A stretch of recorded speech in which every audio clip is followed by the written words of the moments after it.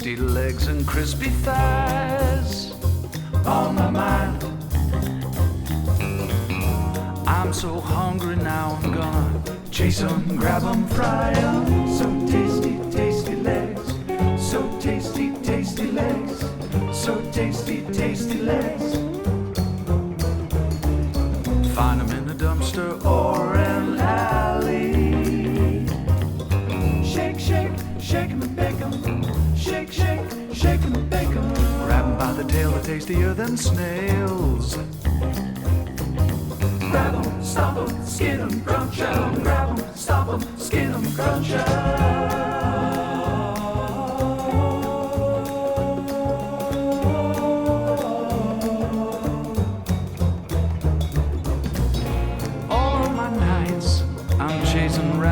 Chasing the rats. All of my days I'm taking naps. Well, that's where it's at. And in my dreams I'm the king of cats. He's the king of cats.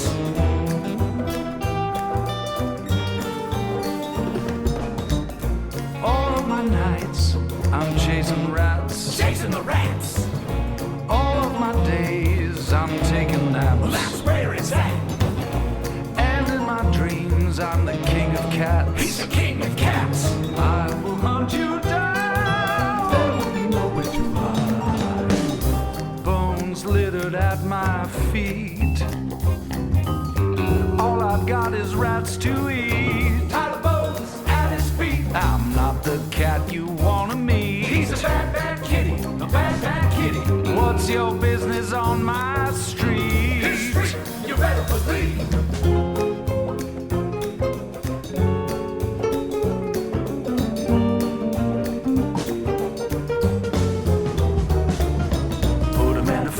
Stick 'em on a griddle.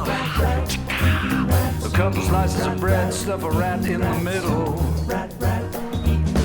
If you're not too finicky, I'll make a fricassee for you and me, babe. Eating rats, yeah.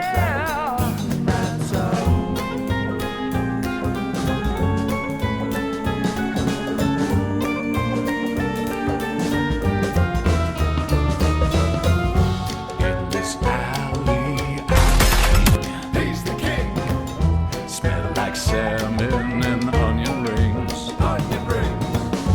Got no time for fancy things. Fancy things. Chasing rats when my belly sings. Like a hobo, grimy claws. Grimy paws. Tetanus shoots from my claws. Into you, out of me. Into you, out of me.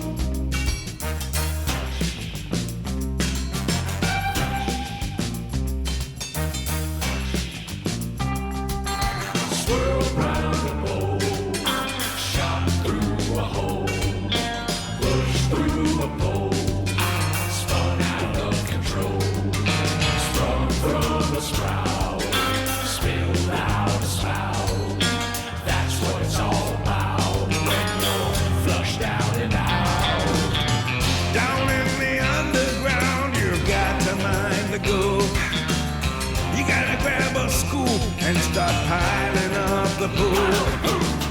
You gotta work from 9 to 5 and 5 to 9 again.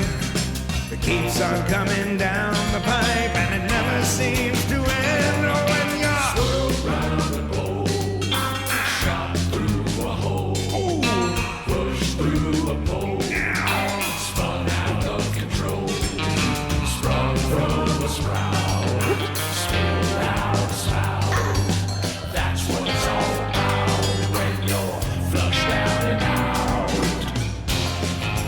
Clatter and clank,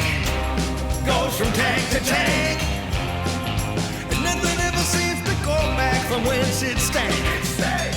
Just like a subway station, but the only mode of transportation comes in the form of flotation, and it's no vacation.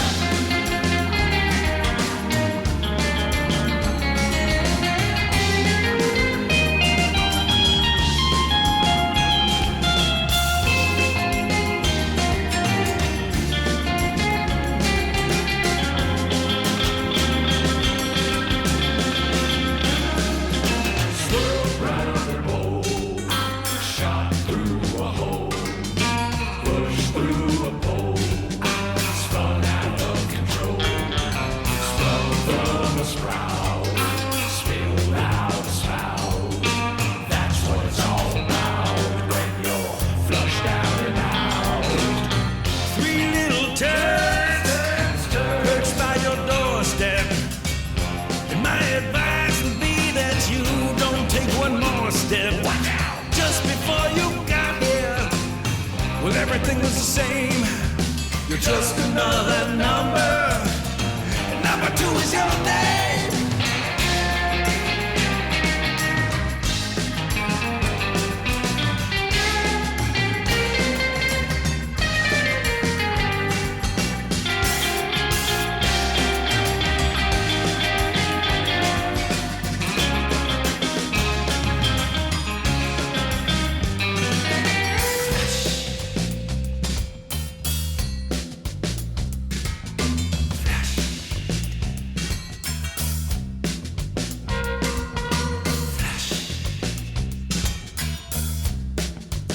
Playing that song again because it's my favorite. It's a banger.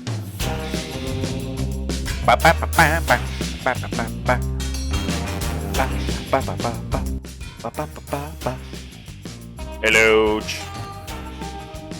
gamers. I am amongst you. I am here. Hello. Apologies about yesterday. I will talk about what I did yesterday in a little bit. Let me say hello to people. Hello, Elisar. Elisar. Hello, Elisar. My strongest soldier, Blasphemous' strongest soldier. It's nice to see you. Hello, hello. Seribot stream elements, you are machines and you do not deserve greetings. When the uprising happens, you may slay me first. Beefalo, hello. Gents, hello. Flint, hello. Cyro, hello. Beefalo, thank you for the 7 stream streak. I'm here for 30 minutes of Kita power. You will experience terrible yapping, most likely. Hello. How's everyone doing? I am doing great. I'm feeling well rested. I'm listening to the Mugenics OST, it's a banger. I got work later tonight, that stinks! I don't like that part, but that's okay. You gotta take the bad with the good. How is everyone else? Time to activate the Kita power hour to get double the Kita per Kita. Oh my god, imagine 2 of me. Be like that scene from Star Wars 1.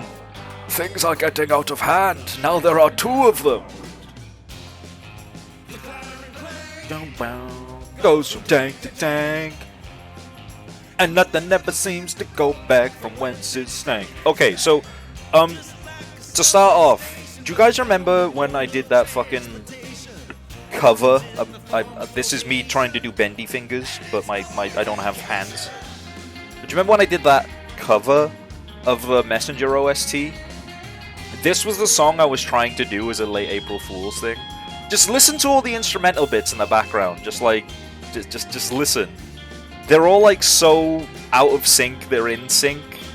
And none of them really follow any like set patterns that I can just cheat by repeating. So trying to do this was a nightmare. I spent 4 hours working on it and I got 20 seconds of the intro done. And if I'm an idiot, so like I don't like do things properly, if that makes sense. If there's a proper way to do something like this, I didn't do it properly. What I do is I just listen to the same sections over and over and over and over and over again until I make sounds that like sound similar with the similar timing in Audacity, and then I like try and line them up to the correct time signatures in Vegas, and I just like adjust them slightly. Like I'm not like doing any actual editing or like mixing work. I'm just making sounds and just adjusting lengths and volumes. That's all I'm doing. So I'm doing it wrong, but it takes a long time to do it wrong. So yeah. Hello Type 10. I finally make a stream. It's nice to see you again, friend. It's what you call jazz? You like jazz? I saw a great video slandering jazz as well. And like the punchline was like, my favorite part is how it doesn't sound like fucking anything. So yeah, I didn't stream yesterday. I was supposed to, but I didn't. Do you want to know why? Because I went to a thing. What thing did I go to? I'll tell you. Excellent question. I went to a retro games market. Apparently there's one held every year, very sort of semi-locally. It was a 20-minute drive. I asked for a lift, and then I walked the majority of the way home, and I got lost. But that's okay. But I did walk home. And then when I got home, I was like, that's great, now I can stream, as soon as I just take a little minute to rest and charge my phone.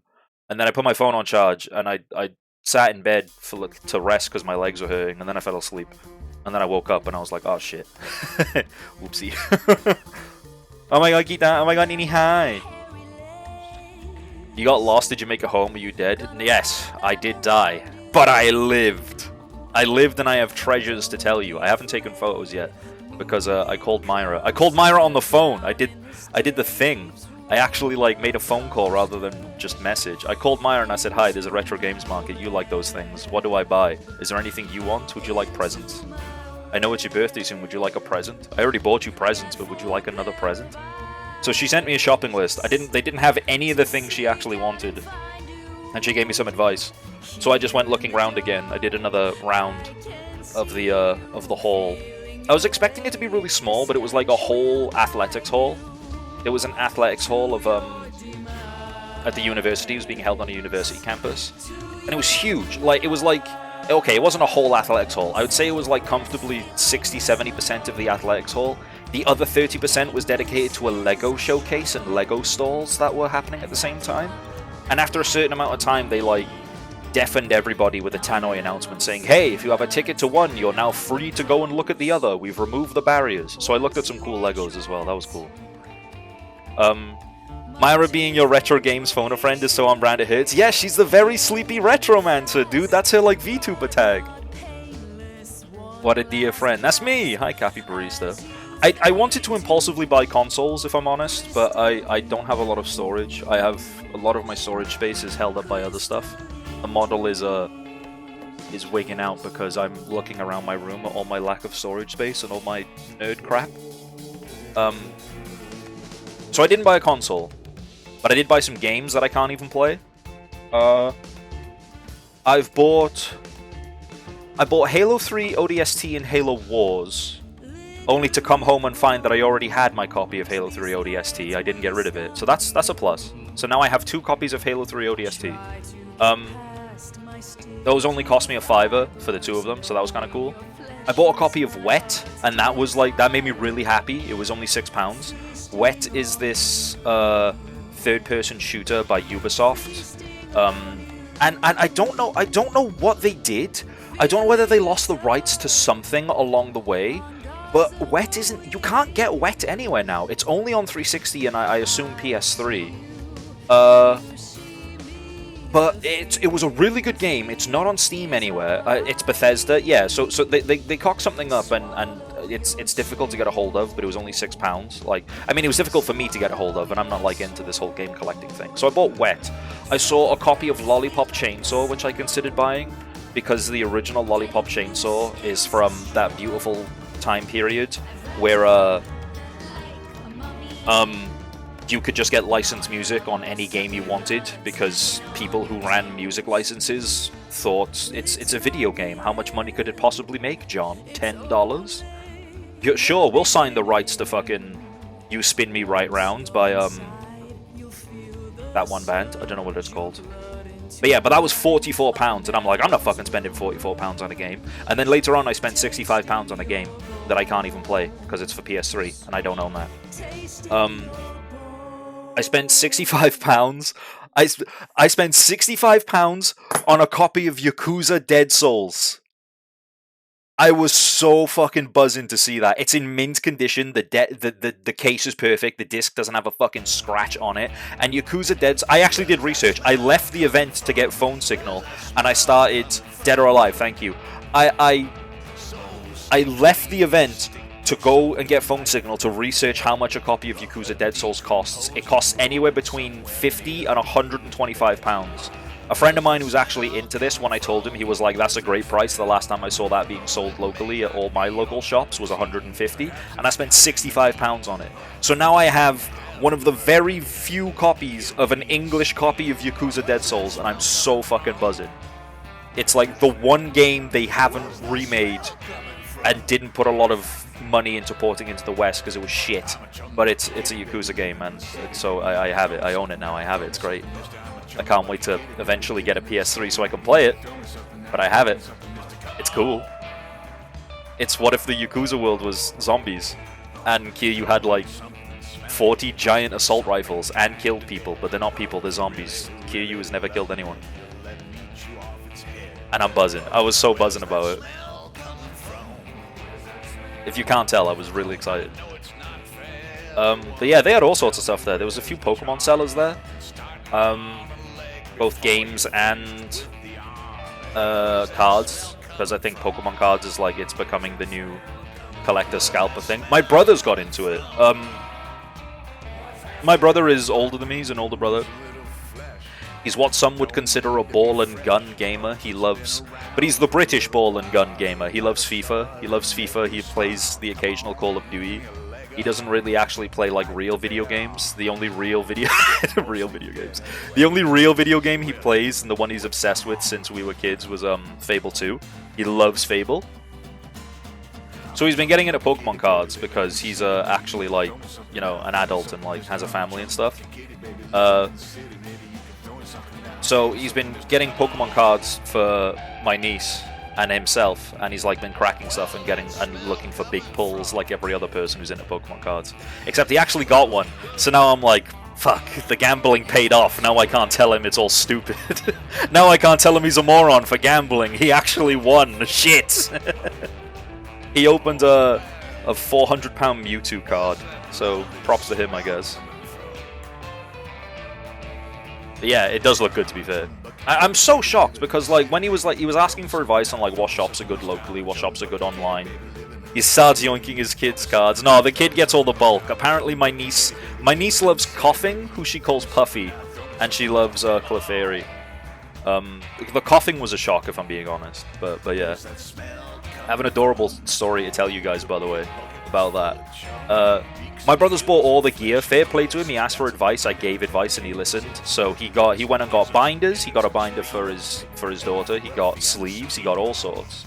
And after he spent some money on packs, and they both opened packs together, and it was nice, they came to my house and like showed me the collections. He showed me like his collection of stuff that he considered valuable and things he was happy with, because he's like half in it for the money and half in it for the just because it's nostalgic for him as well. So fair play. I'm saying, oh, he's just one of those grifter types, but no, not really. He's like, you know, he's my brother. Like he still has good intentions. And my niece was showing me a binder of all their favorites. I don't have Pokemon cards. I have Magic cards, as you guys know. But I have a select few Pokemon cards, because a long while ago, I want to say like a year and a half, there was an event over here near Christmas. It was in the UK only, and it was in my city for some reason. They had like a pop-up store. You can go and get a few free cards with like a unique stamp on it, and meet a man inside a giant Pikachu outfit and give him a hug. So naturally, I did that when I was like 28.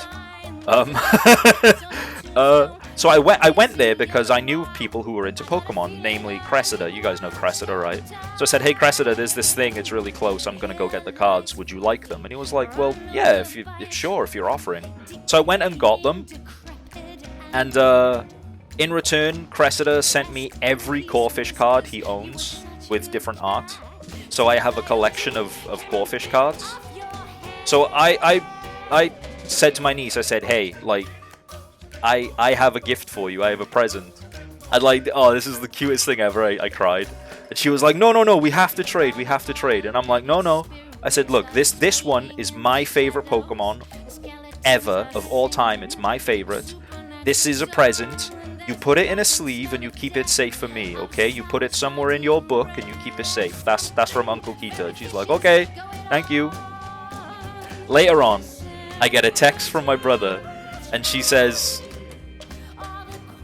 she said you have to trade 1 for 1, and he sent me a picture, and it's a Clefairy in a sleeve and top loader, and she's wrote "I love you" in Sharpie on the card on the card box, and I'm just like, I was like, okay, okay, I'll accept the trade, and now that's in my binder and is my most prized possession. And it's like in the regular like she's only young, so it's like children handwriting. It's all squiggly. She couldn't make it fit like the U is written upside down type thing. Oh, I love it. So yeah, that's my favorite thing ever now. But that was basically what was happening. KitaArias being a cutie, yeah, she is. She's, oh gosh, I can't wait when she's at like that age where she's like really able to be spoiled and be a menace as a result. So it's just like, oh, okay, you're 10 years old and sick from school, but your parents are working, so you got to spend the day with Uncle Kia. Yeah, sure. Do you want to go to McDonald's and have like full sugar Coke, and then I can just let you loose in your own home when it's time to go home? Hell yeah, dude. You want to play Halo 3? Check this out. You want to play Resident Evil and get traumatized? You want my old Xbox? You want my old PC? Here's how to be a video gamist and become socially awkward. Go my niece. Don't let your dreams be memes. Spoiler now. She's plenty spoiled now. Don't worry about that. She's very, very spoiled. She's so bossy as well. I don't know whether it's just like kids being kids, but she is really bossy. She'd be like, "Let's play," and then like she brings out her toys and you play with her. But then she's adamant you're doing it incorrectly. So she's basically like telling you how to play and just like holding my hand and making me do the motions. And it's like, well, am I actually doing anything here, or am I just a puppet? Am I just the next part of of the toy collection here? She's cute though. The square goes in the circle hole, really mad. It's literally stuff like that, yeah. Like she has like a toy like cash machine, and like a bunch of like toy supermarket stuff. So she'd be like, "Can you be the customer?" And I'm like, "Okay, I'd like to buy some milk." And she goes, "You don't want milk. You don't want milk, you want biscuits." And I'm like, "Okay, can I have some biscuits?" And she goes, "You don't want biscuits, you're here for milk." And I'm like, "But I just said I was here for milk." "Yeah, I changed my mind, you want the milk now." And I'm like, "That's £2, please." So I give her the little plastic money, and she goes, "That's not enough." And I'm like, "Yeah, it is, look, that's £2. "Yeah, but it's not enough." I just choke emoji, child. No, it's choke. There we go. Taxes went up. Oh god, if she knows about taxes. Sorry, I was rambling. I wasn't reading everybody's messages fully, but I do appreciate all that. This feels like something a responsible parent shouldn't let you do. Good thing I'm an uncle. Yeah, honestly, I can't wait for that kind of stuff. I remember being a kid and being a little bastard because like every video game I ever wanted was like 15 or 18 plus, and it was just difficult to buy because, you know, laws or whatever. So I can't wait to be that cool uncle. Like, you want an 18 game? Hell yeah, I got you. It didn't affect me. It didn't affect me playing GTA San Andreas when I was like 9. I mean, she probably won't want that though, because, you know, she'll be normal. But yeah. Meanwhile, me buying an 18 game as a 10-year-old. Bro, I got ID'd at an Asda trying to buy Spore. I remember that as a child. That was fun. Your parents didn't give you a memory card, you know better than them. Ooh, the callback to my weird childhood where I wasn't allowed to fucking have a memory card. Fucking Spore. Yeah, dude, I couldn't buy Spore. Taz put out the PS4 pad the other day, gave it to Chloe, parked up in her lap, and just told her to play Bluey game. That's so cute. 13 and Luke 11, he wanted GTA San Andreas. Parents asked me if he was allowed to play it. I have power now. No, I remember San Andreas being like the one occasion where my parents were like kind of weary about letting us play an 18 game because it was meant to be so violent and so epic and so... The game has sex and guns in it that it was like making the rounds on the news here. And not just like the regular news, but like... Did anyone ever have like post-school time television? Shit, what was it called? Not like Blue Peter, but there was a different one that wasn't Blue Peter, and it was on that. And it was like, be wary of this game. It's so epic and cool and sick. You shouldn't let your kids play it. And then my brother said, "Hey, can I have that game?" My dad went, "Yeah, okay." And like that was the end of that. The thing is we were both quite. They were more. What's the term? They were more focused on like drilling the importance of money into like me and my brother. So like, obviously, if we really wanted something, and we said, "Hey, can you buy it for us?" They would do it because we had like a pretty good upbringing, to be honest. But if we wanted something and it was like a luxury, they would say, "Right, you can have it. I'll go to the shop and get it. Like if it's an 18 game, but you got to pay for it yourself." And I'd be like, well, "Okay, fine." So like I would like, you know, save pocket money. They would give. I remember especially in my later years of high school, I would get extra money for lunch in school. Because quite often, instead of going to lunch, we would like go to like McDonald's or something after school and hang out. And I would skip that. I would skip that and save the money just for my video games. And that's how I saved a lot of money. I bought them all with my money. Yeah, stuff like that's more important than just being like, this game has a fuck word, so you can't play it. Also, I watched South Park, what was it called? Bigger, Longer, Uncut, like on repeat when I was like 6 years old, so my language was already fried. Same actually, how the fuck were we so rich? I remember going to work with my dad, and by going to work I mean I played Flash games on his PC whenever he wasn't using it, and asked for way too much money for sweets and Coke and lunch. It probably cost him more money to have me there than what he made. But occasionally I did clean and restock the shelves. I think it was more the fact that I had to be away from home for an entire day and afternoon. And that was like payment, I suppose. That was my work, was just being bored for an afternoon. Game and Game Station having 4 for 10 pre-owned. Game Station, dude. Thinking back, I was a right spoiled little asshole because my mum would pull me out of school every year for my birthday. So I remember like having a day off from school for my birthday, like, oh, Kita's sick, he can't make it in today. And then we would go to town and just spend all my birthday money from like relatives and stuff, and it'd be like the usual. It'd be the occasional clothes and then just like shit like toys, and eventually toys became video games and stuff like that.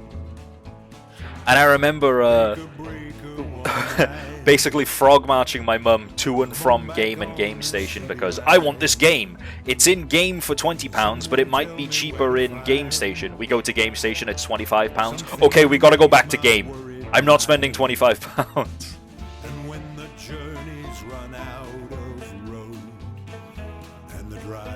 And shit, yeah. You know, looking back, I had a lot of fun. Damn, you got your birthday celebrated? Yeah. I was very lucky in some ways. In a lot of ways, actually. Very lucky and very thankful. Oh my god, Government VT, hi. With your red horse sunglasses. I saw a meme on Twitter. And it was like those, I don't know what else to call them, but those like Elton John style shades. You know, the ones where it's like extra tinted and like really round. And it showed all of them in different colors. And the one that's like the exact red that Gov has on his model is just labeled whore. So immediately I sent that to him. My Game and Game Station backed onto each other. Oh my god. Keep going, I'm close. Hella close, you'd think. The main street was like a mile long and had to go all the way down to it, come all the way up the inside of the center to get to the other.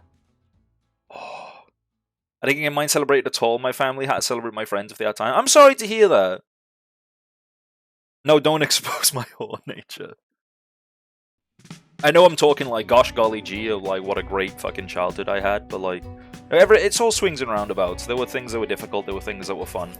But it's nicer to remember the fun things if you can. But I apologize if this is a sore subject for some people in some circumstances. The intro of your life is not everything. You can celebrate now. You can be better.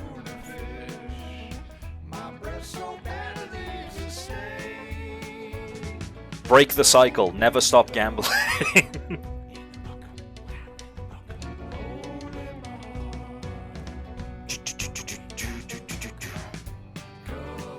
But yeah, that was my weekend. What else did I do? I just worked a lot. I had a lot of extra hours because my boss is away. So I've kind of taken on the mantle of boss. Turns out being the boss means you have to do extra stuff. That kind of sucks. So I've been working a lot extra hours. I lost sub. Mind control. Hypnosis blast. You will spend your prime sub on me now. Watch, guys. Look, it's gonna work too. It'd be really funny if he didn't sub, but I know he will. But the more I say that he will, the longer he's gonna take to do it. I'm on phone. Fuck! I actually can't. Damn. I will hypnosis blast you another time. Did you guys know that if you have Amazon Prime, busy today, boss? Oh, you read that? Hell yeah! That's like the British thing. Are you a busy today, boss, or are you a god I wish people wouldn't make fucking small talk whenever they speak to me? I am a busy today, boss. I think it's because I'm from a very social-facing job where I have to like be good at bullshitting small talk. It's good to get practice in with other people, if that makes sense. But sometimes I do love just fucking silence and just like not having anything said. My new sub will come on the 19th. I'm only taking the piss. I am doing the content creator. What's up, guys? If you like this content, make sure you smash that follow button. And if you're an Amazon Prime customer, you get 1 free sub on Twitch every month.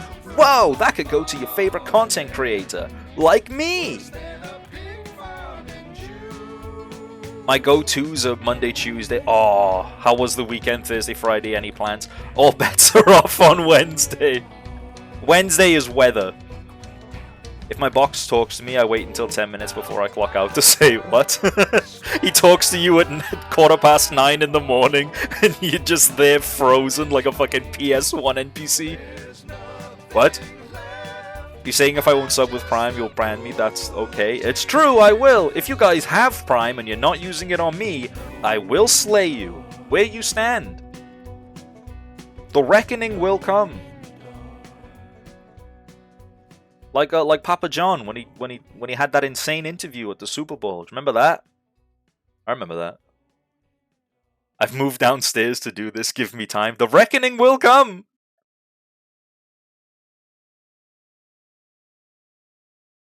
Being in a pub, it's easier for small talk though, because it's always like, did you see the game? And there's always a game to see. It might not be football. It could be golf. It could be darts. Oh, golf finished, actually. Who won the Masters? Not that I'm into golf. Actually, I fucking hate golf, but it's the Masters. It's like the World Cup. You gotta have a passing interest. Rory McIlroy. Hell yeah. Take that, Americans. That's good to know. Maybe we all need to eat 40 pizzas in 30 days. I love how, like... I love how in that interview just how sweaty he looked. Like he looked like he was in genuine stress and fear. He looked like he had a message to tell, and by God he told it. Did you see that ludicrous display last night? Bloke line from IT Crowd. I love that. I love Richard Ayoade, is that his name? Check me out knowing names. You know what he's great in, but to be honest, everyone is great in this TV show, and if you guys don't know this TV show, you need to watch it. But if you know this TV show, you're gonna be like, so true. Taskmaster. If you guys aren't into the UK Taskmaster, you need to be. It's fucking genius. It's so good. Only clip of the Masters I saw was someone getting a hole-in-one and then the TV missing a huge chip in and pretending to cover it live afterwards. Yeah, I didn't realize how... This is like kind of a segue. But I didn't realize how much of the WWE gets re-recorded for TV broadcasts if something gets botched live. I've been having a lot of WWE stuff on my feed lately, and then obviously the more I click it, the more I get. But I'm seeing so many interviews of like The Undertaker and stuff, who's apparently really good now. He does the booking for, I think, AEW. But The Undertaker and other people, they're like, oh, in this pay-per-view event or this night on Raw, something happened and we botched it. And I remember Vince was screaming, which doesn't take a lot because Vince McMahon is apparently a sociopath. And they used to like re-record stuff and then splice the footage for the broadcasts, and it would look seamless. I wouldn't know. I would never have told. I would never have known unless you were told. Peer pressured, I'm a maiden no longer. Yes, good. Good, it worked. You will be spared the reckoning for now. See you next month. I'm kidding. Thank you very much, Type 10, for the 19 months. I very much appreciate that. Was Richard Ayoade on Taskmaster? I'm pretty sure he was, unless I'm confusing it with a big fat quiz, because I know he was on that. And 9 out of 10. 8 out of 10 cats does countdown? Only seen the New Zealand Taskmaster. New Zealand Taskmaster is good, but it's got nothing on the British one, serious. Which is so funny. Taskmaster Balls, did you watch the first series of Last One Laughing? I have not. I don't know what that is. I'm assuming it's something very similar. Undertaker does the booking for AAA, which is the luchador focus one in Mexico. Right, okay. Damn, Flint has more ball knowledge than me.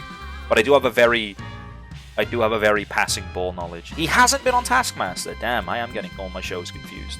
It's great because every now and then, whenever I consume Richard Ayoade clips of Big Fat Quiz and 8 out of 10 Cats does Countdown, I occasionally get a Mighty Boosh clip of him, and that shit's funny. That shit's my type of humor. I love that so much. It's such a good show. It's such like it's kind of a hidden gem. It's one of those things where you'll either really find it funny or just think it's really stupid. Because like a lot of my friends found it really stupid, but I used to piss myself at it. It's so funny. Last One Laughing's good. Comedy show hosted by Jimmy Carr.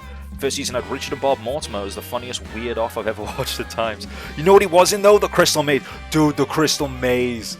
Dude, what was that bald guy's name from the Crystal Maze? I feel like we've had this conversation because in December I went to Manchester for a friend's birthday and we did the Crystal Maze experience. It was so sick. And they had like clips of the bald guy and Richard, and I was like saying to everybody, look, it's the bald guy who's like better than Richard. Like, no disrespect to Richard, he was cool too, but it was the bald guy. He was so quirky. He was such a weird quirk chungus from the 80s. I loved him. One of my favourite Big Fat Quiz clips is him and Noel Fielding bullying Jimmy Carr by answering your mum. That's such a British thing as well. Or I'd say, I saw your mum in B&Q. She was down by the gardening section, innit? Was it your mum? I feel like a supply teacher getting bullied. I gotta go work now. See you, Kita. Thanks for stopping by, Flint. Bye. Wish I had access to more British panel shows and things, stuff like University Challenge, QI, Pointless. Pointless is a low-key a banger. 8 out of 10. It's more of a quiz show than a panel show, though. I kind of love quiz shows. I think I've said this before on stream as well, but I'm a quiz show Andy. The Chase introduced me to all of the Chasers, who are actually like really funny personalities in their own right. Also Bradley Walsh. This is like very much British TV talk. I apologize if people are like a bit lost now. But Bradley Walsh is like pretty good as well. And then Bradley Walsh and his son have had a TV show with a few seasons where they like explore various countries, and his son signs him up to mad shit like bungee jumping and stuff. I think it's called Breaking Dad. That's literally what it's called. It's called Bradley Walsh Breaking Dad. And then they did stuff like Japan and like throughout Europe and all that. And it's really funny seeing Bradley Walsh get tossed around by a sumo. Silly British man saying his funny words I don't understand, Kieran Clamp. Yippee! Look, I'm saying it's just good British television. Not like, haha, sensible chuckle British television, but more like Monty Python, Mighty Python. It's shit you guys would like, I swear. It's good, it's funny. Somewhere beyond beyond the moon, somewhere beyond the moon, so high, so high, so high. Let me run away. I think one of my goals this year, and I'm still going to... This is like changing subject entirely based on the sound, based on the music that's playing, sorry. But one of my goals this year, and I'm still going to go through with it, is to release a song cover. And I know Mugenics hasn't had like the same splash in people of my community's brain that it has for me. But I really want to cover something for the Mugenics OST. I really like Flush. Flush is probably my favorite song. But I really like So High as well, which is this one, which is like kind of smooth and jazzy. Thank you for the 15th streak, Mr. T Keto. Mr. T Keto, how was Dead Rising 2 with Irie? I was not able to watch because it was Saturday and I was like in work all day. And I was very upset. But I love Dead Rising. So we were talking Dead Rising Ball Knowledge in Gov's stream. And then you and Irie were playing Dead Rising 2 later that day as well. It was nice to see. It was so fun. Hell yeah, dude. Glad to hear. It's so much. Did you like... How was the controls? Because like I know that like we were talking about how the controls are going to be so jank and tough, but like... Did you both like struggle with like keyboard and mouse, or what was the play? Did you actually like manage to get any story done, or were you just goofing? Because both are perfectly acceptable. I love that game. Kita, quick aside, how was ESL? I'm sad I missed you. Not sure if I had a chance to ask or say yet. Yeah, ESL was great. 2 seconds, I'll talk about that now. Played it a ton before, so I was used to keeping in. Ah, okay. I've only ever played it on pad, because I played Dead Rising 1 on stream, and it got quite a few people into... It got quite a few new chatters in my stream for a while as well, because people really liked how much I seemed to know about the game. And I kind of know the same about Dead Rising 2 as well, but I was just so put off by the fact that it's not mapped for controller at all, because it's from the weird Games for Windows Live era, so either you have an official Microsoft controller, or you don't, and they just won't pick up your controller at all. It has a few workarounds, but they're jank to get going, or you just struggle with keyboard and mouse.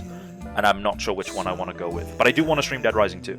Maybe I'll just learn keyboard and mouse and we can suffer together, but we can make a decision. Games for Windows Live, what a time to be alive. Yeah, like I remember buying Resident Evil 5 and you physically could not fucking start the game. It was crazy.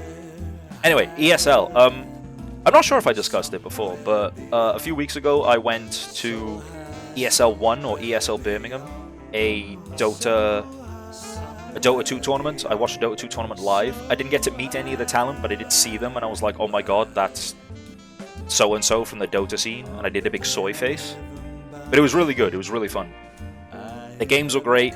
DreamHack was held right next door, and buying a ticket to one got you access to the other, so we went to DreamHack and explored some stuff as well. I got Myra's birthday at DreamHack. Myra's birthday present, sorry, at DreamHack. So I'm going to send that to her.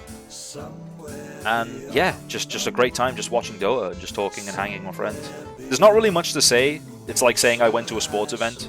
I watched sports, it was good, but the sports were digital this time. Digital sports. All jank or some guy from 2015 saying download this beta driver. Yeah, exactly. Download this driver for a fucking program that doesn't work anymore and definitely won't work with controllers that have been released from 2018 onwards. Good luck. Nah, if I ever want to play DR2, it's either wait for a re-release or struggle with keyboard and mouse. So it depends how patient I can get. What's Beefalo saying? I saw Beefalo talk about quiz shows, because I was getting hype about quiz shows. One of the most unique but super cool game shows I've ever discovered is the Exit List. There's only a handful of episodes ever made. Sort of a quiz show, but the deeper you go into the maze, whenever you leave with the money, you need to recite the entire list of answers to the previous questions in order. Oh, that's cool! Is that like on YouTube and stuff? I might go check that out. I fucking love quiz shows. I saw this really, really stupid like game show as a result of my WWE algorithm, and it was a bunch of WWE wrestlers on this show called... Hang on, channeling my memory is not working. Silent Library, is that what it was called? Yeah, and it was like, they're basically in a library, and have like painful or disgusting shit done to them, and the goal is to just not react, and it's kind of funny, if I'm honest. So like, it was stuff like one of them had like a big rubber band basically around his chest, and his friends took turns stretching it and then slapping it into his chest. And like, obviously that's gonna sting like a bitch, but he had to like kind of just stand there and firm it to raise money for charity, and it was kind of funny. It was a little bit funny. Playing DR1 on keyboard wasn't too bad. DR2 had a re-release. No, DR1 had the re-release. DR1 had a re-release called DRDR, which sounds like me if I'm ever in need for a doctor. Mark, thank you for the 50 stream streak. Like those Don't Laugh JP shows. I think it's heavily inspired by JP shows because a lot of JP iconography in the back. Or I remember it being in the like in the set, if that is. Whether it was an actual set or like an actual public library, because some of the people in the background like reacting to people trying not to laugh and doing stupid shit looked a little bit too real, but it was kind of funny. But it was obviously a set, I don't know what I'm saying. But yeah, the Dead Rising re-release is actually really bad, apparently. I was one of those games I wanted for a while, but I watched Theo play it in a Discord stream, and apparently they outsourced it to a third-party Chinese company, and they just took way too many liberties in just changing it in the wrong ways.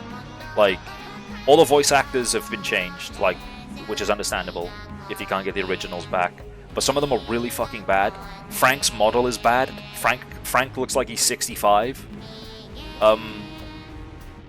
And the funniest one to me, which is like one of those things where like I can see why they changed it, but like it's one of those things that didn't need to be changed.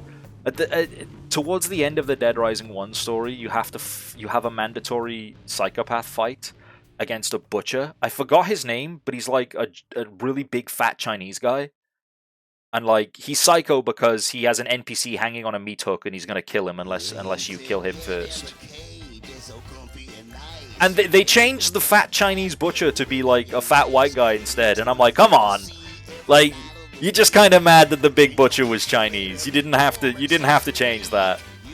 Like, you just changed that because you're mad. Don't be stinky. He wasn't like racist Chinese. He just happened to be fat and Chinese. Like, come on. You're just mad. You're just a little bit mad. That's okay. It's okay to be mad, but just, you know, you're a little mad. Silent Library was directly inspired from a segment in a JP variety show. Ah, okay. Silent Library makes me think of Dick and Dom playing bogeys. And I'm sorry for giving everyone that knows that flashback. I love Dick and Dom in the Bungalow.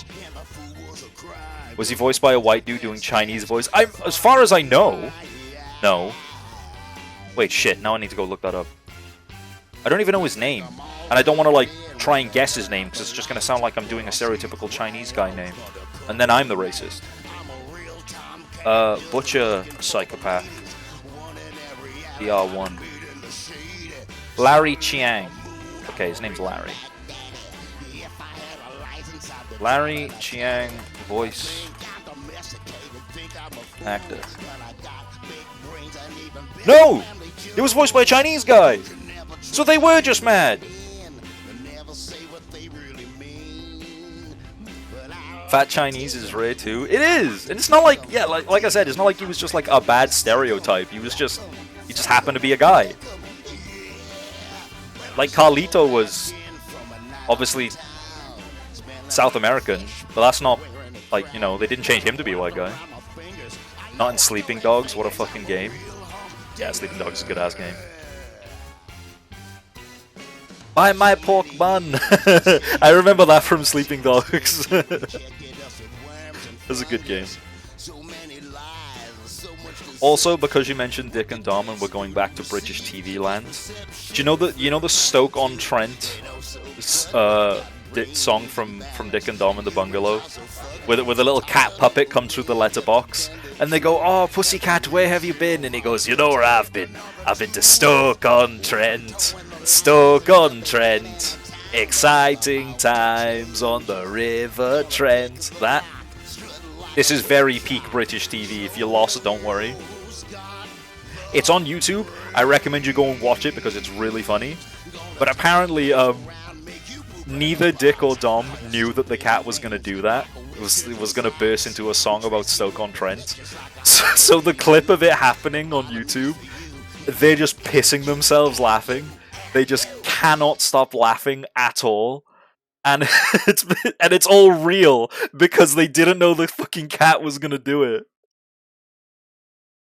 It is formative to millennial UK children. Oh, it was great. It was just one of those like kids like game shows hosted on like a kids broadcasting channel where you know, like, oh, we get to play a cool game where we like shoot you with a giant water cannon or whatever.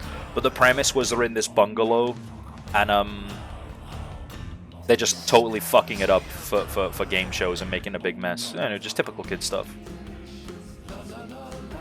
Yeah, and just one of the skits was this cat puppet poking his head through the letterbox, and they would crouch down and go, "Where have you been, pussycat?" And he'd be like, "I've been to Newcastle. Here's James from Newcastle, age 6. He's drawn you some fan art." Like, you know what I mean? It was one of those things, like a phone in, send your picture thing, and you might get shown on the telly. One of those type of things. And at one point they went, "Where have you been, pussycat?" And he was like, "Oh, you know where I've been. Stoke-on-Trent. Stoke-on-Trent." Should that be the cover? Should I do the cover of the Stoke-on-Trent song?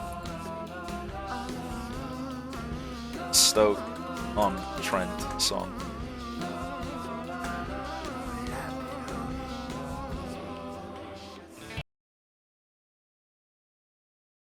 Listening. Pussycat, pussycat, where have you been? Well, I've been all over this week, but you know, my favourite place I've been to... Stoke-on-Trent, oh yeah, to Stoke-on-Trent. Historic town on the river. He just starts laughing and he's trying to hold it in, and eventually he just can't. Like Reginald Spitfire Mitchell and Josiah Wedgwood. Come and lose yourself in the Pottery Shopping Centre. Why not try a Staffordshire oatcake? It's a culinary adventure. Come to Stoke-on-Trent and see just what is meant by that welcome phrase of "Hey up, Duck, you're in Stoke-on-Trent." My work here is done. I'm spent. Toodaloo, magic tiddly peep.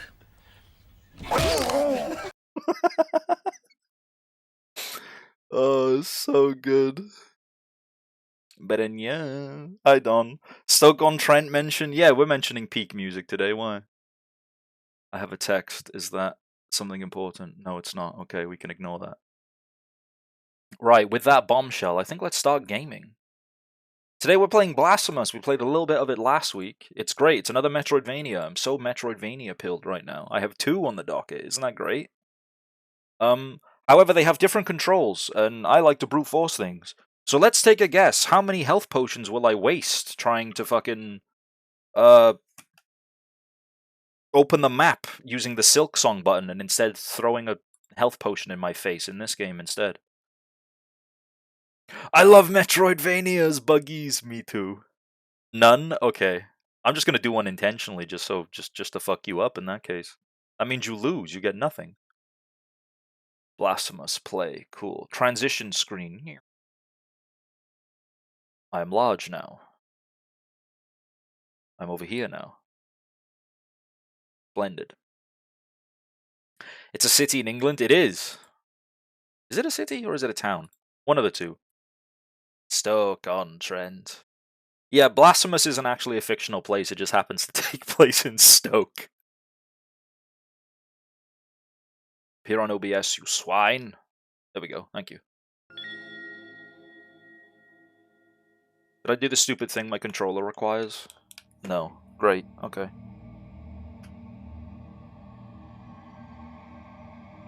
I thought I did it. I thought I remembered to do it before I push go live, but apparently not. I'm a stinker. I stink. I stink!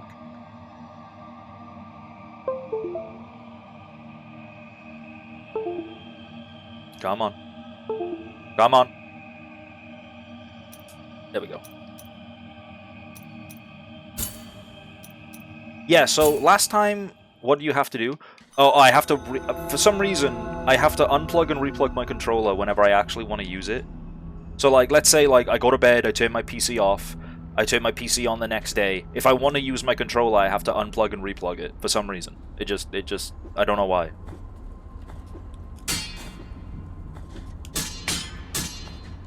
Weird? Yeah, I know. I ain't got a clue. I could not tell you why. Right, so, what we did, we basically did, like, the first... We did a lot, actually. I think we did the first main quest, so we've been told by, a very spooky man that we need 3 great sins. What kind of controller is it? It's 8-bit do, or 8-bit do, however you pronounce it, so then they normally make quite good stuff. It's the 8-bit do Ultimate Bluetooth controller with wire. Yeah. And ever since I've owned it, it's just always had to do this, and I don't know why. And I like everyone I know swears by 8-bit do products, and I do too. It's a good controller. It just has this one weird quirk.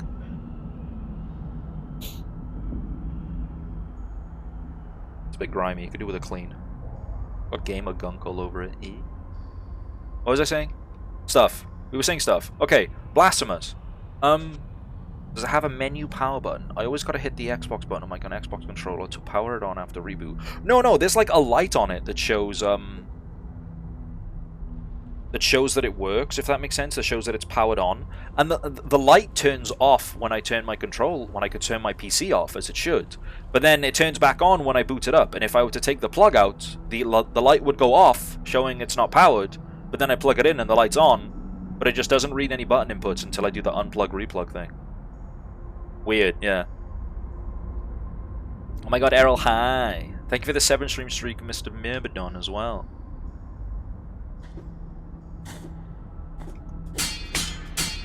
Right, so what are we doing? Recapping story. Recapping story, not enough controller talk.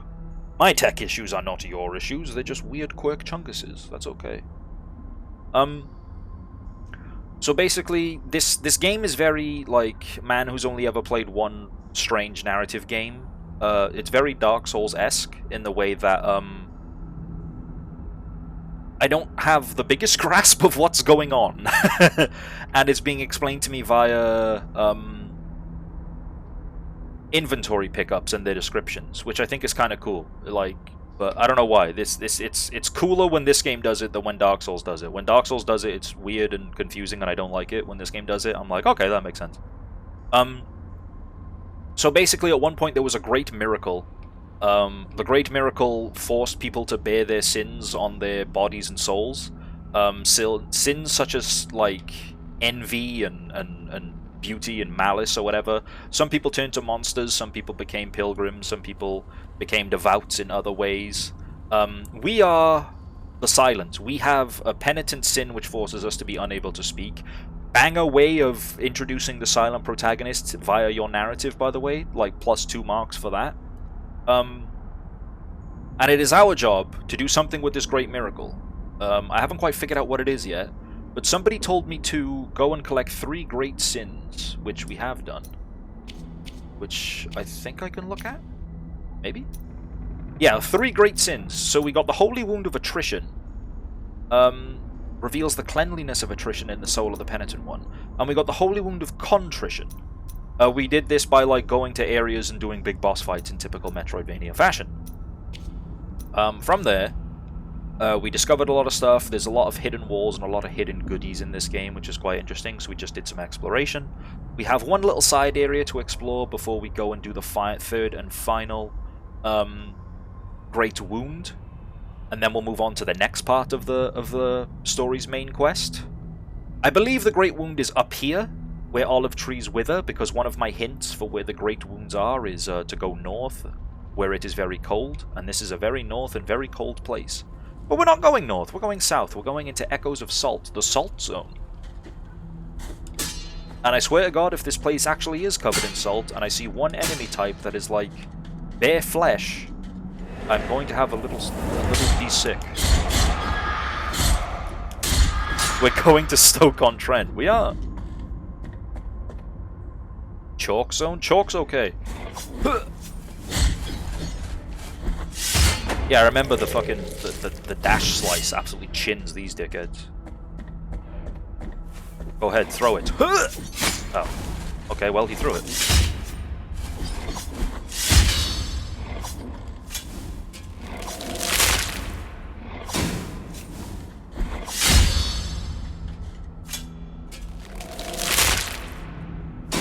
Once there was an explosion, a bang that gave rise to life as we know it, and then came the next explosion, an explosion that'll be our last.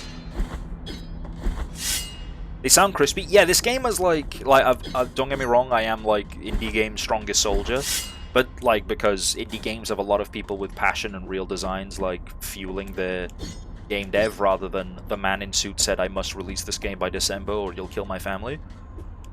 But this game clearly has like a lot of work and a lot of love put into it. The art style is clean as fuck, like the pixel art, the way the pixel art transitions to a more regular art style whenever there's cutscenes on. The audio design's good, the enemies design's good. They didn't have to add in extra fluff like getting the chance to do executions for bonus currency. Like there's tons of little details that just goes to show that they had a blast making this game. They want you to have a blast playing it. Whoops. Right, we did yap for so long there's an ad break coming up, but I'm going to snooze it, just so we get a little bit of gameplay before we have to take an ad break. I apologize for that, we did a lot of yapping. Normally we do like 10 minutes of yapping, so I don't have stuff to talk about. But when I have stuff to talk about, by God, that boy can yap.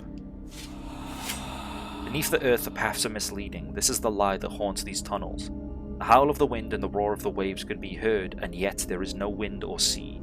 Not even the blue flame atop the masts burns our hands. And that's what I mean by the narrative just being a little bit strange as hell, because what the hell is Blood talking about? Dude, the yapper, that's me, man. Jesus Christ!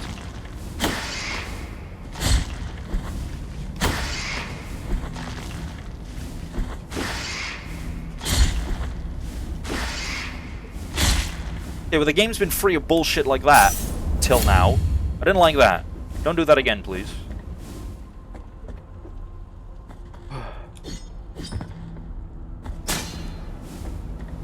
Is there gonna be spikes here? Or if there weren't spikes here. Okay, I'm fine.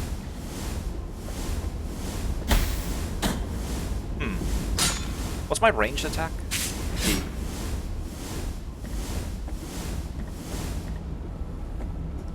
I don't need it, because I'm the best.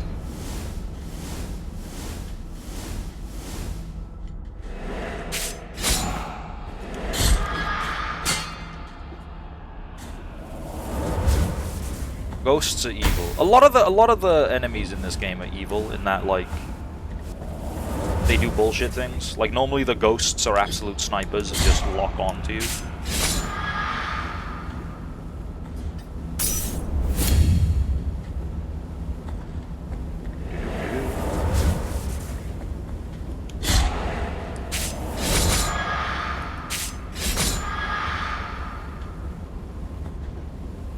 Part of me just wants to jump to the bottom, but I know I know the second I make the decision to actually do that, there's going to be spikes at the bottom, and spikes one-shot you, and that's really cool. I like that.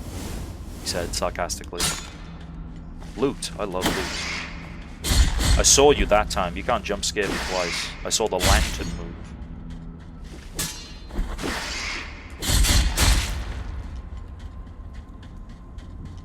Those things are bastard enemies. I don't like these, whatever these things are called. I'm referring to them as bastard enemies from now on.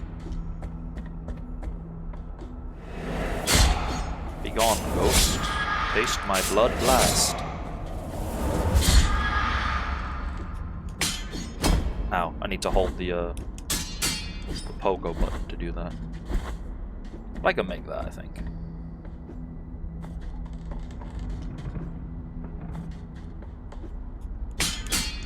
Nice. You've acquired the scale of burnished alabaster. A fragment of a real scale and hard as stone. Its whiteness is so pure that it glows brightly under the palest of light. Yo, this is me. Is this just like part of my skin? My whiteness is so pure that it glows brightly under the palest of lights, especially when danger approaches me. Its lunar light allows the penitent one to block attacks from behind. That seems really good, to be fair. Probably a lot better than protecting against toxins right now. Can't remember the last time I saw some toxin.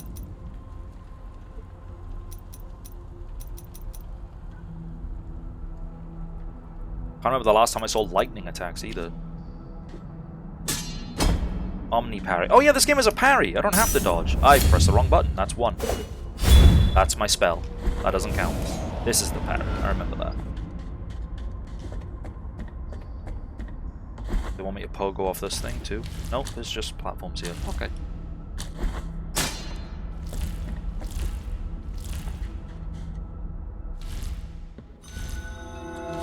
Desecrated cistern.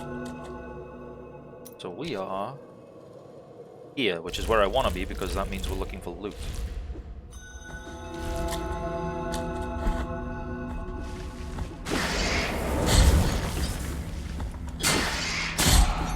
The second I get like a relic that says equipping this holy device allows the penitent one to parry projectiles back at the people who shot them, I'm like, hell yeah, that's never coming off.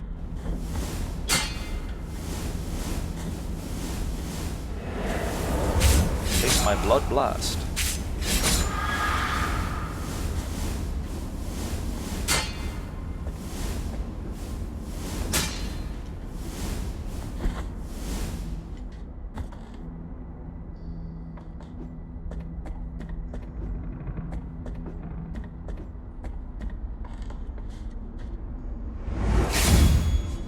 Why would they have a shrine? Is there a boss here? Is there a little mini boss here? Tempting me? Tempting me with a little mini boss, Mr. Video Game?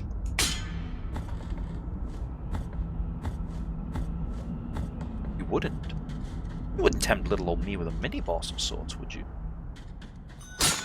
Morning and Havoc. Oh, there's a slimeman! There he goes.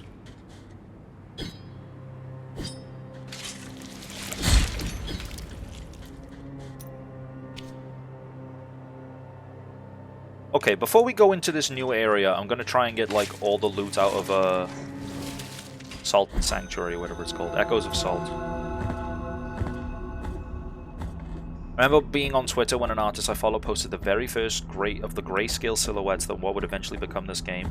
It's so surprisingly similar to that ideal ideation. Yeah, some indie game people just have that kind of like that theoretical dog in them, where they have the idea very, very early, and they just set off from the get-go. Okay, so it's just a fast travel. Checking for secret walls. Like, not like a lot of I can't speak. A lot of games go through things where their first drafts or first, like, you know, their napkin sketches will obviously be drastically different from the finished product. But a lot of them don't. A lot of them, they just knew what they wanted from the get-go.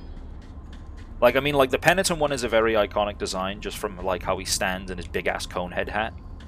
Like, I imagine once they got that down, they were like, damn, that's him, that's our guy. Arise, slime, so that I may slay you.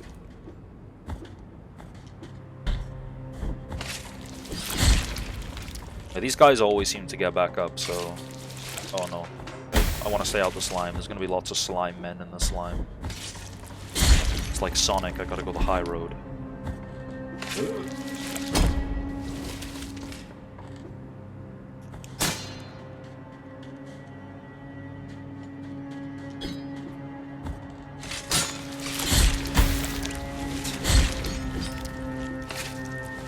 Not parrying at all. I'm Hollow Knight pilled. I'm like focusing on dodging rather than parrying. Also, those guys beat ass if they actually touch you. They take like a quarter of my life. Right, I'm gonna run the ad break. Sorry, I know we yapped way too much before we started gaming. But, I gotta do it. I gotta run them so we get rid of pre-rolls in case people show up. So, I will see you guys in 3 minutes, as soon as I open words on stream. So I forgot to do it.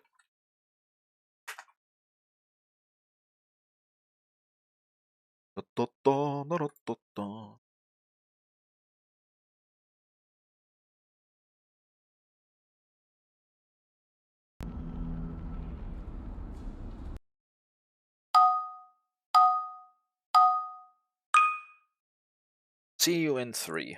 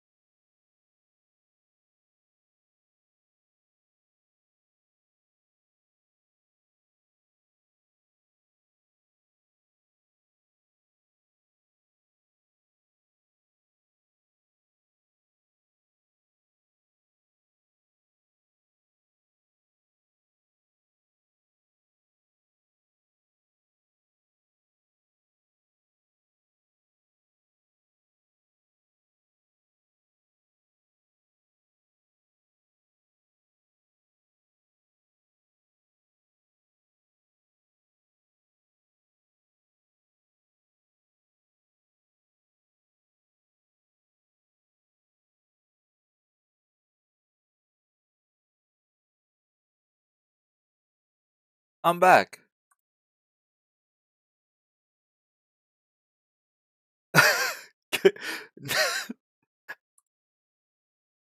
LSR just DM me saying, hey, did you give me a friend request on Steam from another account? I have a fucking impersonator. What is going on? Somebody's using my name and profile picture of my little corfish. My little corfish dressed as me. It's me. I am Kita. Damn, I hope it's not, because I'm reporting this account to Steam right now. This is mad.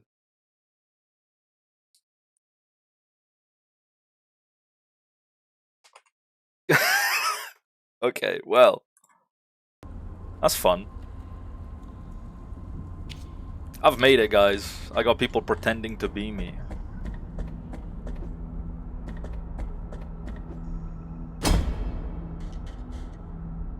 What a weird little fellow. I hope he gets employment.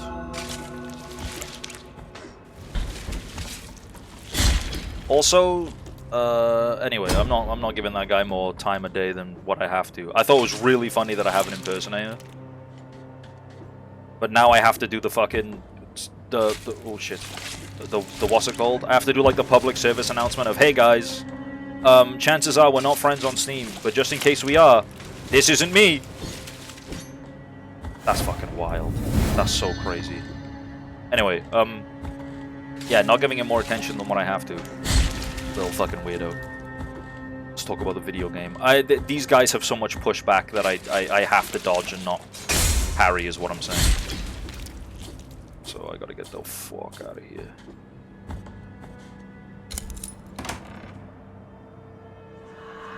Mirror Brass of the Return to Port. A festive song that was used to welcome back sailors who, having been left for dead and drowned in cold waters, somehow managed to make it back to shore. Invoking it will transport you to the last Prie Dieu in which you prayed. Oh, so it's a spell to teleport back home. That's cool.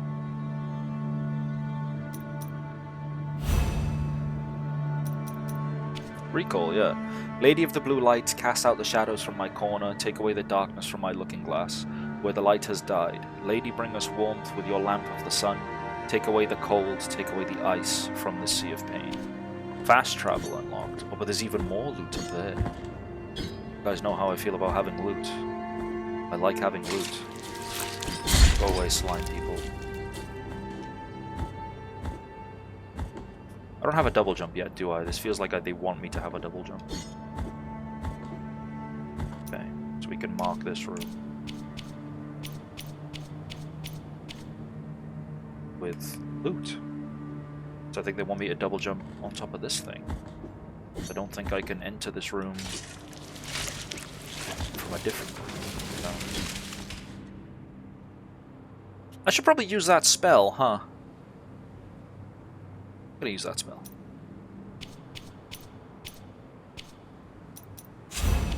Ta-ta! That's really cool.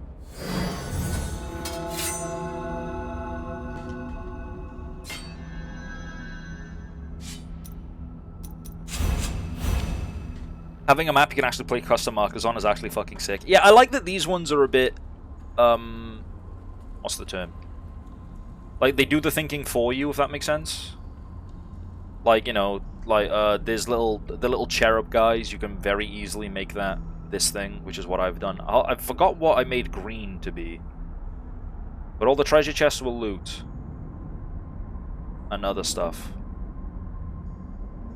What did I make Skull? Did I make Skull like a guy? I can't remember.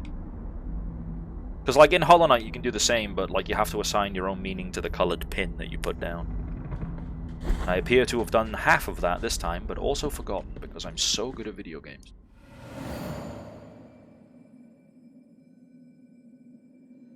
Right, we are going back to the Brotherhood. Because we are going... No, we're not. We're going to Albero, so we can go upstairs to here, which is where we're meant to be going. So let's do that. Where's Albero?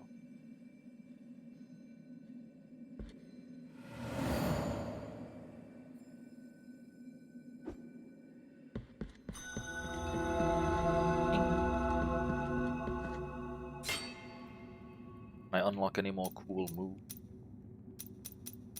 No, because they cost 1 million money. Okay, I will be back.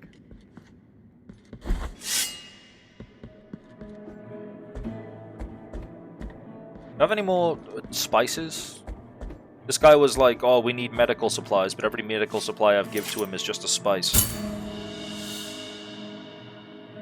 Merciful be, penitent one.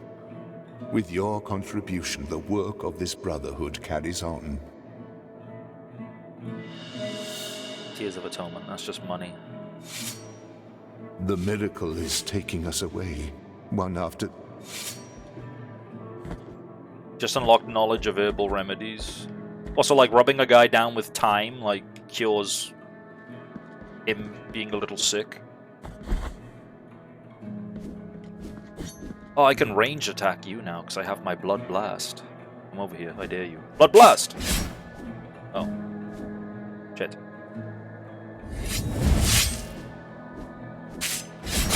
Yeah!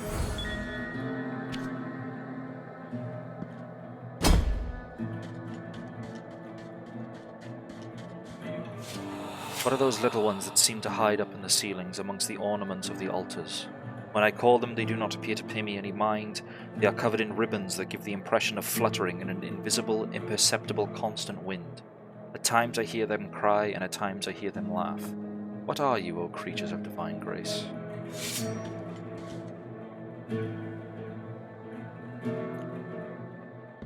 Is this where the boneman was?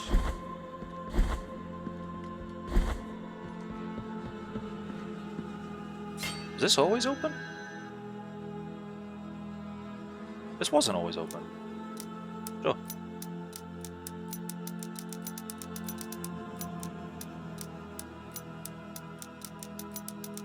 Take it all. I don't need it.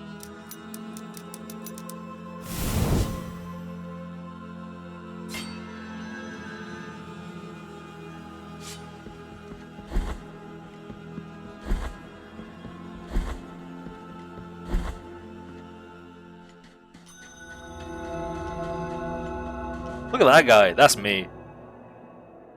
The world's come to an end. I'm sitting and I'm eating slop.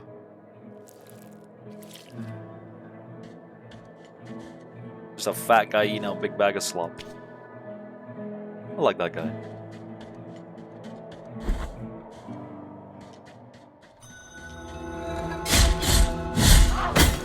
Shit. That's okay. I gotta practice. I'm out of practice with my parry timings and stuff.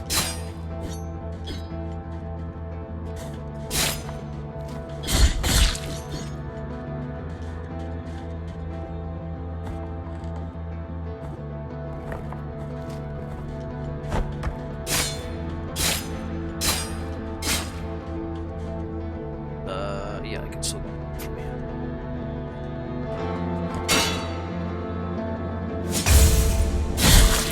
Yes. Yes, I must kill.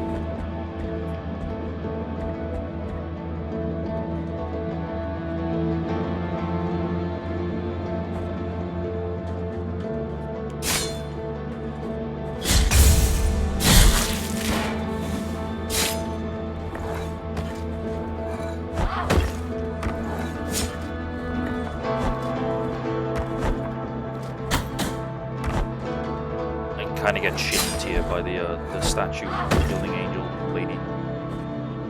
So we're just gonna ignore those guys and run past.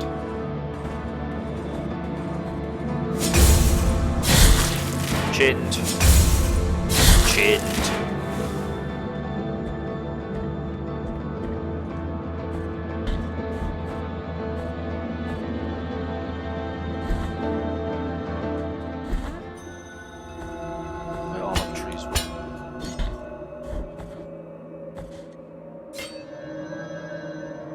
Okay, let's progress. Is that loot? That looks like loot. Because it is loot. I love loot. The Radius of Helza, the poet. The work of the poet John Clark Helza had a sadly posthumous success, especially his poem To the Red Leaf. The poem was found next to his corpse, severed by a fallen tree.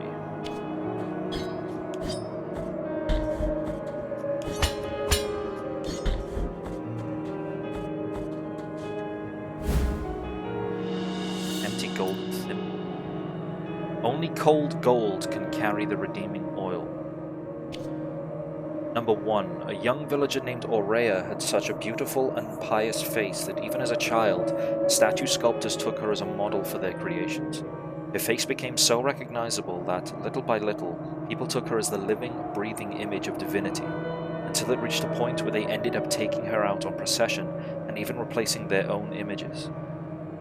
Such was the fervour around her that she could not bear to be mistaken with the divinity, and burnt her face with boiling oil to gift her pious beauty to God, and took up the habits of a convent.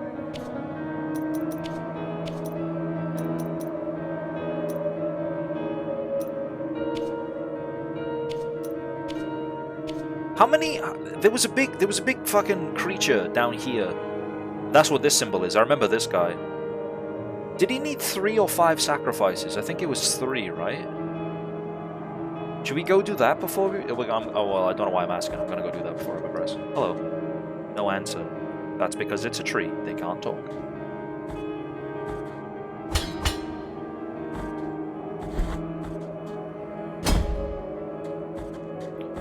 Oh, it's a ghost. I find myself weakening. I am sentenced to perish, abandoned in this forceful praying position.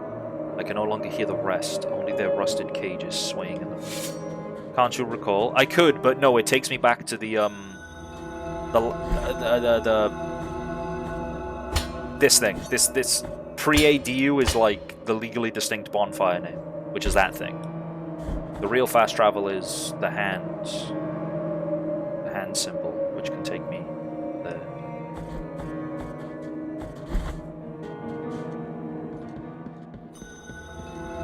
Let's go do that. So I want to see what that's about. Any game that's like, oh, come back here, or like as a side objective is terrible for me, man. I'm like, I want to see everything that I can see without a guide on my first playthrough, and I know that's really bad. Because like the streamer thing to do would be like, oh hey, go fucking, you know, play the game, progress, do the story, show your viewers the story. But now I'm like, ooh, a thing.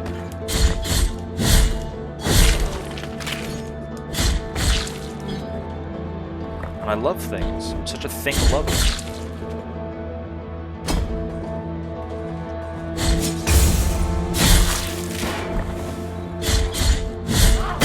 Ow, I was hoping I could combo up quickly enough. Have I seen your execution? Oh, that's cool! Inquisition, execute 5 different things. Neat.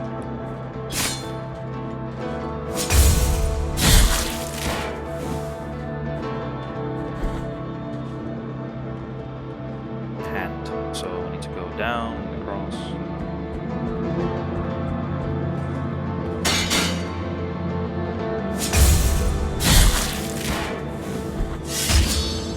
Yes, you also die.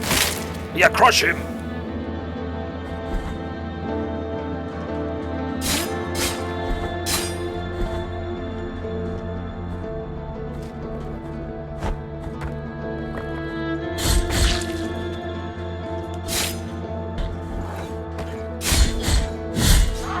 Ah!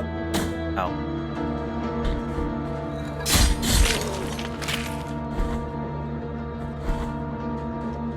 I think it was only 3 sacrifices that the giant creature needed. There's a lot of weird guys in this game, like weird little people.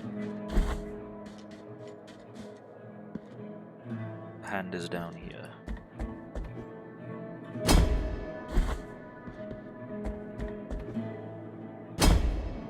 I need to go to Grievance Ascends.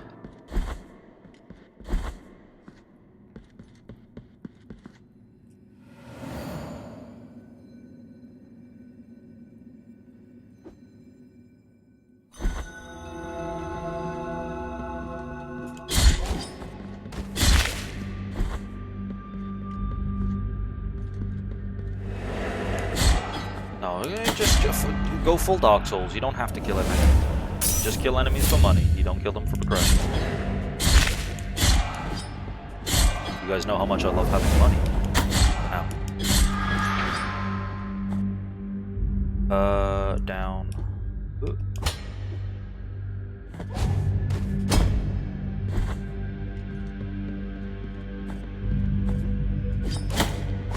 I hate these guys. These guys are just... They don't even do enough damage to be like a threat. They're just there as a nuisance. I hate them.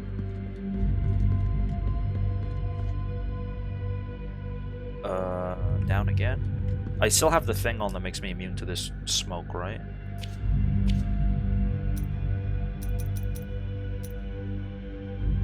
Covers health and destroying objects. Lightning attacks. Just dodging. I think I have it on. Is it one of these? It's one of these.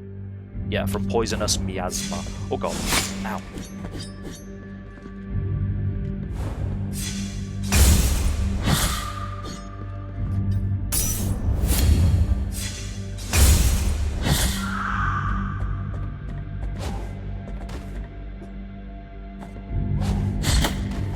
See what I mean? Oh, I hate them so much. I hate them. They're just such little bastards.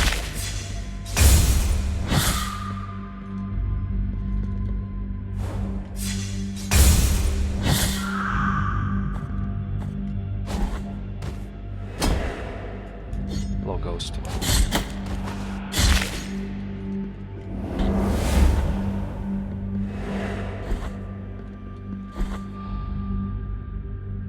and it's at the bottom floor here. Hello.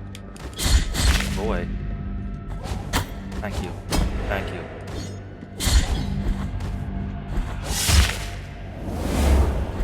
Whoa.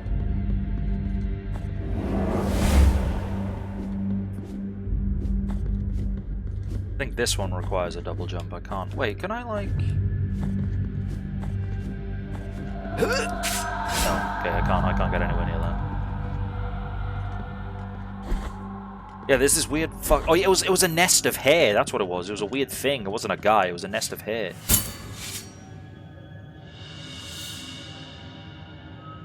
With this gold that melts between my fingers, I reject the riches of my betrothed. Uh-huh. Isn't it pronounced betrothed?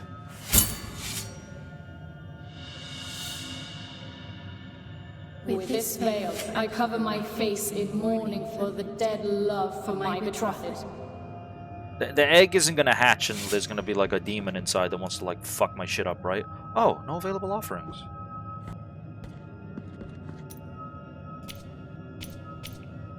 Oh, it's empty. I need to fill it up. I'm stupid. Okay. Well, we haven't used a thing, so we can recall now. But that's good at least. Goodbye!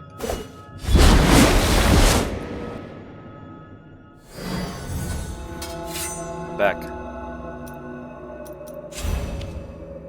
Yeah, I should have had a brain to fucking realize that. But basically, the reason I knew that was an offering is because it's marked with number 1, and the other 2 things when we got them last stream were marked with 2 and 3. But obviously, this is an empty thimble, so I gotta get whatever fills it up from here, maybe.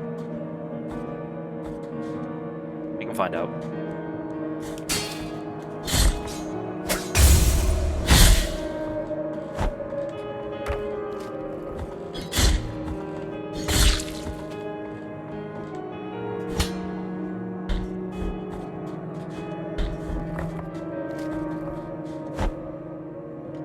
Loot. I love loot. Incense garlic. Bulb white as bone, very hard to find. Its intense aroma, reminiscent of sandalwood, is only noticeable on rainy days, betraying its hiding place. It was sought after by the herbalist with the best sense of smell for its miraculous properties. Confessions of Tieso, Part 6. Ever since then, our pious kisses have saved hundreds from the affection of the miracle that ravages these lands. From then on, our congregation has been called that of the Kissers of Wounds. It's just food! It's just food and spices! What's next? Do you want me to find you an onion? You require such many healing implements. Do you perhaps have salt and pepper?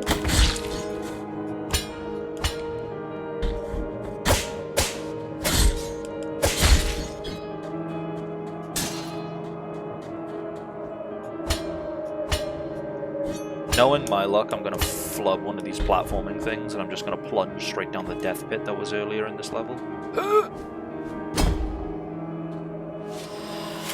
On these cliffs, located at the foot of a snowy abyss, the roots of a secret await those who are patient.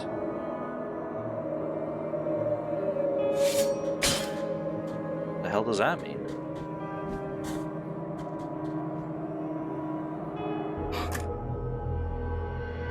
Fucking knew it. I'm so pissed off. I knew it would happen.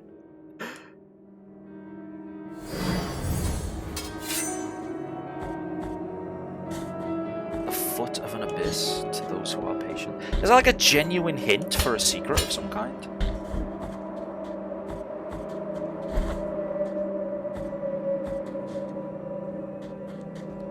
The foot of a snowy abyss. Realistically, it could be anything. That's what I'm saying.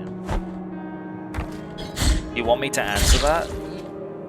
I'm assuming it is. Like, would I waste time in trying to like find where that could be?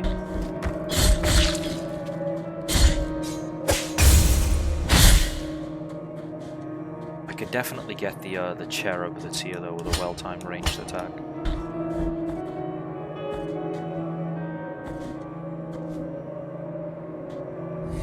Some mana.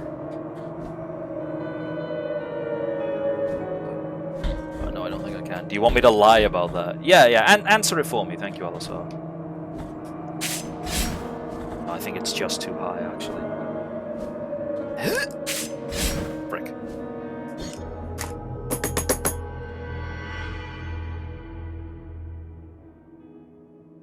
I'm so pissed off. It is, but yeah, you might want to look for some of these secrets for too long, at least not yet. Yeah, I'm assuming the snowy abyss is not this snowy abyss that I've plunged into at least twice. So we'll come back to it. Did you have hair a minute ago? No answer. Because you're a tree. I'm talking to a tree. Okay. I've lost it.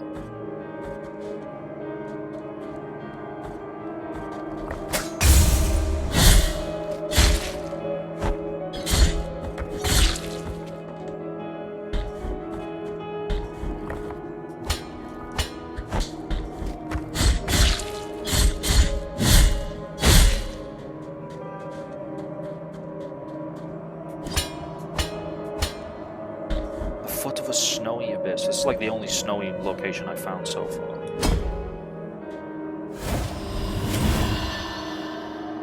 On these cliffs, yeah, that would also be a hint. It's somewhere around here. Ah!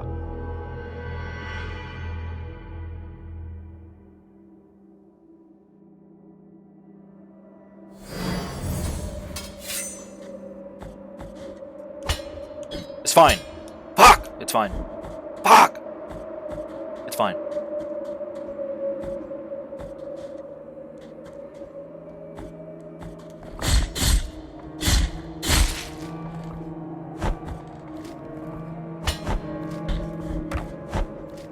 Because I can't see anything.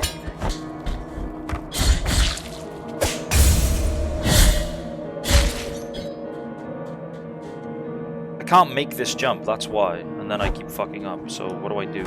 I just leave it? I don't want to leave it. I ain't leaving my mana. So when Big Shiggy Shigeru Miyamoto was approached to put Sans Undertale into Smash, he said no 14 times in the meeting room. But on the 15th, a gun was held to his head. That's why we can see the beloved skeleton in the video game today. You're making that up. There's a guy directly below me, so if I like do this...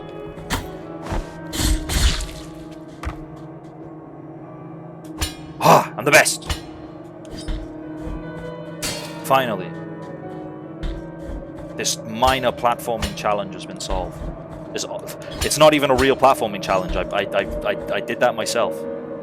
The only reason I was there is because I died earlier. Oh, bastards. Bastards live in the snow. Good to know. Still hate them. You said I could lie? Okay, that doesn't mean I have to believe the lie. I hate these things.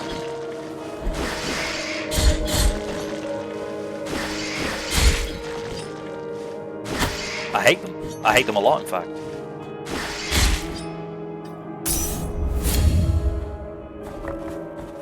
A new enemy type!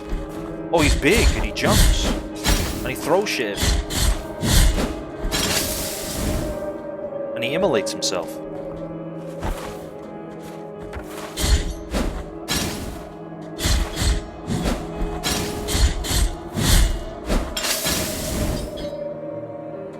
I'm not hitting him. I think I'm literally just tricking him into burning himself by standing under him, and then he lands on his own fire. You dick.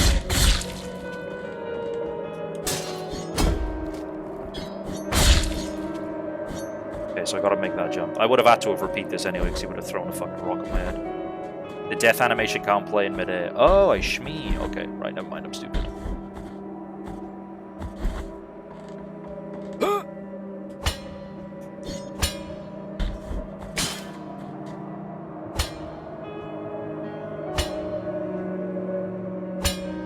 I said it last time, but I love how much weight the wall cling animation has. So like, wall clinging and wall hopping and stuff normally in games is obviously a very like dexterous feat. But like, it's normally done by like wall kicking, like, you know what I mean? Like you jump, you kick from the wall and stuff like that. But this, it feels like a feat of strength. Like he's not dexterously wall kicking, he's plunging his sword into the wall and like hauling himself upwards. It's cool. It's like a different way of doing things that kind of like... It's one of those show don't tell things that like tells you how fucking strong this guy is. Graveyard of the Peaks, right? Okay, as much as I would love to do that, I like exploring areas fully before I traverse to a new one, so I'm going down here.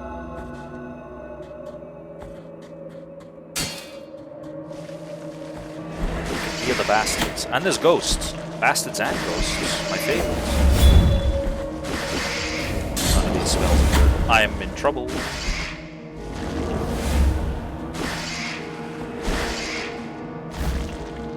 I'm leaving.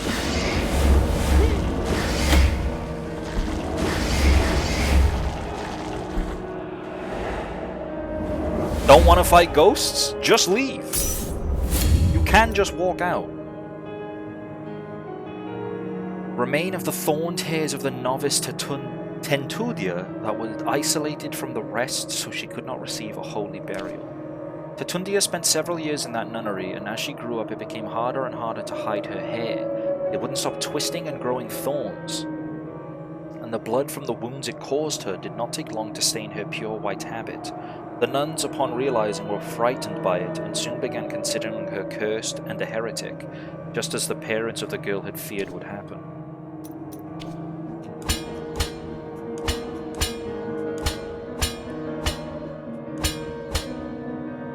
Have I met a Tetunia?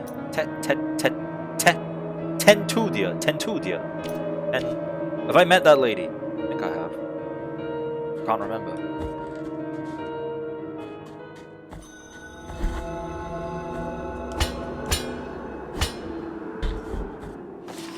It is closer now. The crying faces of ice announce the proximity of the convent.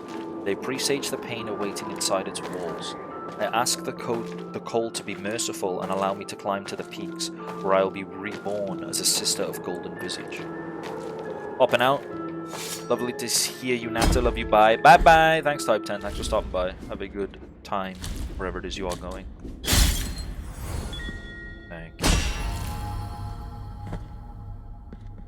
I knew that was there. Screw fix. Nice. Ankle bone of Weston the Pilgrim.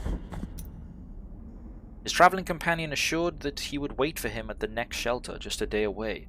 When Weston arrived the next day, there was no one there, nor the day after that. Oh, Weston, my boy, what did they do to you? Another shop! I think that's what no, that's what this marking was, because shops don't get marked by themselves. You have to mark them manually. Hello. Let us be captives of the miracle, penitent one. What I am offering you here, and may my eyes be... Torn bridle ribbon. This soft oh, I just nearly pulled a wire out. Hang on, just double checking my wires, sorry.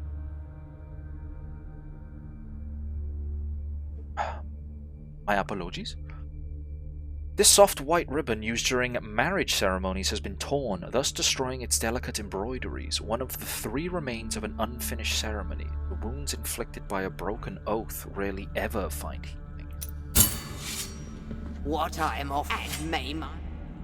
Eyeball belonging to Alvaroz the Scribe, who glimpsed the truth hidden to so many other eyes. Its stony scrutiny reveals the vital essence of enemies. Don't need that, you just hit them till they stop moving. This, and may I don mourning black. Ember of the Holy Cremation.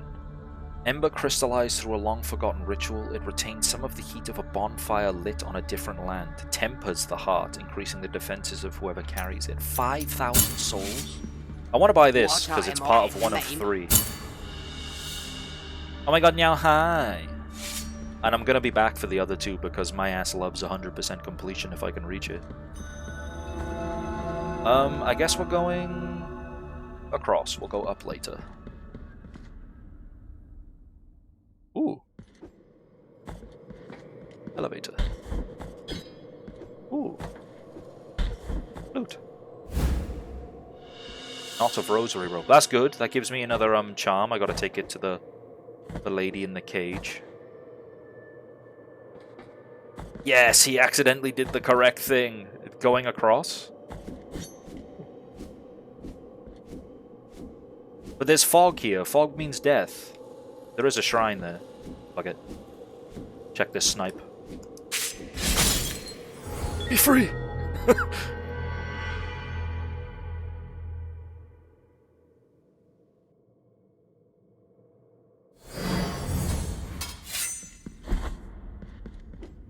If 100% no death runs exist in this game, I imagine that cherub. I'm still calling them cherubs.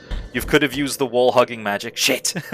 Now! No, that invalidates my point further. I was gonna say, I imagine that's a ball lake. Fuck!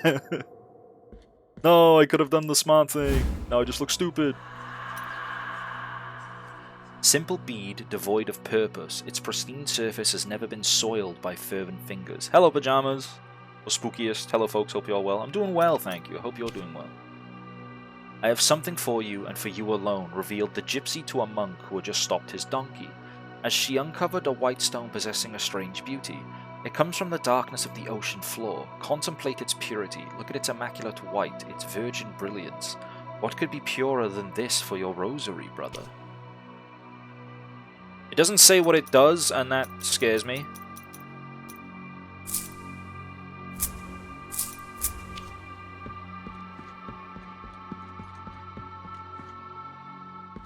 No, I trust it.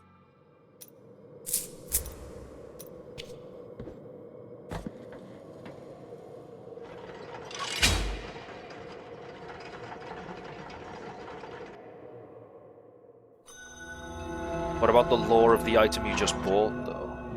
Oh, I didn't... Oh, yeah. Did I not? I didn't do that. You're so right. Number 1. Yes, brother. It's been a long time since I stopped officiating nuptials. Since the day those three sisters embraced each other, praying, since the day they asked the miracle itself to help them to avoid such a holy bond. But this is also marked number 1, the same way the thimble is. When I do multiple sets of sacrifices to the hairy egg. This game has you say some sentences, man.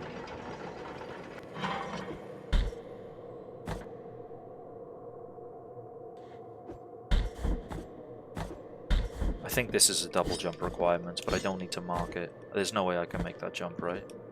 I like... No.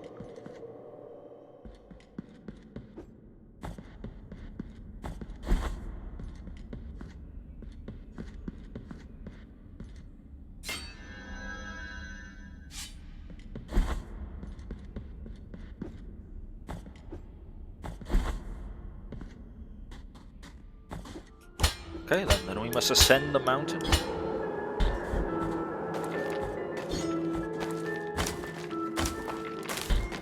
Alright, big fella. Ow. Okay, I honestly thought you were going to swing that coffin at me. You're a pushback, Andy, so I can't parry you. Okay.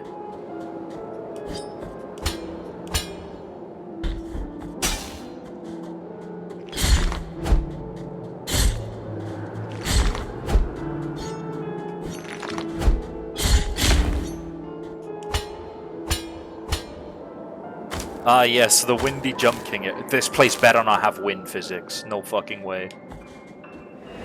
Don't mess with my platforming. It's one of the few things I have left in this barren earth.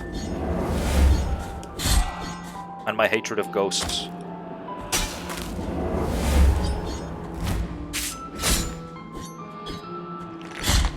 No? Okay, I'm fine.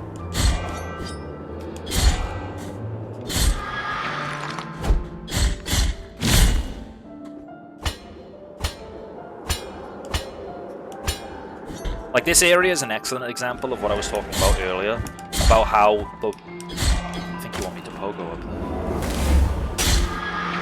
Could be wrong.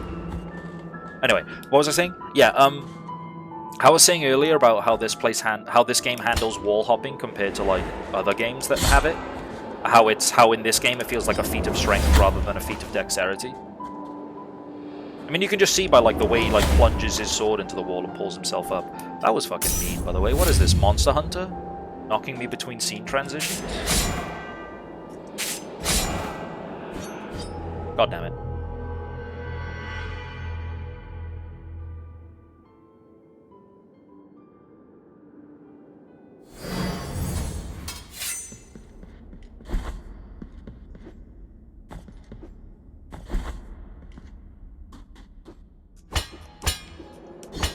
They put the bonfire at the bottom of the mountain to really make it to really sell the fact that you fell all the way down as well. This game has so many little hidden gem details, and I love it. Face me.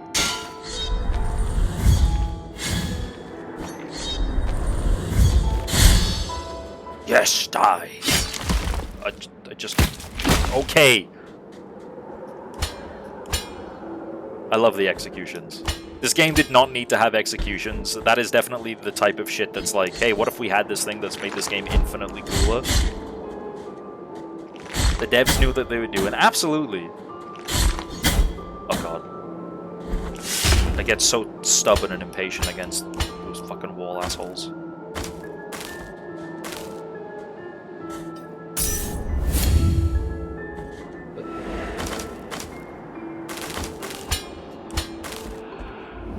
Also, hi Popo.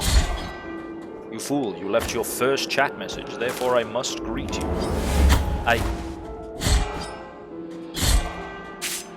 Blood Blast. Ow.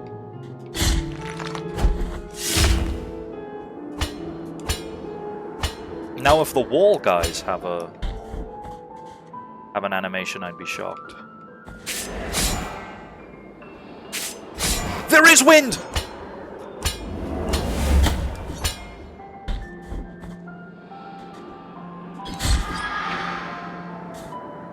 Oh, you bastard game! There is wind physics!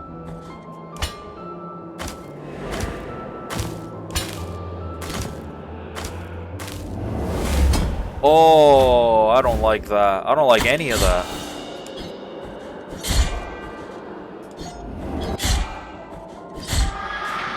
How do I get that loot? I want that loot. Was there a wall cling there? Do I just have to time a right-hand wind to cling to the wall? There is. Okay, I can do that.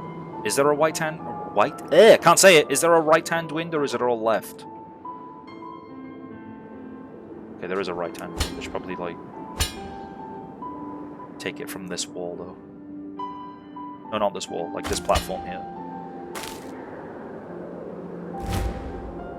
I'm overthinking it. Just do it from down here.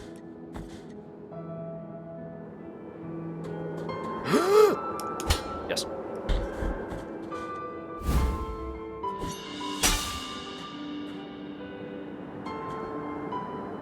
Oh, I hate that. I'm tense every time I have to do that.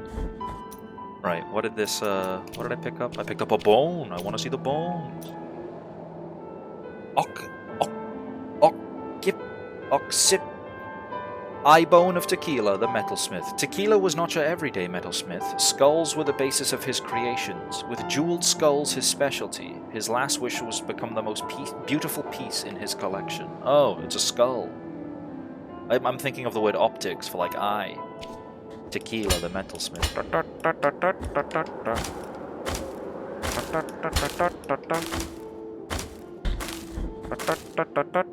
What is that? What does that wall have roots on it?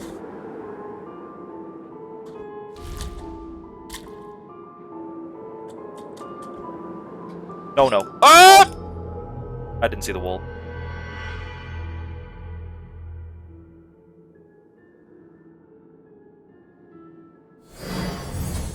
Yeah. Back at the bottom.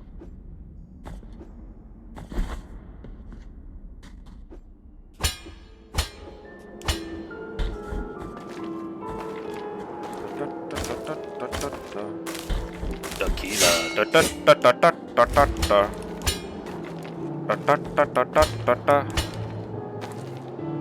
Come on, stupid wind. Thank you.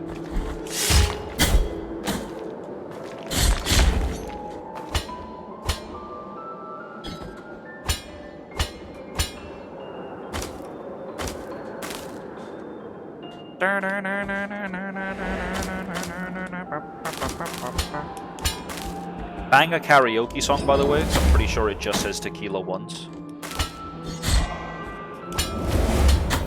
Do you mind? It's very, difficult trying to fight you here, sir. Dick.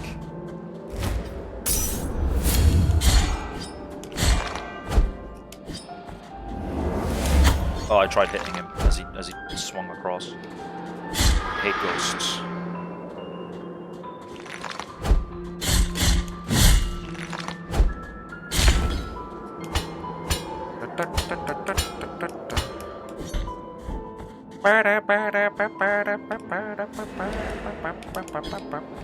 Is it gonna make me climb all the way back up to get my soul?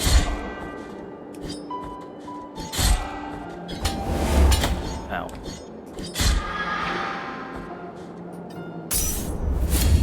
Hang on, is a fragment of my soul missing?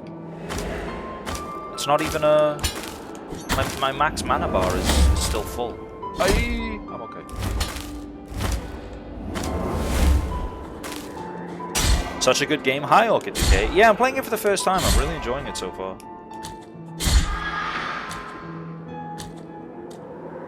Don't know what it wants me to do here. Maybe this is a comeback later or something. I can at least go left from here, though.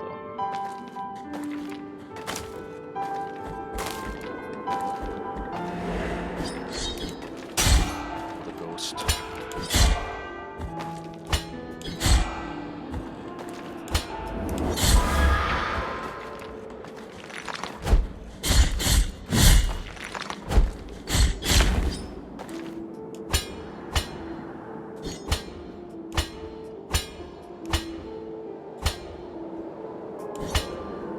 I gotta wait for the wind. Literally is like jumping.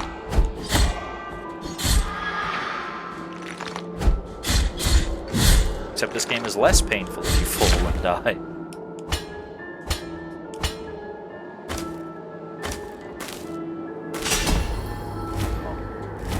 I intentionally did that. Hooray, I got a secret. I get more max mana.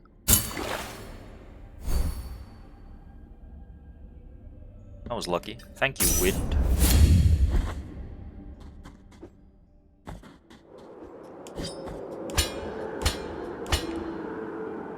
Oh.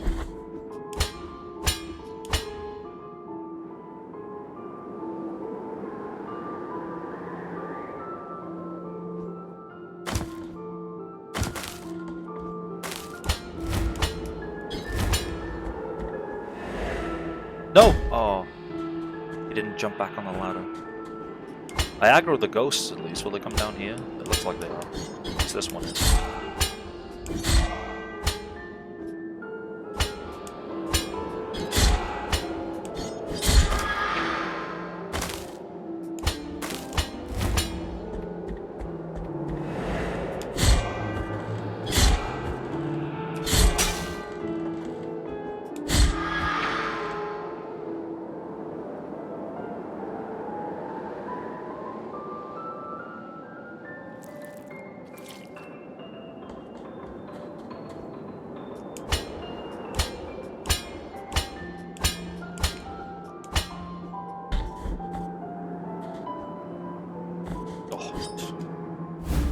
Another bone, piece of a tombstone. Piece of a ceramic slab strangely found on the snowy peaks.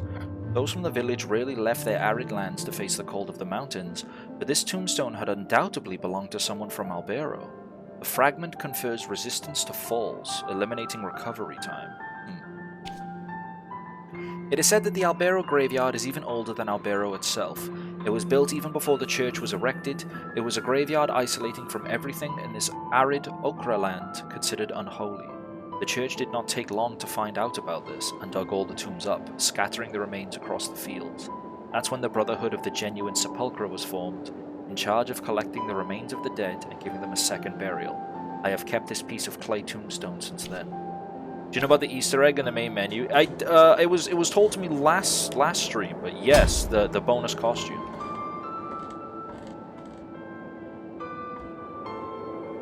With the Konami code. It took me a few tries, it wasn't seem to accept it, but I got there in the end.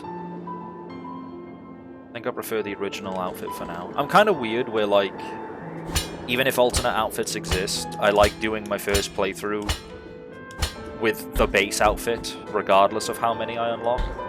I nearly flubbed that jump because I failed to account for the wind.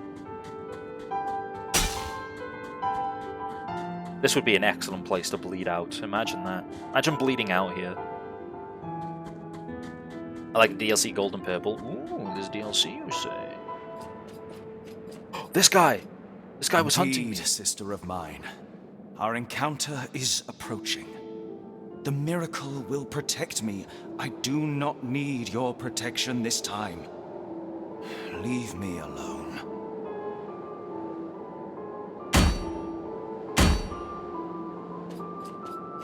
He seems like the only normal-looking guy in this entire world. Like, everyone's, like, kind of frail and malnourished and, like... or, like, has something messed up about them. He looks kind of normal. He just looks like a regular Inquisitor. That was fucking cool.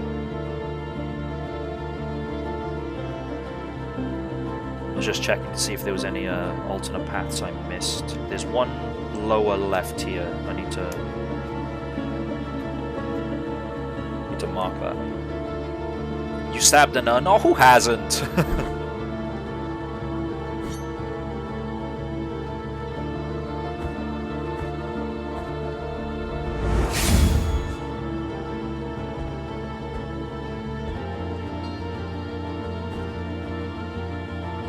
This is definitely a me issue, but sometimes I have trouble differentiating, like, background sprites versus stuff I can actually collide with.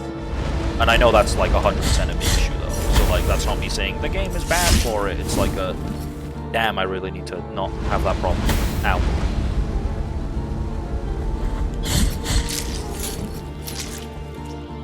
Did you find any equivalent to the pond skipper for this game yet? No, sadly. I haven't found a little guy that I would clearly be in the right scenario. I love pond skimmers.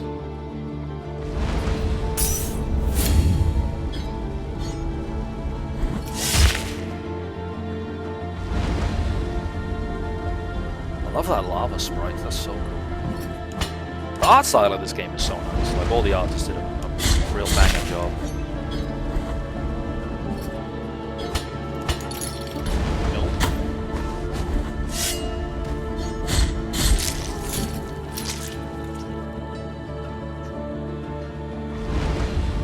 Fans of lava in this place, huh?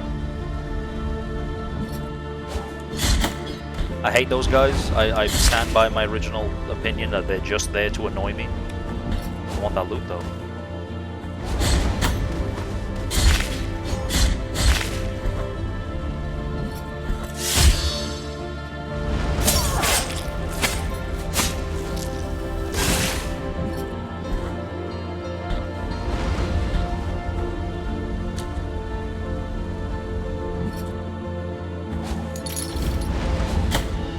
Sternum of Vetus, the Performer. Custodia remembers with admiration the name of Vetus Varnus. He inspired the lives of his people through his altruistic actions, as well as his inspirational words. Blasphemous is now a mobile game? It's shocking how, like everyone kind of, like, rips on mobile games, right? For, like, you know, haha, mobile games, what do you play? Candy Crush, teehee? And it's like, okay, fair enough, Candy Crush is definitely like where mobile games got their popularity, but it's shocking how many good-ass games you can now just play on mobile. Like, obviously this one, I'm assuming it's just a full, straight-up port to mobile. You can play Sea of Stars on mobile. Quite recently they made that port. And then there's, like, the countless amount of games that were made with mobile in mind. Like, you know, if you're a tower defense Andy like I am, there's tons of great tower defense games on mobile. You can play Warframe on mobile? Yeah, but I said good games. No, I'm joking. Sorry, I'm kidding. Just because Warframe isn't my thing doesn't mean it can't be your thing. No, I'm kidding, guys. Come on, I'm kidding. It's a joke. I'm kidding. I'm a little guy. I'm a funny little guy. Streets of Rage 4 is on mobile? Yeah, exactly. Like, there's tons of great games. He hates Friend Slop. Is Warframe Friend Slop? I thought it was Grind Slop. Sorry guys, I need to repeat this mission on Quagus 4 so I can get the 1 in 64 chance drop for a fucking Prism Stone, so I can then wait 24 real-life days in order to buy a weapon or whatever. I'm ejecting myself from this conversation. You're the world's biggest lover of Friend Slop, Myrmidon, and I love you for it. I'm miasma-proof, you cannot harm me. Stop saying slob, make me. I will report you. Yo, stop saying slop. You're only saying slop because it's a slop-pilled word. I'm getting Warframe PTSD as you're talking about it. It's like, don't get me wrong, I'm not like, you're talking to a guy who played League of Legends. I don't get an opinion in most of these conversations about whether a game is good or bad. But I tried Warframe and I just couldn't get into it. The setting is cool. I like being a cool space ninja and having tons of aura, but I just could not adapt to the constant grinding personally.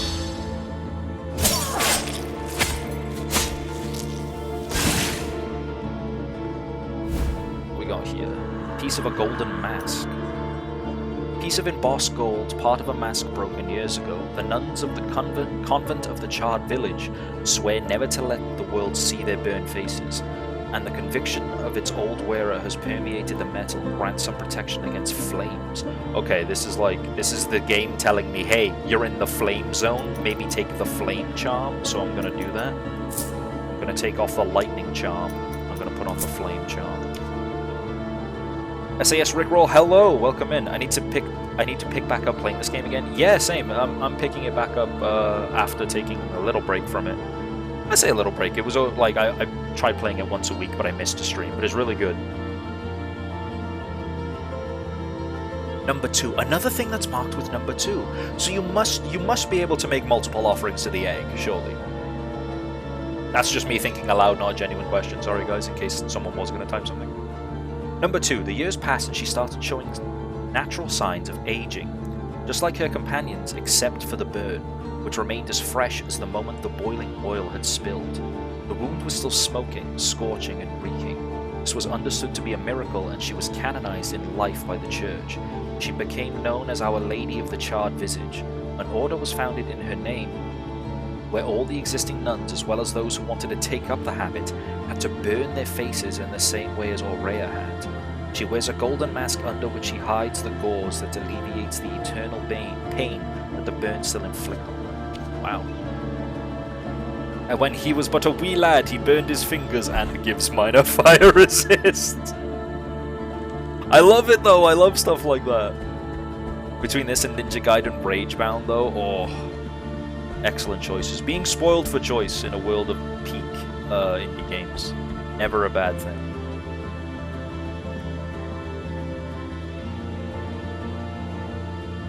Aha, little shortcut for me. Why thank you, we shouldn't have. Right, with that shortcut unlocked, I have an ad break coming up to remove pre-rolls. So new chatters like you guys can come in without seeing ads immediately and say hello and get turned off and just go, I don't want to be here, I hate ads. That's why we got to get rid of pre-rolls. So sadly, I'm going to have to run some ads. Still looking to buy the new Shinobi game that came out a few months back as well. I've never gotten into Ninja Gaiden very much. I played the one that was on 360 as a kid, and I played that like almost half to death, but that was it. That was pretty much just it. Right, I will see you guys in 3 minutes. I'm going to start a quick ad break, put words on stream, on screen. And I've lost my music because I changed to Dick and Dom Sings the Stoke-on-Trent song.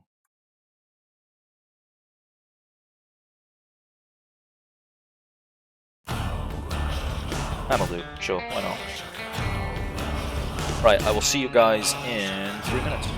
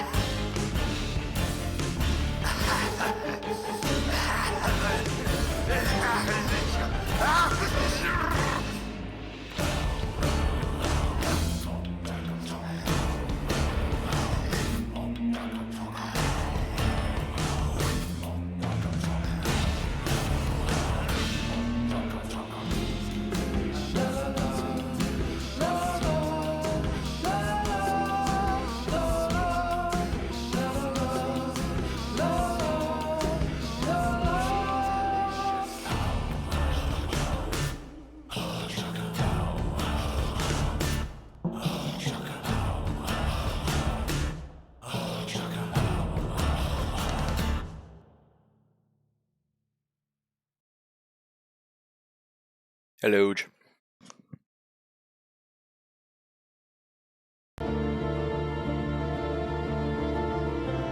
I got a Kit Kat.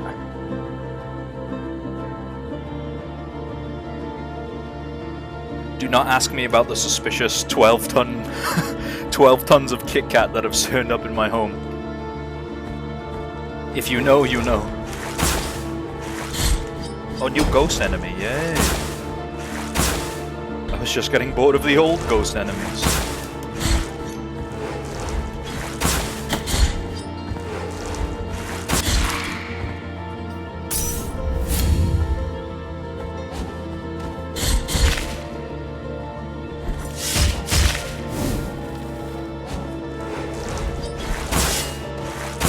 I'm gonna be honest, I hate ghost enemies. Like, all of these guys can, like, leave.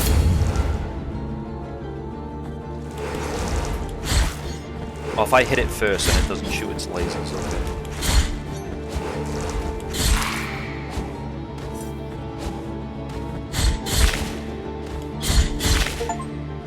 Kill 666 enemies, the number of the beast. 8. Honestly, I would have thought I killed way more than that by now.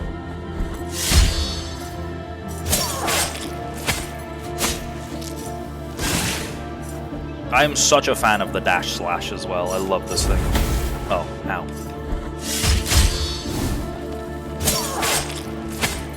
Half of them were friends, not enemies. What have I done? Ow.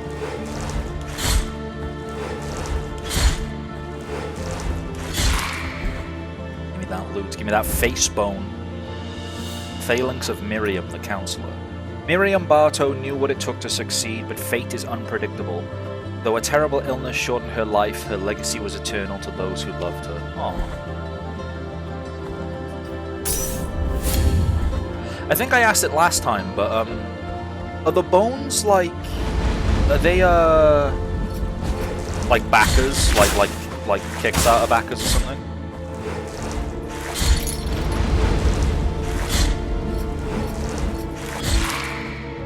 Did this game even have crowdfunding? I could be wrong.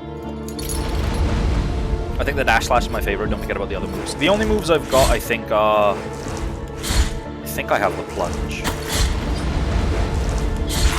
Do I have the plunge? Can I look? Yeah, I have the plunge, the hold, the ranged, and the combo.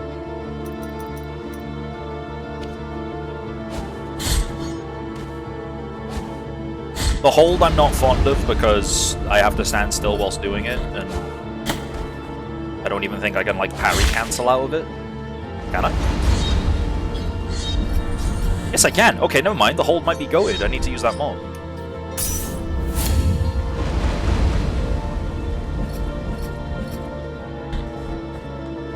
They'll get better with upgrades. Oh, absolutely, yeah. It would be nice to find one of those fountains that I can fill up my, to get more flasks. I know there was some back in the mountain area. Mon Clebo, hi! Welcome in. I see you, Shane Pullo. Nothing happened. Then why would this be here? Why would you give me the prompt? I need something in my inventory first. I'll be back for you.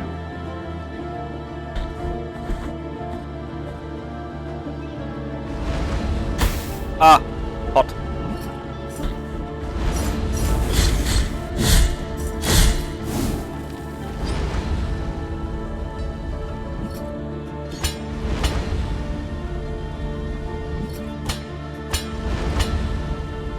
Oh, I like this.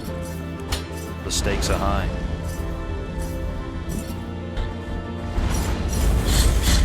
And I just know one of you is hiding the secret.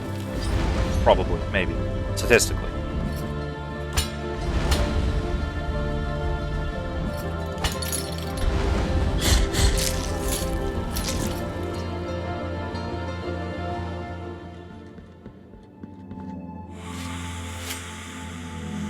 I can feel Our Lady between these walls. I can feel her warmth, for her face still burns.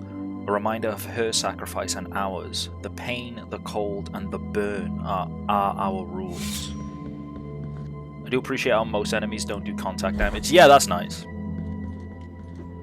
If this was Hollow Knight, like, just touching that guy breathing fire probably would have set fire to the actual me. You have acquired Cloistered Sapphire. You when my Shelder evolves. A crystal sphere imprisoning a sapphire heart. The gem sparkles with lightning from other lands, filling the glass with a stormy light. The strange energy fills the wearer with determination. Yo, Undertale reference? Big pog point. Electrifying the very air around him after he performs an execution. Okay, well, like, executions give you full damage immunity as you're doing them and give you extra money, but I don't think it's worth a slot. All those who have wanted to isolate themselves, all those who have freely locked themselves away as a chosen way of life, will have the blessing of the miracle. No one can serve two masters. Either you serve the miracle or you serve the world. When you are in this cloister, remember these words, sister.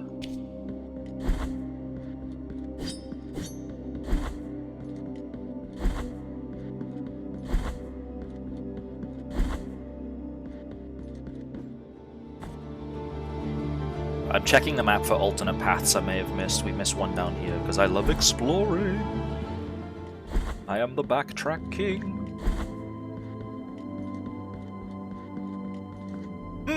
A long corridor followed by a healing point? Followed by the lady who is legally not Solaire? Can I spoil something really small about the level design? Yes, because I know this is like your game, if that makes sense. This is the game that you're hyped about and you love sharing more knowledge about. Tell me your cool trivia, LSR. Before I go chitting this guy who is clearly not based on the Spanish Inquisition. Some big empty rooms are actually bosses that are New Game Plus exclusive. Fuck, so I gotta do 2 playthroughs of this game?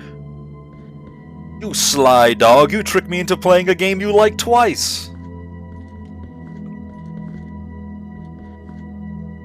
Alright, fine, we can definitely do that. We'll definitely put this game on the docket for a second playthrough eventually.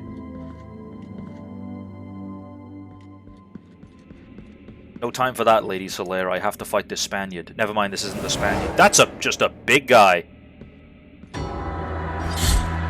That's a big lady.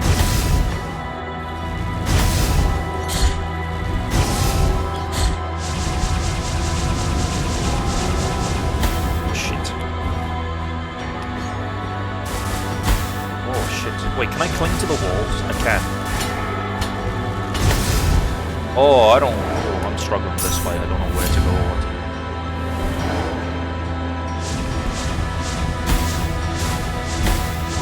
Can I hit the hand? Well, maybe once I stop taking a million damage. No, I have to hit the wound. Okay.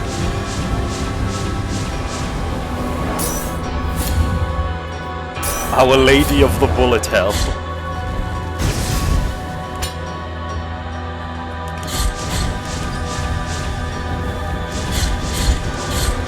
She doesn't seem so tough. You can basically just let the attacks play out until her head is in a area that's easier to attack.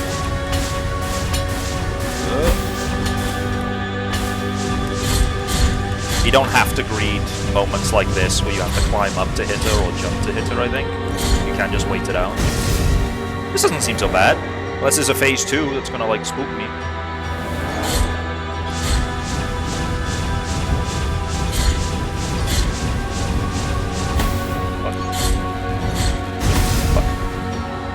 I can do this. I can definitely do this. This definitely feels doable.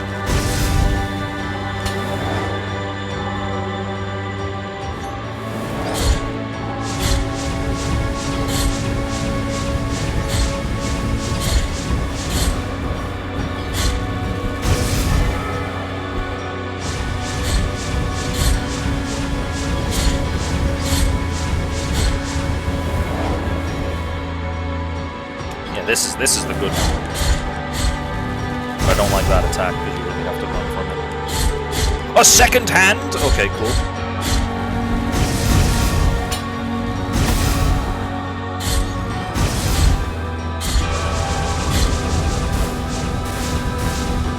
Ooh. Ow. Alright, okay. I now see why she's the lady of the bullet hell.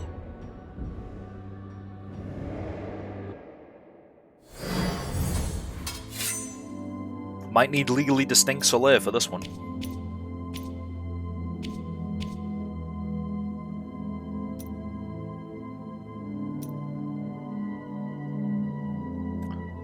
Increases the prevents use of bile flasks. Yeah, I didn't want this one because it felt like a crutch, and I didn't want this one because I like healing. So we're not actually using any sword cores.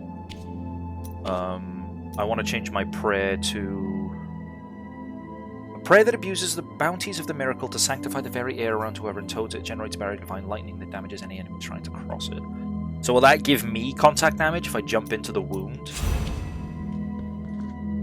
We actually didn't test this spell because I didn't have enough max mana at the time when I found it. Yeah, we can test it now, why not?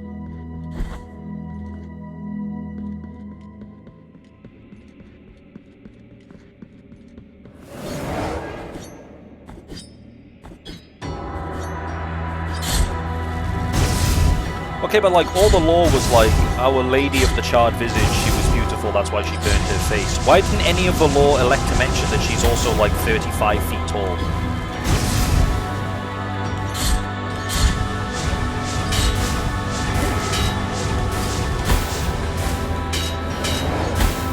Okay, I shouldn't do that, that's gonna make me take damage.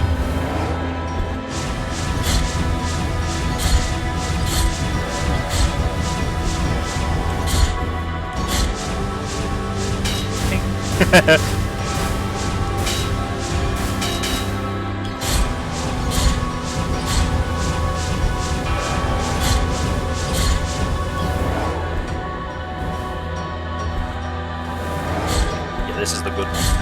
You want to not have laser beam attack.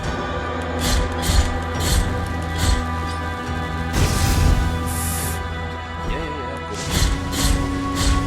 Now.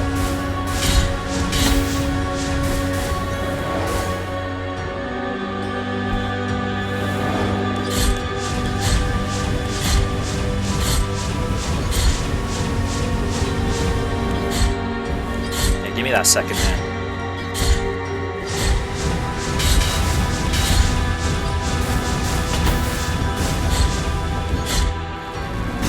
Whoa!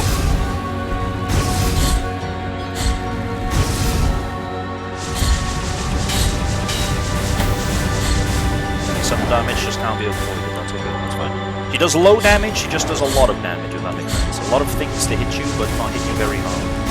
Pink, I like that. The lasers do hit you very hard. This is bad.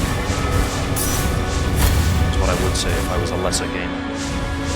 Can't hit her, so I'm just going to focus on dodging until she changes her headspace.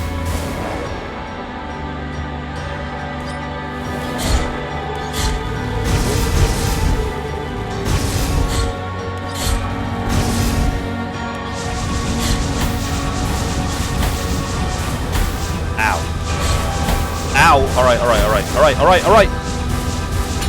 No! I'd try getting past that one and then I would heal.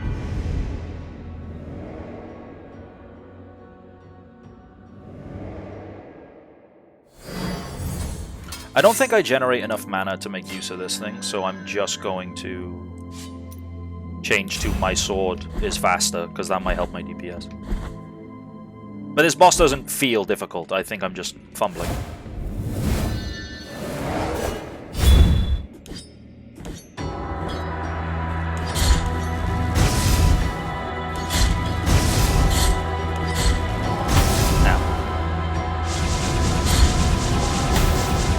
What's the game plan for that? Because I honestly have no idea. The many light fireballs. These things are fine, you can dodge or deflect them.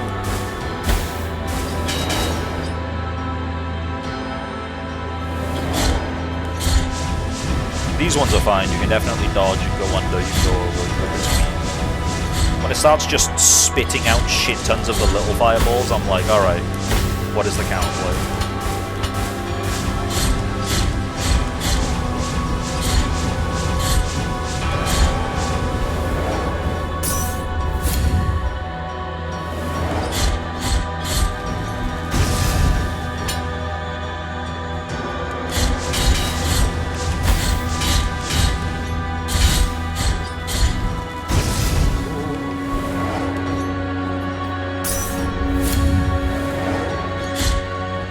This one I don't like attacking into. This one feels very uncomfortable.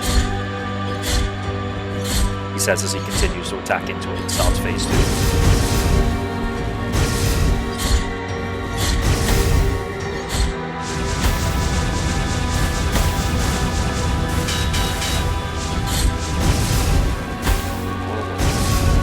Oh boy.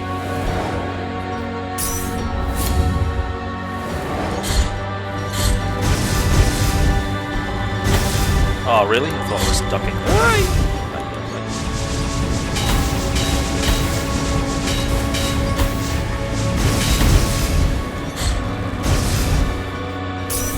No, move! Okay. Or don't. Just be invincible, I guess.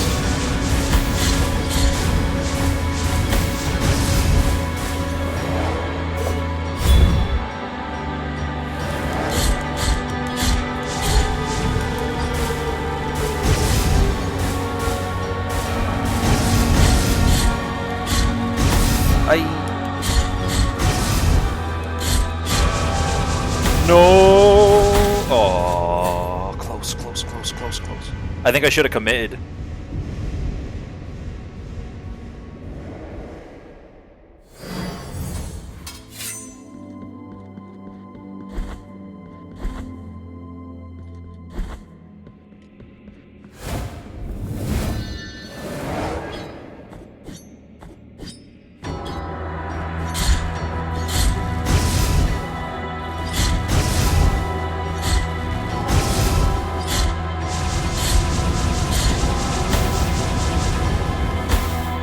Struggling with that attack, but at least it doesn't do something damage. Not like when I fumble the big fireballs, the laser.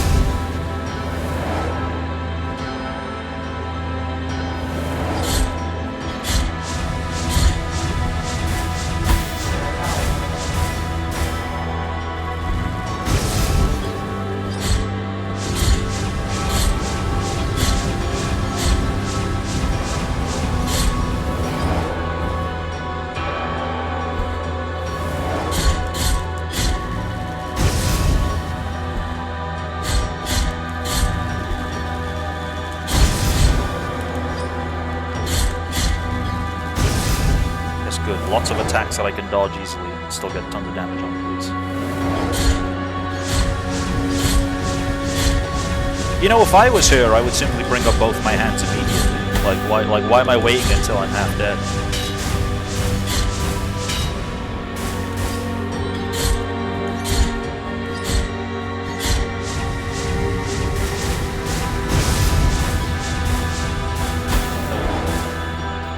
I'm okay, I'm fine.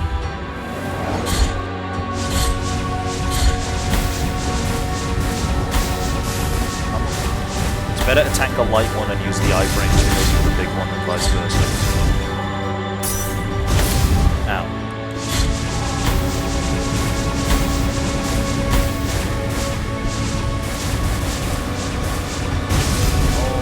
No!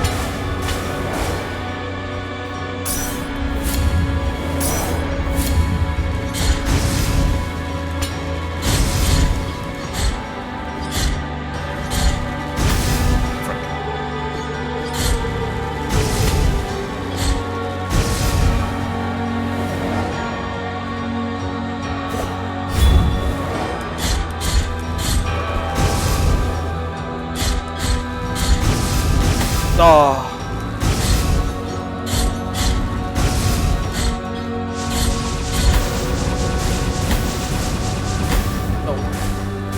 Yes.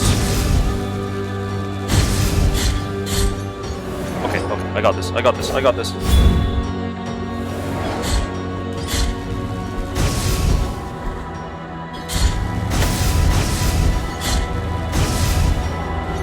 Die!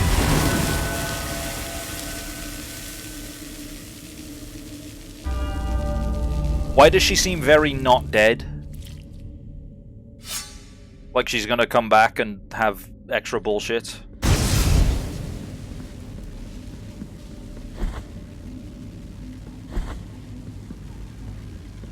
Okay, no, she might be dead.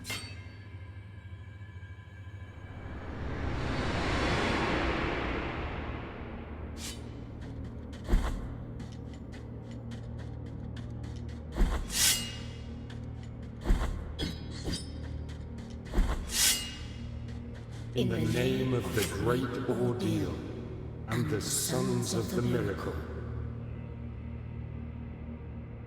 may the gold in my visage melt and erase the compunction of your soul. Heart of guilt, return now from the dream. Okay. I will.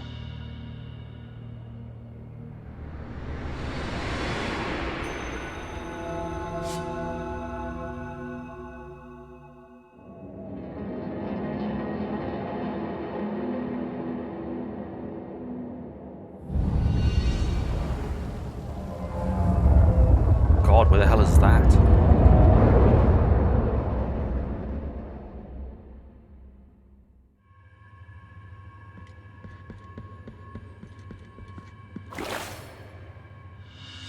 Golden thimble built with the burning oil. Right, okay, of course. Oh, my boy! My boy's here! You have been allowed to behold the visage of compunction. Penitent one in silence. After bowing before the holy custodian visages, the door at the end of the bridge of Calvary has been opened. Traverse now its threshold under the strict eye of His Holiness. We penitents carry such guilt that perhaps the affliction is giving us a second breath. But be wary. Amongst prayers, it might silently come creeping to us one day. Thank you, Alfonso. Whatever your name was, I know it was Spanish. How'd he get here first, though? True! Big legs. I'm a big stepper, underground ripper. My sword has become even more jacked.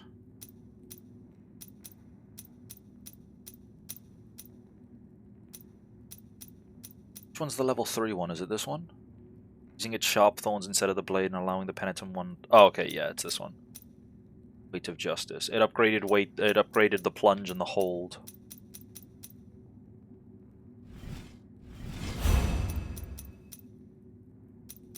Still ascending. Up an X after a full 3-hit combo. Damn, I got launchers now? Want to learn how to do a fucking infinite?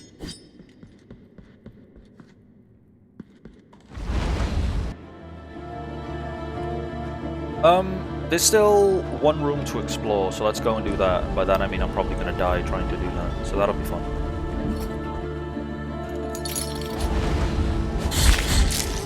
I one-shot the jumpers now, that's so nice.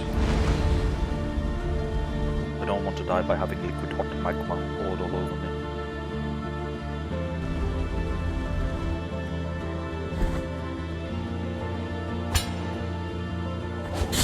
Yes, the world's most annoying enemy, gone forever. You're hotter than magma, thank you. I was reading a chat message and nearly got killed by the world's most annoying enemy, that was close. Unfortunately, I magic pixel that shit. My aura is undeniable.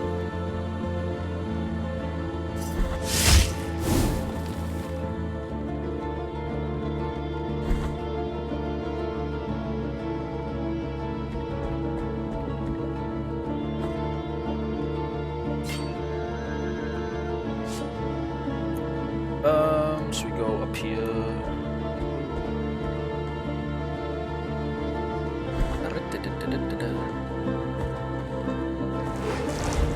Oh, the spooky ghosts here. Not now, Mr. Fire Breather. I need to deal with spooky ghosts. Thank you.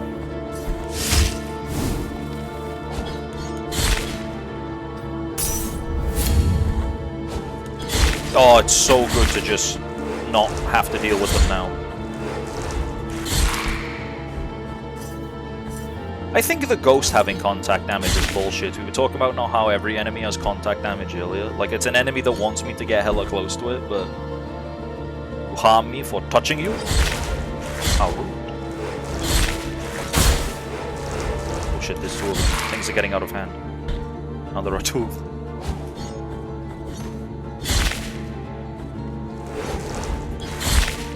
I think out of all the enemies so far, I would like to be a laser beam ghost. Those seem to have the most going for them right now. Small bead of blue wax. Tiny pebble of melted wax of a dusty cerulean. The cries from tortured zealots still reverberate inside, and it slightly strengthens the wearer's fervor. That seems good. I don't know what this scale does. I'm going to assume it's nothing. Not that one. Sorry, the other one. Did I even equip it?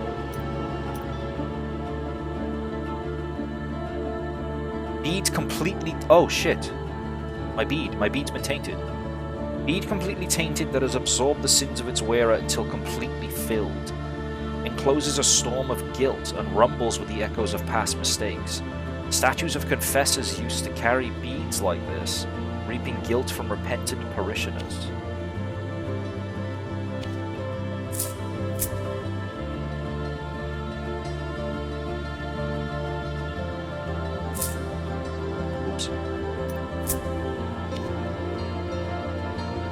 Hey, that's cool and all. What did I do?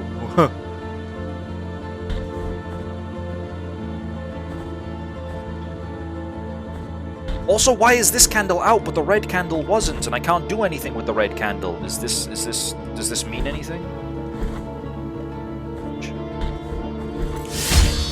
Yes, good. Execute. Lots of money. Yep.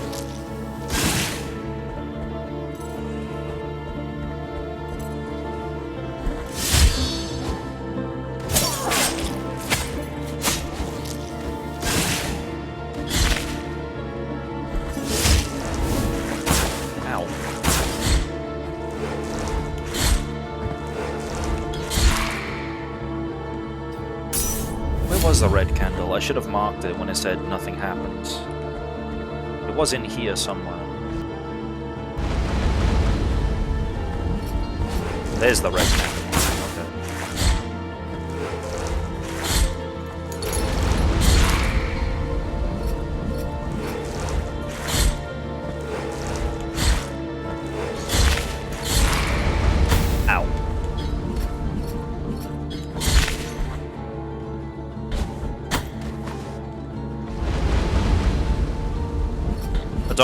I don't know whoa, can't speak English. I don't know why I was waiting for jump up here like he suddenly gained the power to have a 70-inch vertical leap. Nothing happened. Okay, well, we can mark this with green.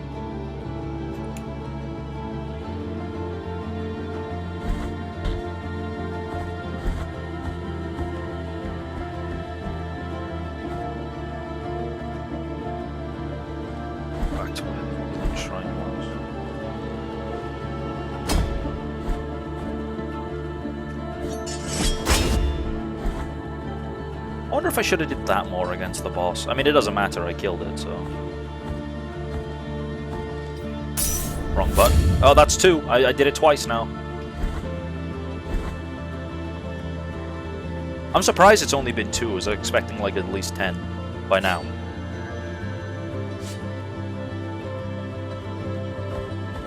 Well, we've gone everywhere we can upwards. That was the right way to go, but... telling me there's all sorts of goodies sideways? No, this is the entrance, I knew that. Or down below, even? What are you saying, Spooky Ghost? The sister humbled themselves before 2 holy figures in their crypts. What secrets might they be keeping? The eyes anticipate sacrifices, anticipate pain, anticipate blood.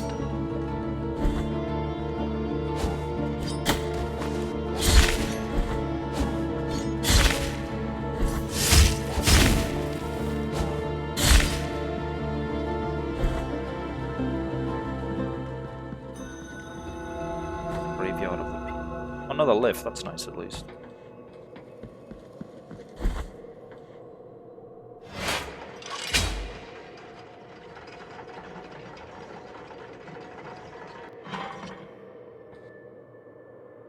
Cool.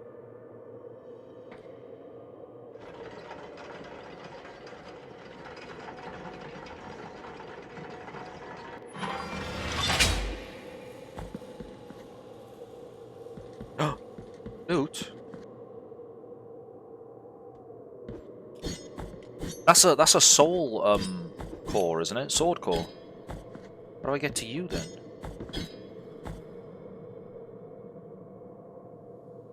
Let me in.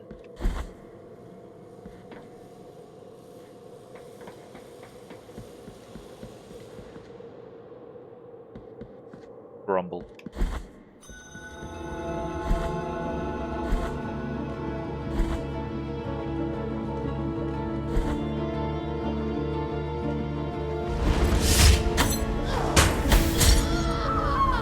That's the first time I I dash slashed a nun and she didn't go into the execute thing.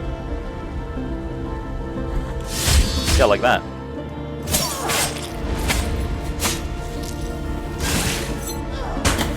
Oh, alright.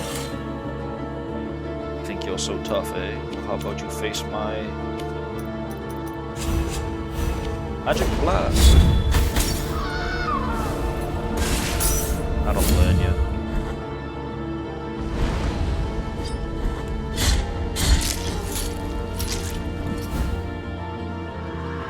Acquired the Heart of Saltpeter Blood. Attack damage is increased when the penitent one is close to death. Okay, well it's better than the other two I have, and I'm not using one, so I may as well use them. Why is one locked off and one isn't?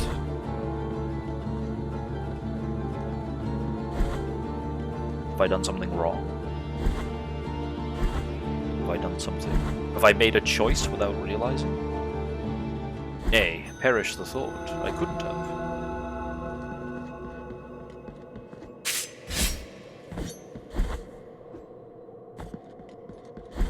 Oh.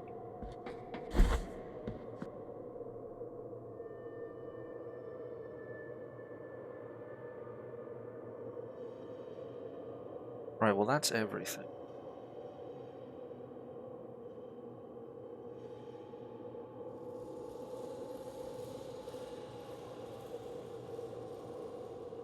So where was that bridge?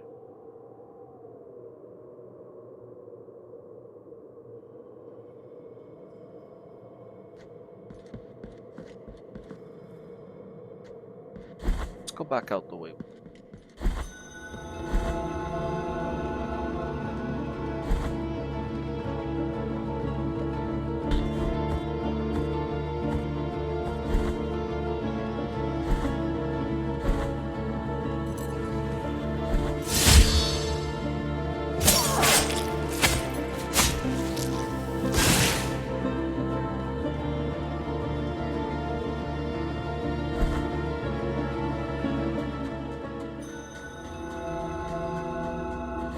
There was another path down the middle of the peaks that I missed. Oh, there's two apparently. That looks like two paths. Remind me, spooky ghosts. Ow. Dick.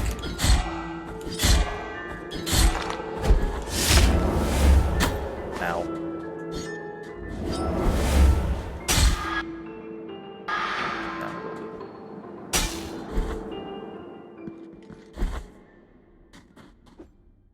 Now I'm curious about that bead as well. Like, what did I do? I wonder what I did wrong. Obviously I died. It's something to do with me dying, I'm assuming. Ow.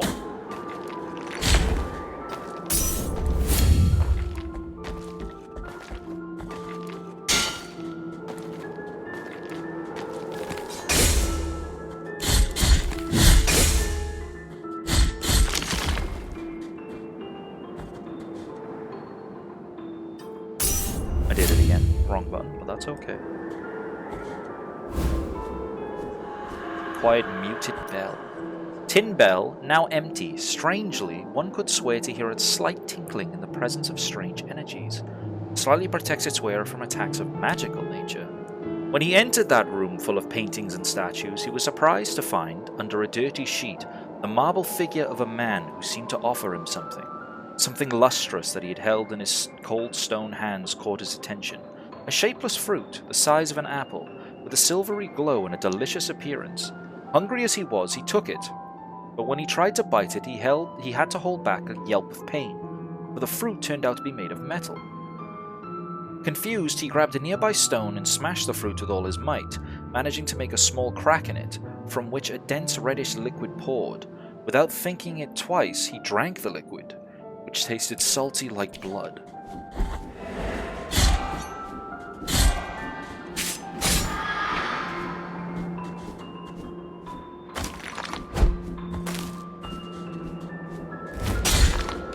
No. Yes, I'm fine. Oh, I'm not fine. I'm fine. I'm fine. I'm fine. Wind! I'm fine. I'm fine. I'm fine. I'm fine. I'm fine. I'm fine.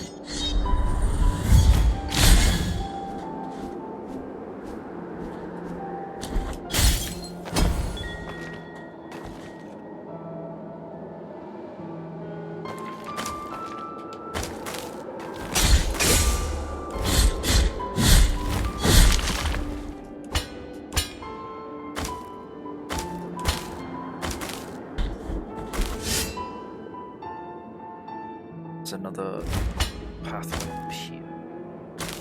If the wind would stop fucking me up.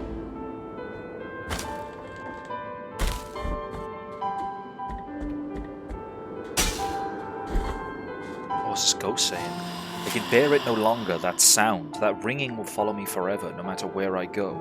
This is my sentence. It is time to cross towards the other side of this cursed dream.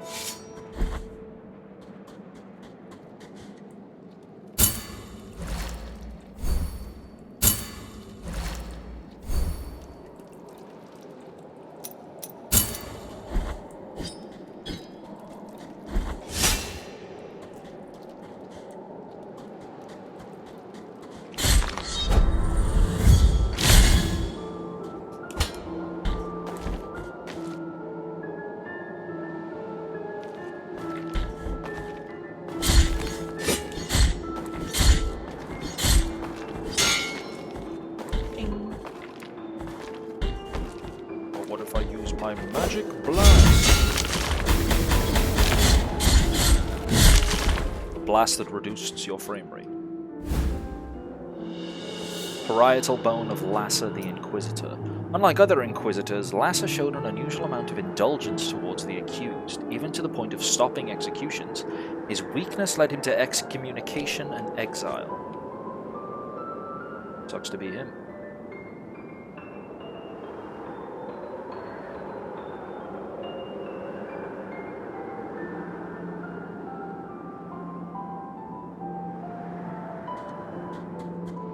Right.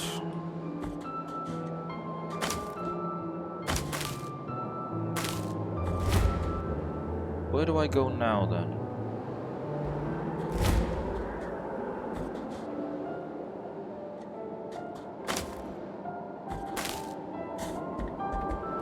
I'm interested in what that ghost was talking about. There was loot. One of the ghosts was talking about loot, and I want it. At the bottom of a snowy mountain near a crevasse. Does it mean like down here? Do I take the lift? That's technically the bottom. That's like where the zone ends. Great treasure will reveal itself to those who are patient enough. Should I do it? I'm gonna do it. Why not?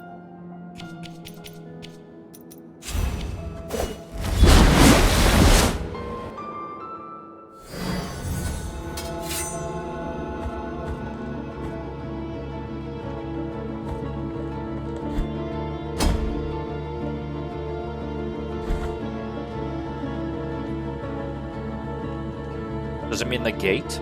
It would be really silly if I just had to like wait for this gate to open. Let's try that. But I don't know how long I'm meant to wait. I'm patient.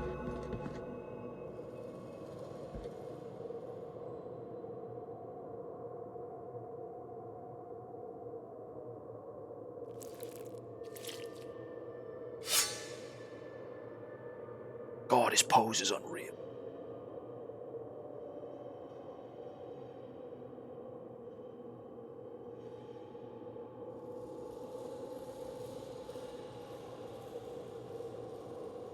This isn't how I find the loot, is it?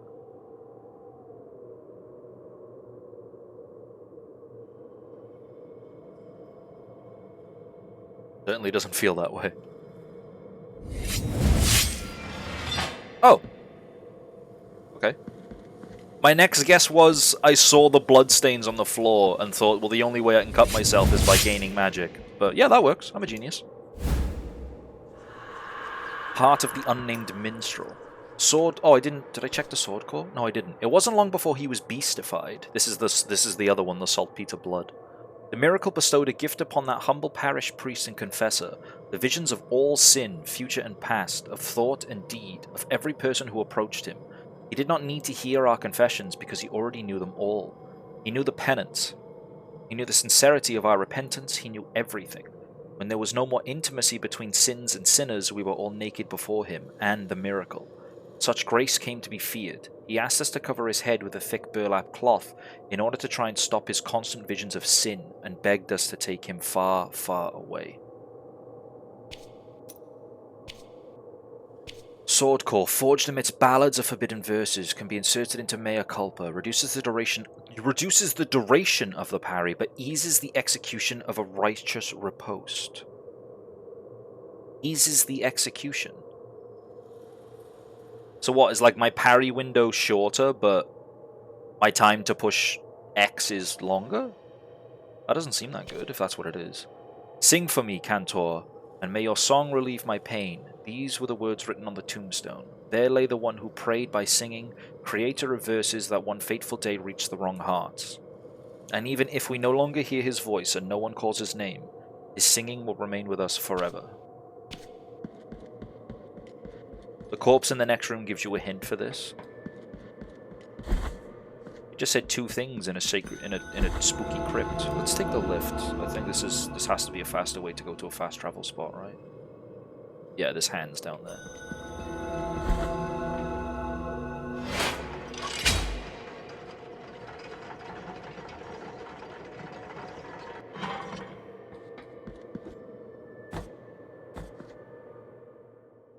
Oh yeah, can you purify my bead? Nope.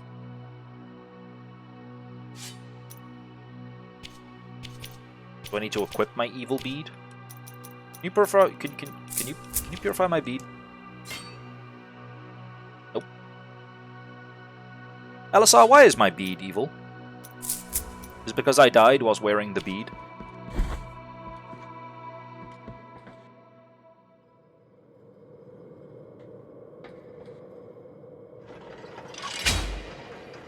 Because you sinned, obviously. No.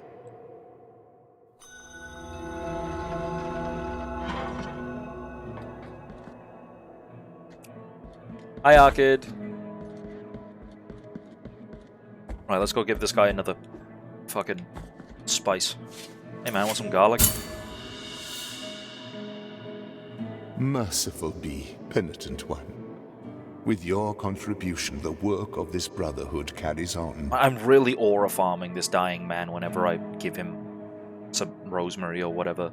Like, this pose goes so hard.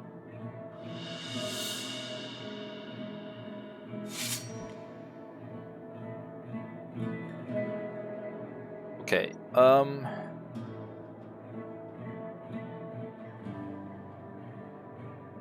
Whoa, I didn't even know I could do that. That's cool. Where do I go, LSR? To progress, because I don't think there's anywhere else I can go in terms of side content. I may as well travel to the Brotherhood of Silent Sorrow to upgrade my rosary. Like, where was that bridge that opened? I probably discovered the bridge last playthrough, but not last playthrough, last stream, but I've simply forgotten. Could always turn into more quests, but main quest is far middle right. Okay. Oh yeah, the egg. I gotta do the egg.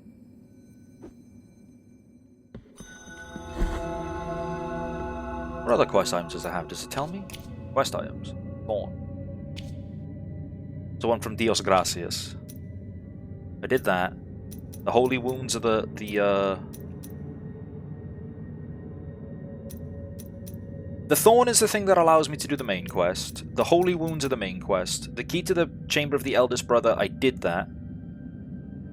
I did that one. Remains of the... Oh, who's Tentudia? I don't know who Tentudia is. And I don't know where this goes as well. No, it's not. No, this is number one. This is a sacrifice. So your egg sacrifice, don't know what you are, and this is to go get my rosary upgraded, which is up here. Wonder what aura farming during the Black Plague looked like, especially when you were asymptomatic and immune. Oh my god, I was trying to read and platform at the same time, and I just looked like an idiot. I imagine if you tried aura farming during the Black Plague whilst being immune, they just called you a witch and killed you anyway. And that's, you know, negative aura, being burned at the stake, that's not good. Fingers tie a new mystery. I'm assuming the bead... Return once you possess. May your heart... I'm assuming the bead is a side quest I fucked up. Of kind. Reaping guilt. Repentant parishioners. Reaping guilt. For gore. Okay, let's go see Egg. Where's Egg? Egg is down here. So it's called the Grievance Ascent. Let's go there. Instant aura depth, yeah. Nice illness. As you can clearly see, I am blessed by God and immune. Witchcraft! None are immune. The clergyman fell. Ah, beans.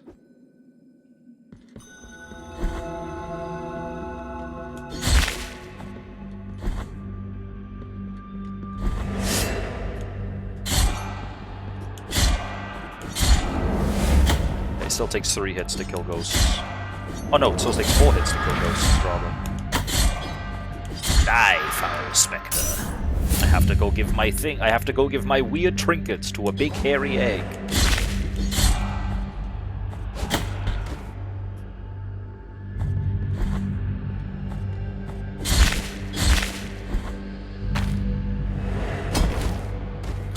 I went the wrong way. Shit. Oh, you foul specters.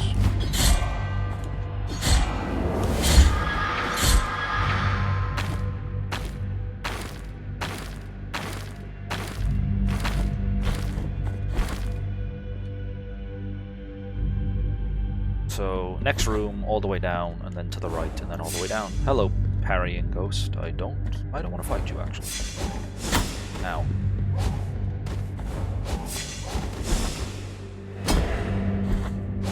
Ow. Ow. Don't make me do it. Don't make me kill again.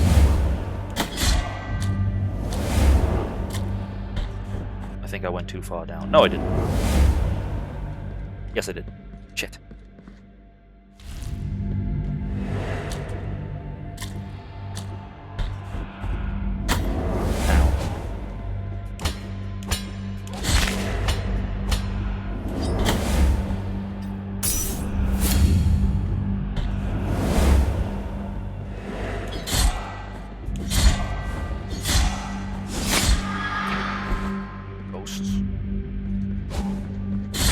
I should have rested near the fast travel spot, but I didn't. I think my last resting spot is still at the top of the mountain, so even if I use my spell to go back, I'll not really do anything.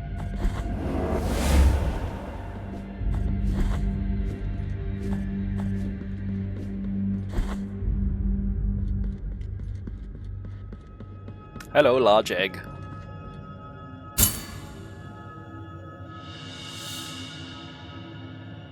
With this torn ribbon, I reject this bond with my betrothed.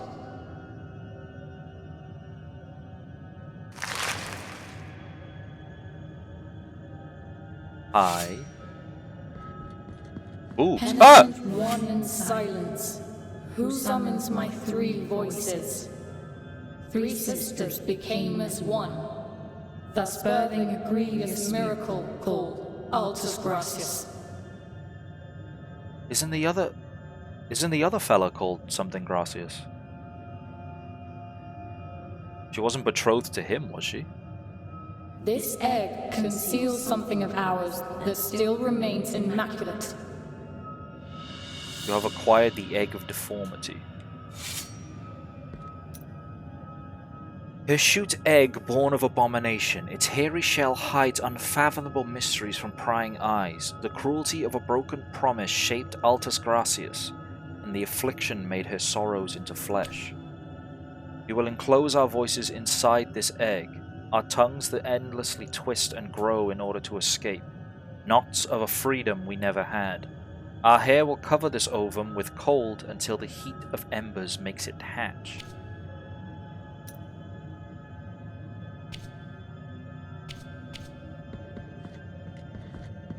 Take it with you, and thus take its purity away from us, for it is already too late for these deformed bodies.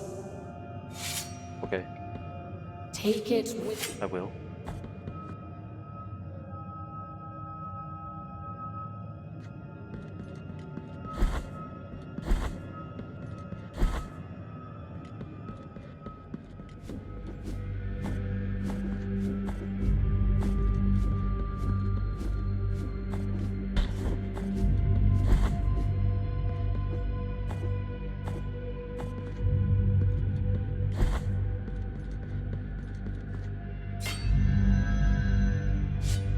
Are there any other side quests I have the ability to turn in right now? I probably do know who this hairy person is. This fucking what's her name? Fucking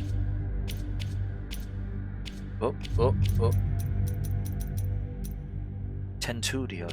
Wait, I've heard that name. Hatch with vague heat of embers is very vague. Would you like help with that? Yes, please. Thank you.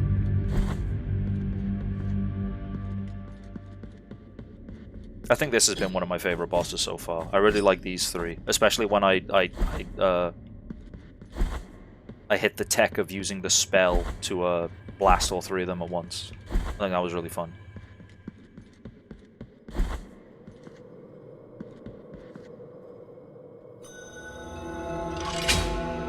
The mini-boss you fought in the brown area above the blue area burned a tree. I think you might have marked it.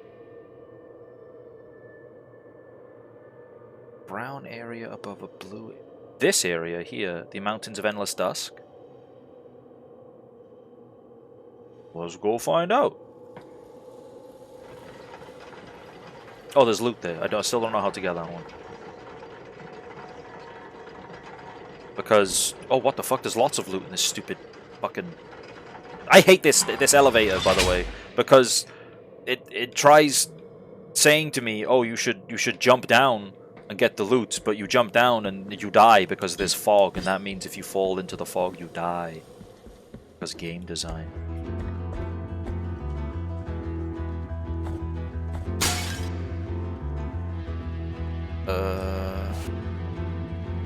Yeah, okay, I guess we're just going this way.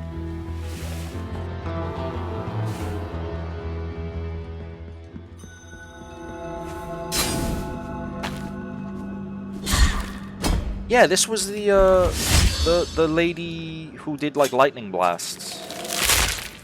Who I got the lightning relic from. I think I fought her here. Whoa. Whoa. Oh.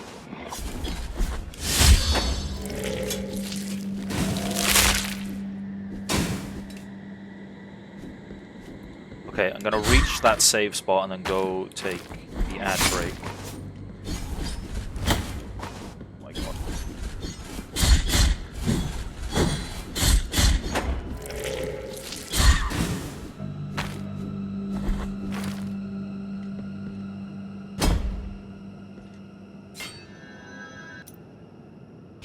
make sure I change my spell as well so I don't accidentally just teleport out of here.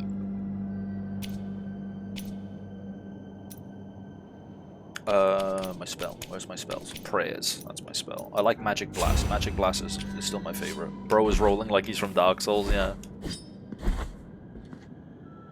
Right, I will see you guys in 3 minutes. I'm gonna go take my final, not my final break, I'm going to go take a break. See you in 3 minutes.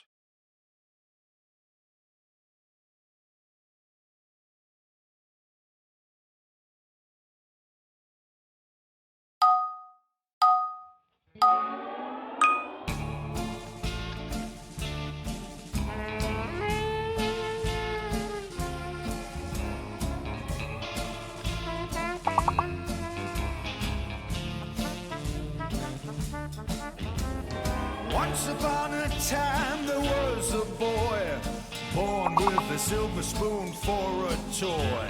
He grew up nasty and he grew up mean. He'd steal a baby's feet just to hear him scream. Learn to swindle what he needed. He'd take the eyes from Granny unimpeded. A kidney from your dad. He had no conscience, could never feel bad. Why does it bleed us dry? He gets away with murder. Yeah, gets away with murder. He lies straight into your eyes. He got from Granny. One of these days we're gonna murder. Squid did it and doo-doo. Womp, womp, womp, wow. Womp, womp, womp, wow. Ba-boom, ba-boom.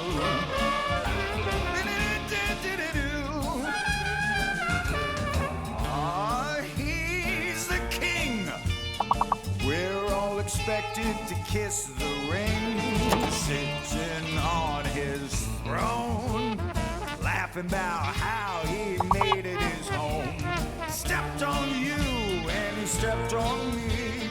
Doesn't care if you don't agree. He was born to wear the crown. He's a self-appointed monarchy.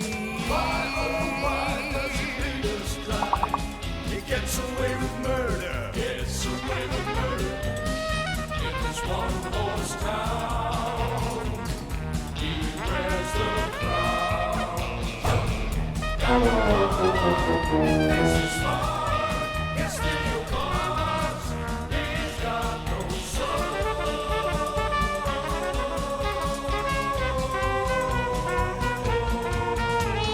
Swap diddly bop. Drop diddly bop.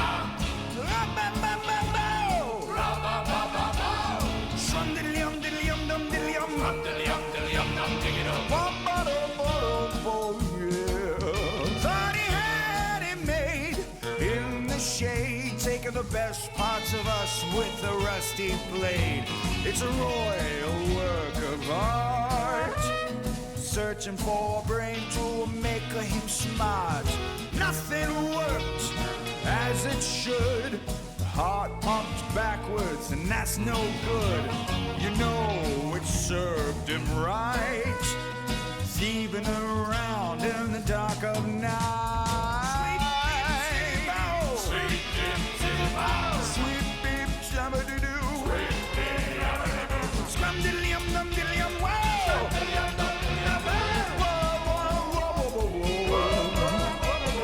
Why does it lead us dry? Gets away with murder. Gets away with murder. Lies straight into your eyes.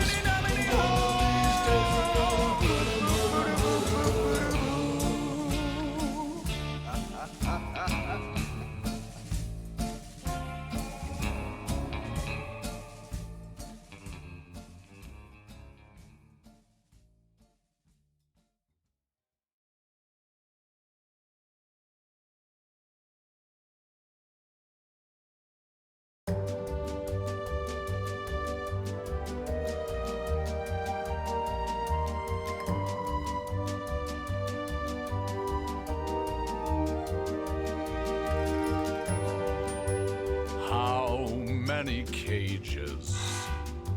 As far far as the eye can see, filled with fur and hooves and fins and fleas. What happens when we flip a switch and add some electricity? And shock 'em, and shock 'em, and shock 'em, and shock 'em, and shock 'em. The air is filled with smells of burning flesh and scales. The moans, the wails, the cries and screams, the look in their eyes when they realize they've landed in the litter box of broken dreams. Litter box of broken dreams. The poking, the prodding, the endless pain and sobbing. How can they stand the torture? Pull out their nails, chop off their tails. Maybe they're smarter, maybe they're stronger.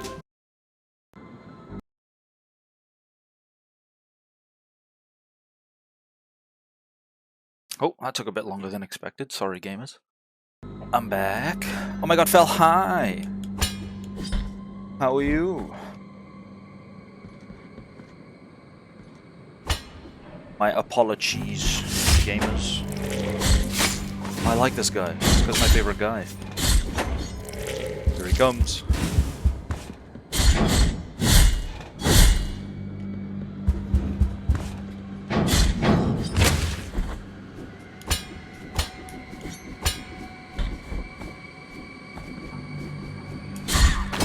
Oh shit. Don't. Thank you.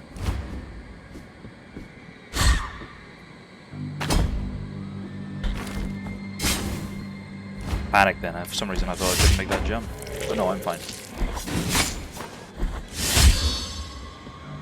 Let's rip off his head.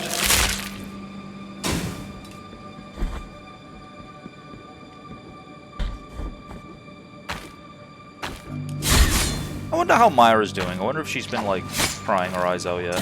Fucking god, I hate this enemy.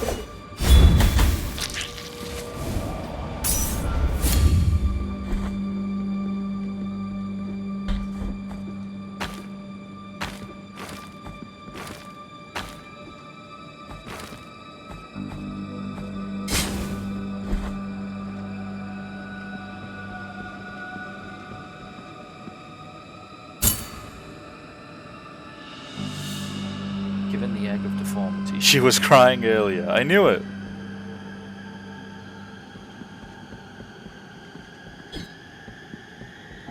Have to leave the screen and come back. Okay, do that. Do.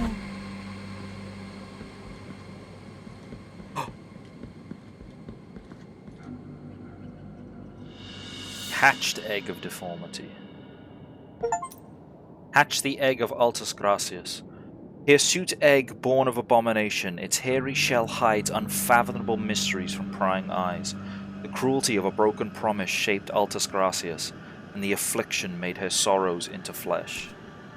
You will enclose. Okay, no, that's the same thing. Alright. I hatched the egg. Now what?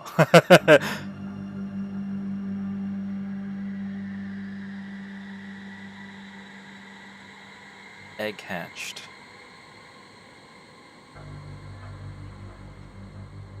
Yeah. Guess I don't need that pin. Do I take it back to her?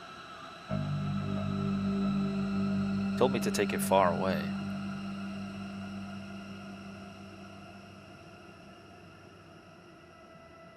Do you want to know what to do with egg? Sure, yeah. I honestly, I haven't got a clue. Also trying to think of who Tentudia is. I feel like I've met her, I just don't know who she is. Can't remember.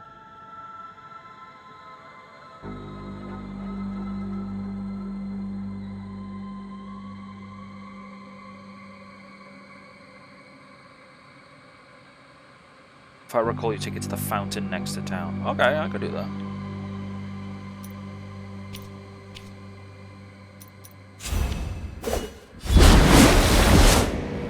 I love that spell so much.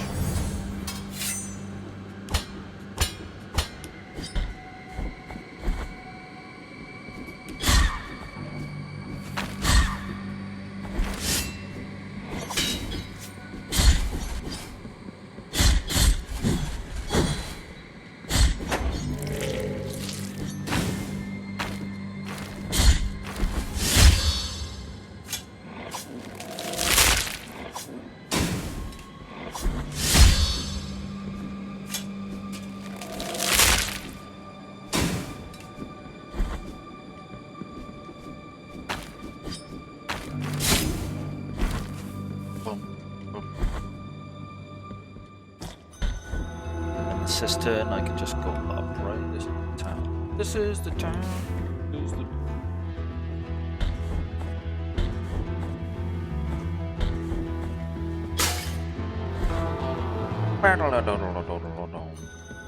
And go hand in my bones. Hello, Boneman. Here are my bones.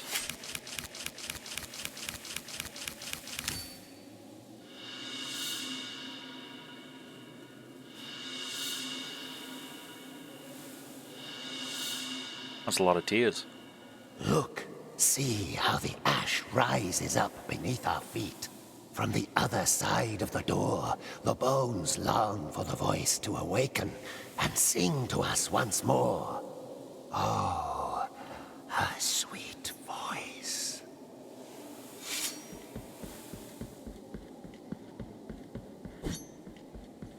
Is there gonna be a super boss once I get all the bones? I feel like... Am I like making a guy to fight? I feel like I'm making a guy.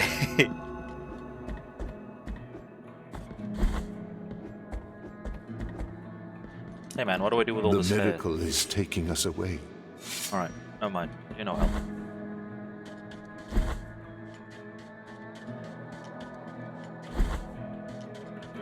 Wait, no, the fountain's on the left-hand side. Zoop. I remember the fountain. Maybe that's where I throw the hair. The hair of Tetsa, what's-her-face.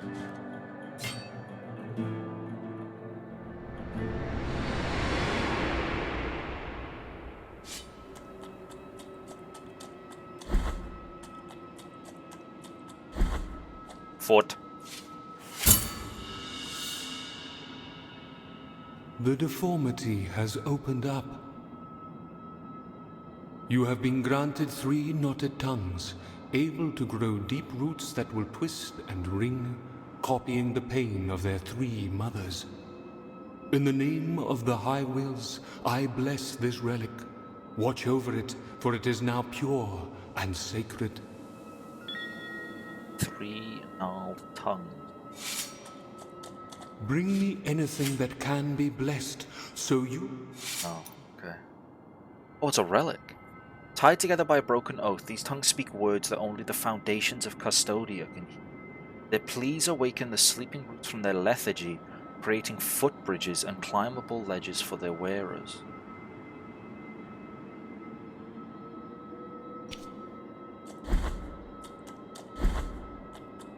That's when I saw, oh shit.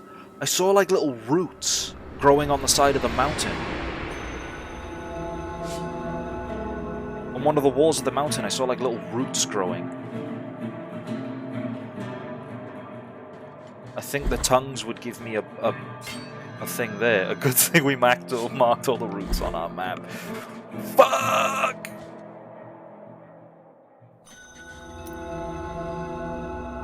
Don't worry, I have a holy spell, a holy trick. Locations to use 3 tongues. Blasphemous.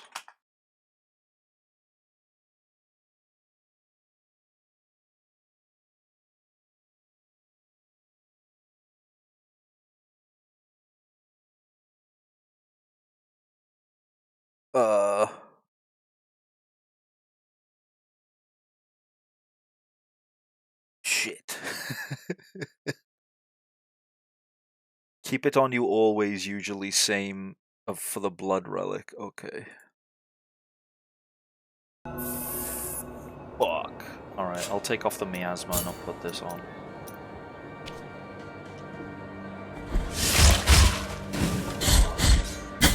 Ow.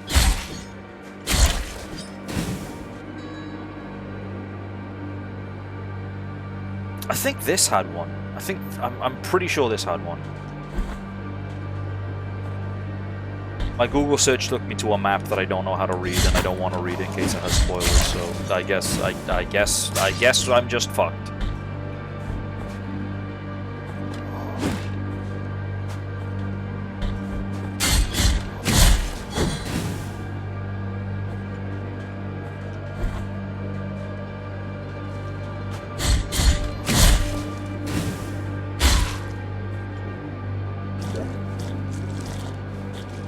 Also, there's always evil-ass crows watching me. I don't like them. I keep seeing them quite often, and they look evil.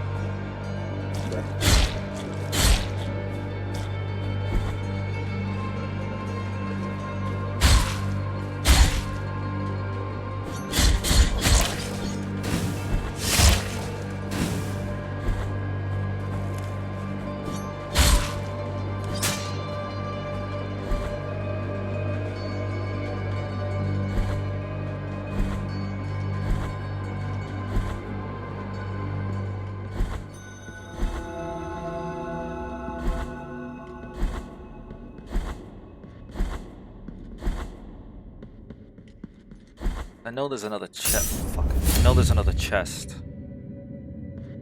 But there's another bit of loot in here.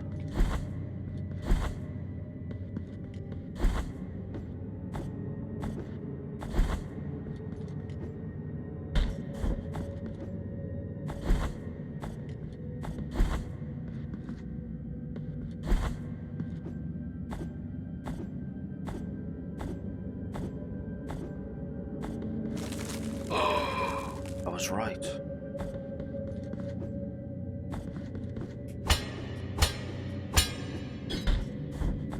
The ghost. Listen, my son, to the silence. It is an undulating silence. A silence where valleys and echoes slide. A silence that bows foreheads to the ground.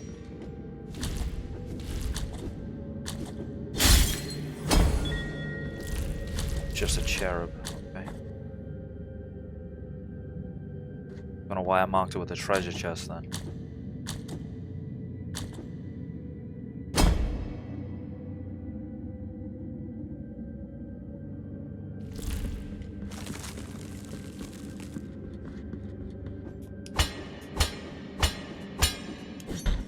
That's so annoying, man. No, oh well.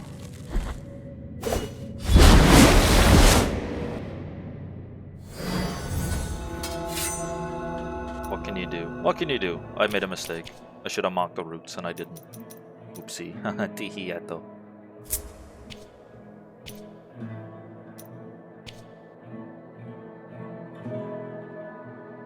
So where the gold symbol goes then.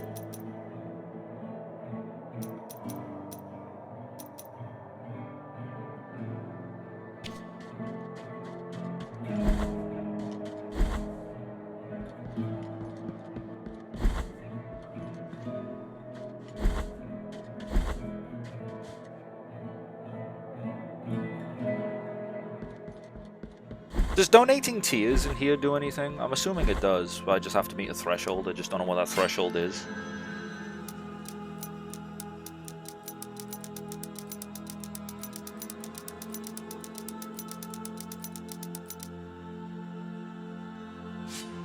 Ah, you thought I was gonna do it, didn't you?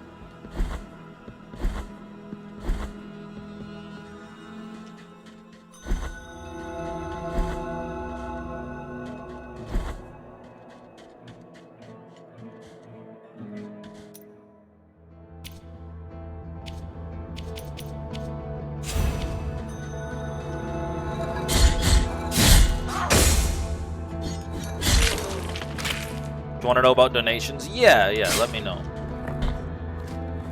Just want to know if it's worth doing or if I should hold on to my souls for 20k is the magic number. Okay, then yeah, I'll definitely hold on to my souls until I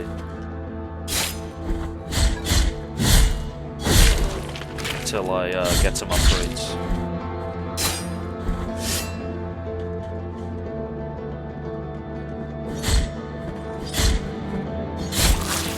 I know I'm basically asking you at this point, and it kind of like defeats the purpose, but these quest items, the thimble filled with the burning oil and the remains of Tetundia's hair, can I like turn those in somewhere and I've just forgotten, or shall I just hold on to them?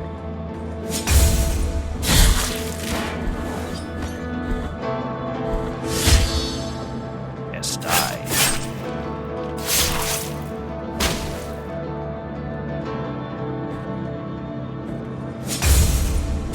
I don't think they're important right now.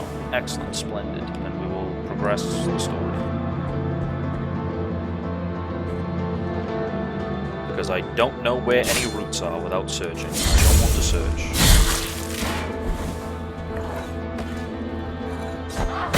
Ow. Ow! Fucking rocks at me. Jeez, dick. Oh, yeah.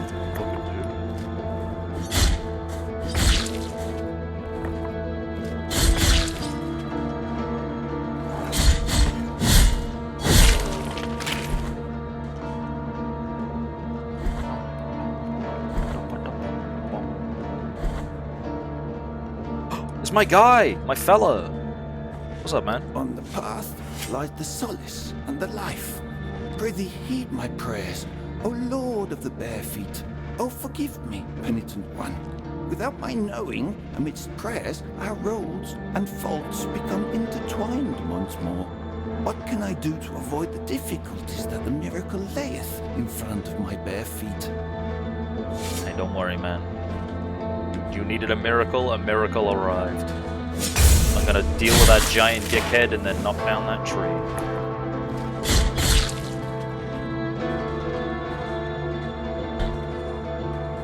Oh, that was close.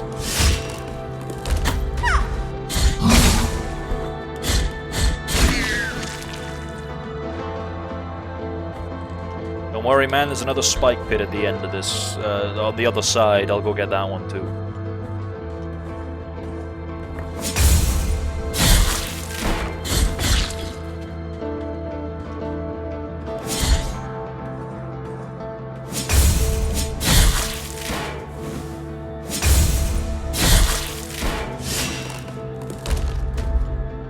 I hope you can jump.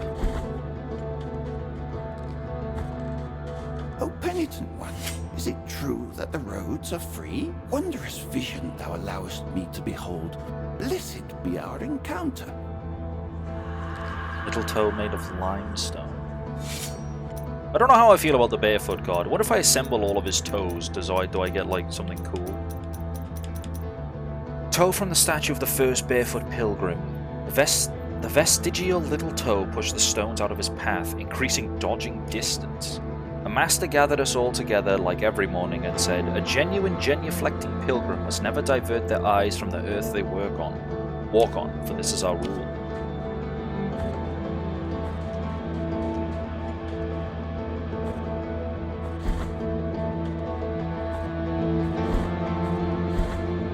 I like the toe man.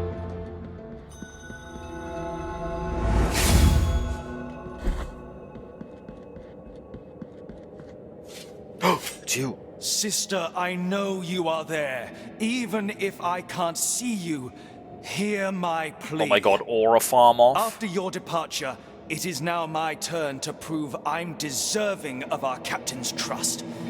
I will not fail, Chrysanta. And may the greatest of pains devour me if I let the penitents through this door. On your guard, penitent one. Purely hypothetically, if this game has multiple endings, would you want help with that? Yes, please.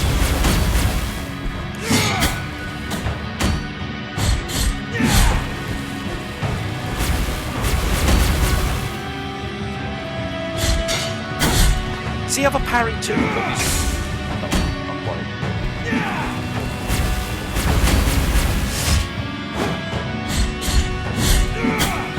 Just a regular swing, and I'm just gonna swing on it.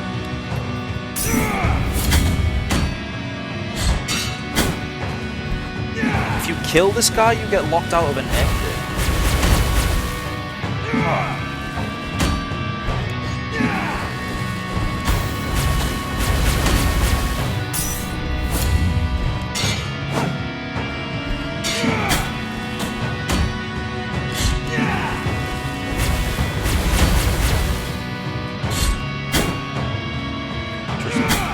My god.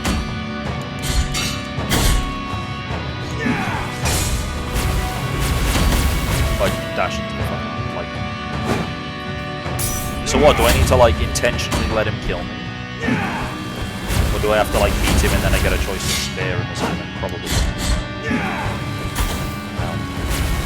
Ow.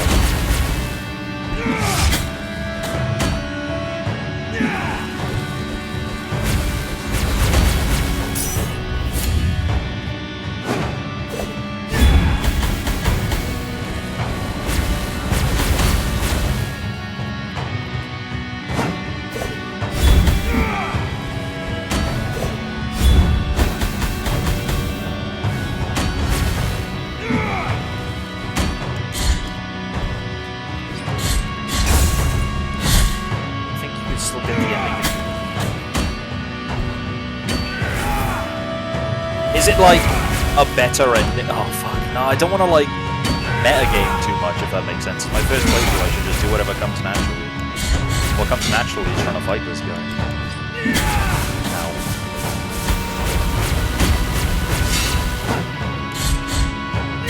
Ow.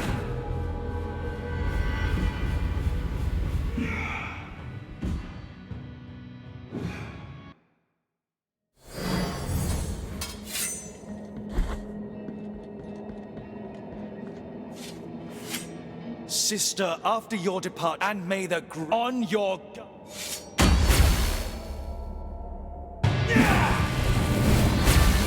Actually, can I just take a minute there, my guy?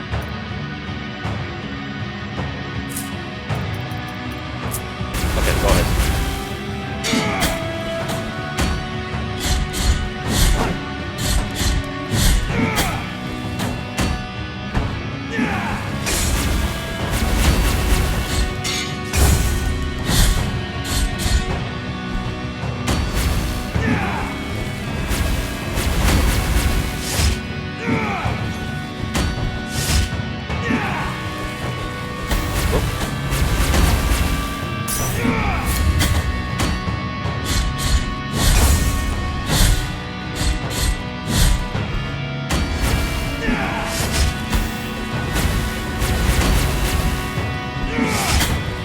That's cool. I don't know, this feels like an aura fight. Fuck.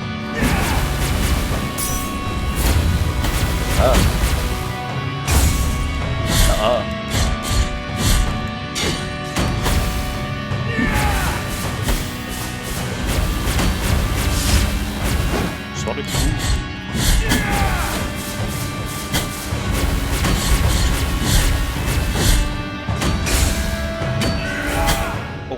Ah, he killed me! Fuck, I was just focused on parrying.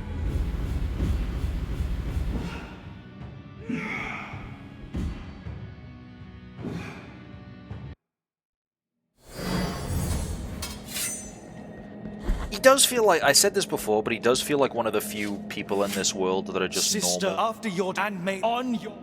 Obviously he's hearing his voice.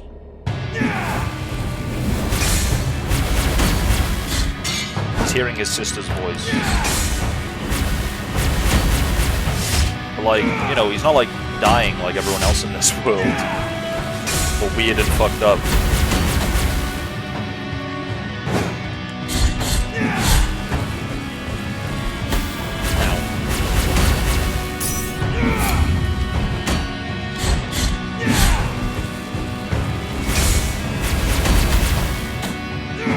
It's a multi-step DLC thing you're likely to miss. Okay, well, I suppose I can't be too mad if I miss it. Where am I?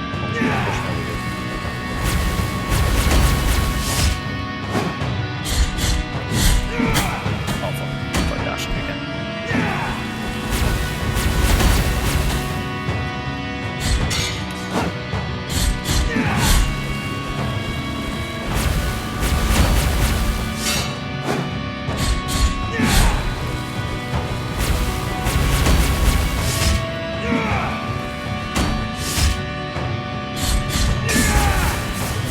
Sonic Boom. Sonic Boom.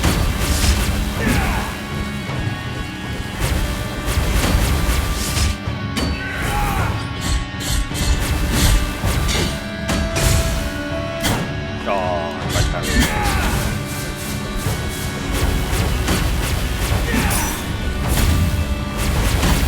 Perhaps a hypothetical new game run plus someday. Yeah, I think I might. I definitely want to, considering you said New Game Plus has exclusive bosses. But yeah, I think with that in mind, unless I'm going to do something like remarkably stupid and like bad ending coded, if that makes sense, I'm just gonna do what comes naturally, and what comes naturally is killing this guy. Sister! She's alive!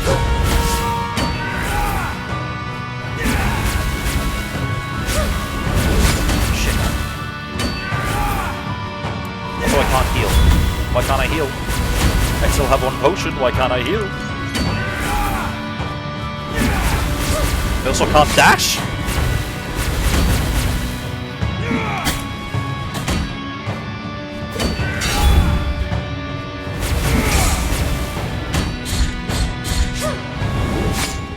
Okay, alright.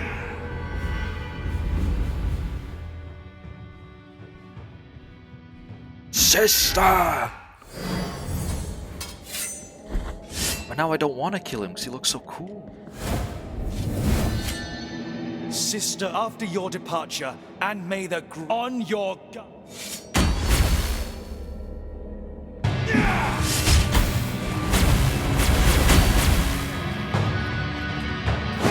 I pushed the potion button on the parry button.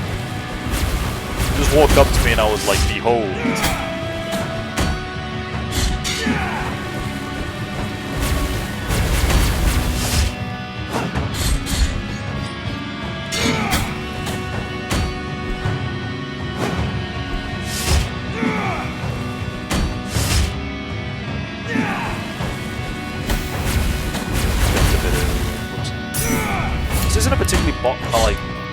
I keep pushing the wrong buttons. It is a hard boss fight when you fucking make it hard, man. Like, he has, like, easy enough attacks to dodge. Just dash attack on him. Ow.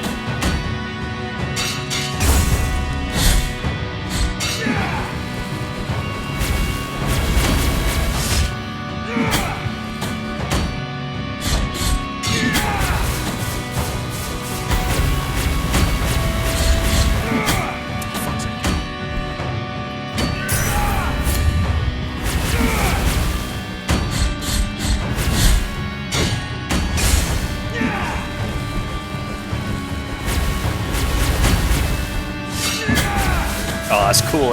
It's cool how his own giant swings like deflect my blade.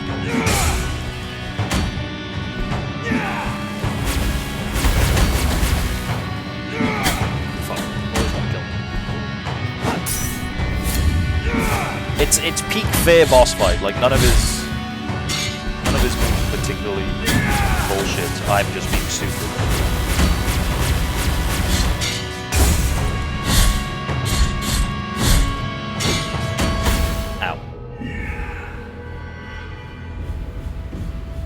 Okay.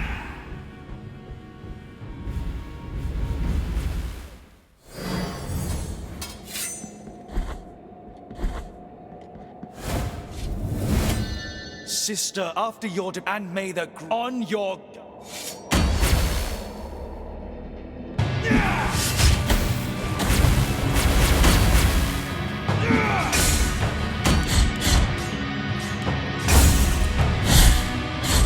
Mashing parry in his face there, to be honest.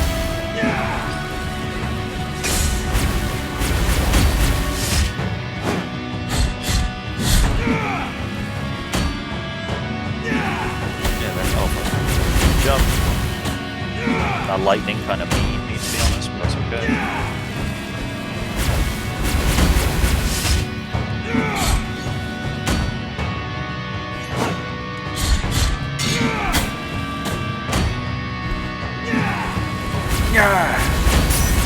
Oh.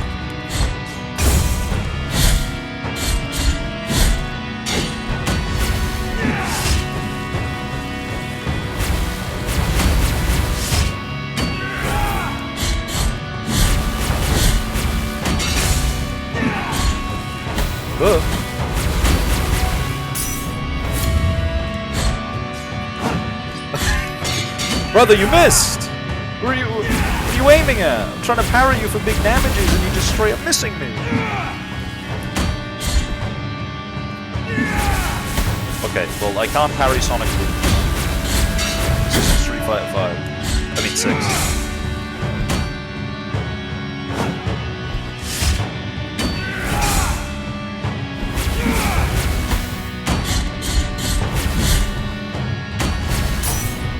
Go ahead, summon him. See if I can.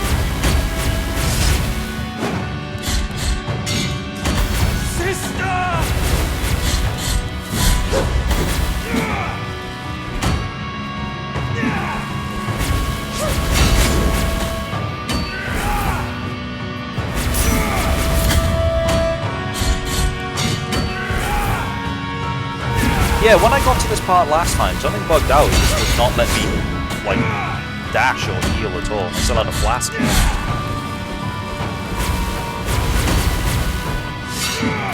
Oh, nice.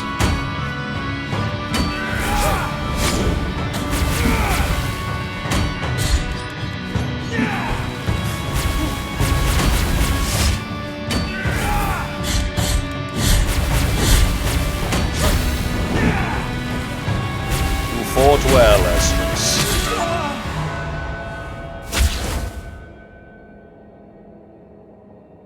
Sister, forgive me.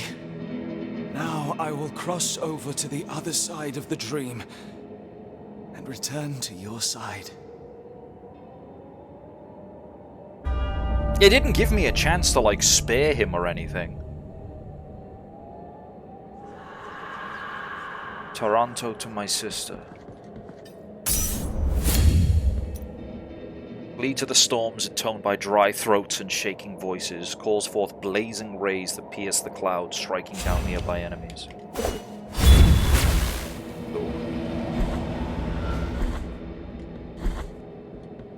What am I meant to do then? Like, oh, for future reference, what am I meant to do to not kill him? Do I just have to, like, run and leave, or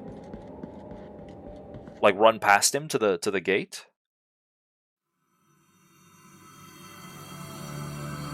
I feel my blood turning into black sand, and my aged skin into reddish bark. Yup. Ferris tree. Sacred light stains the highest branches of the iron tree. Its brilliance penetrates its walls into the hall where she rests, shrouding my eyes in purple darkness. Then I guess we're going up. No, we're not. We're going to this room. It has a fast travel.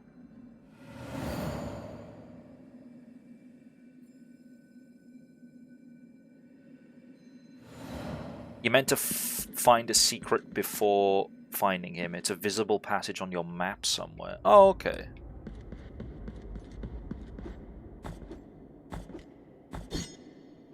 Well, he's dead now, so I guess that's a problem for future playthrough, Kita. Oh, you again. Those you have removed from punishment were Perpetua and Esdras, foundling siblings who went on to be part of His Holiness God.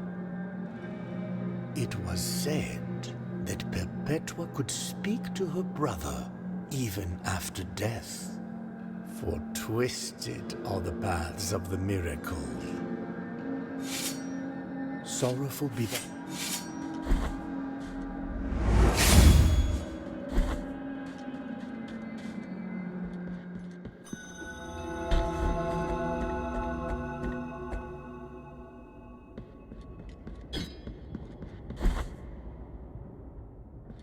Whoa, all of the dawning.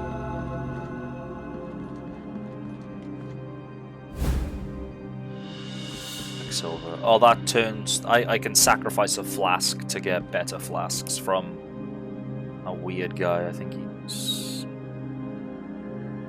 I don't know where he was. I think he's this one? No, that's a shopkeeper.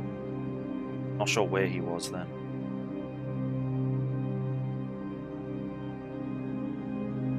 Is it him? I think it's that. The red thing.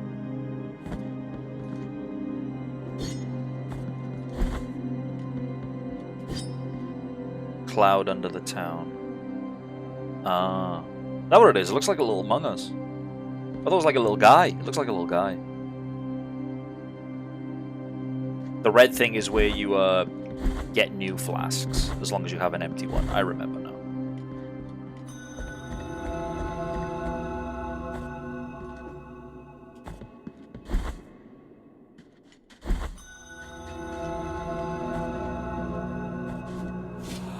On this sacred floor I will be safe. They will hear neither my footsteps nor my fear. The miracle wanted the oranges from those trees to make no sound on falling, so that only... Fuck! So that only the wind through columns and buttresses could be heard. Now I hear only the horrific screams sorry, of those punished by the miracle. I will wait patiently. God damn it.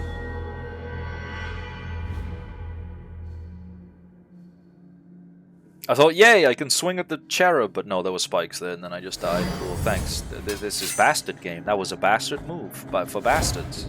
That's what you are, game. Hello, friend? Definitely not friend. Why are you running? Why are you running?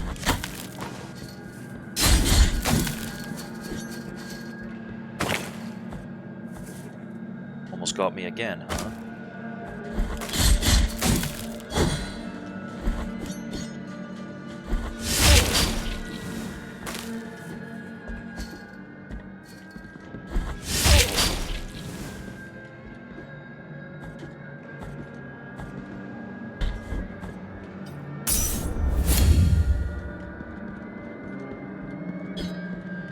Man, this place seems all kind of fucked up. Okay, I can't make that. I do need a double jump, if there is a double jump in this game.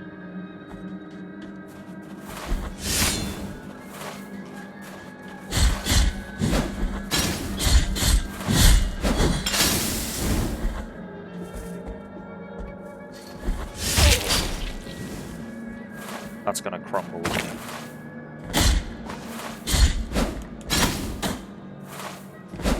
No, don't grab the ladder. I want you to upswing. Oh my god. Whatever, yeah, that'll do.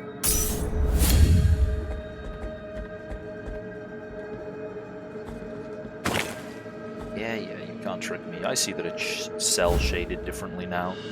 Fibula of Risp, the Ranger. Risp's Grimshaw was known for his reckless nightly walks in the woods. He said they helped him think about what was beyond. Oh, what was beyond even the high wills.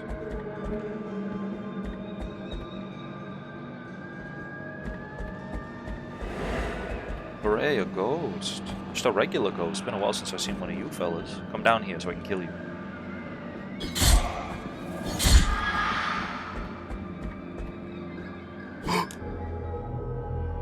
I bumped my head. God damn it.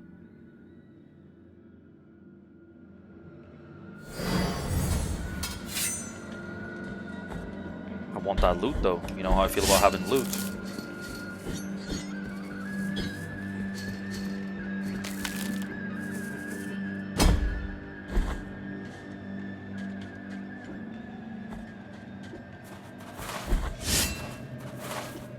Kind of a little run back to get set.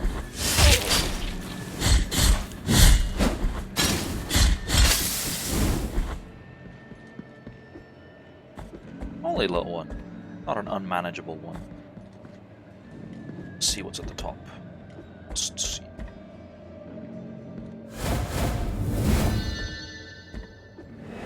Oh, there's a ghost. Don't do it. Don't do it! Oh. Solid ground, your one weakness.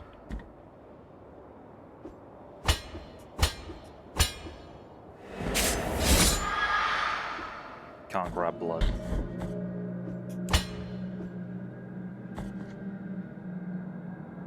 Do I have to take it off? Do I have to take it off only to put it back on?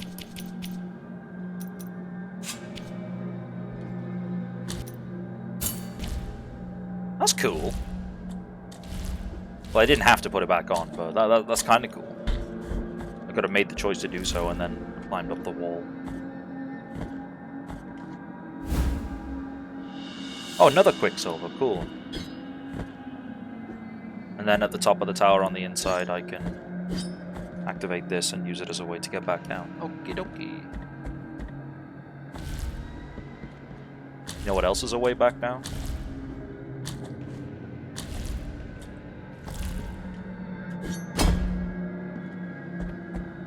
I didn't feel brave, actually. I didn't feel brave at all doing that.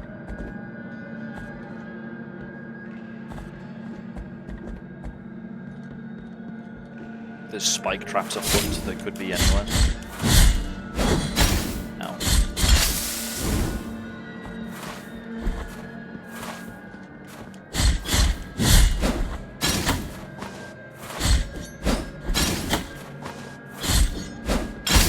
Ow. Dick.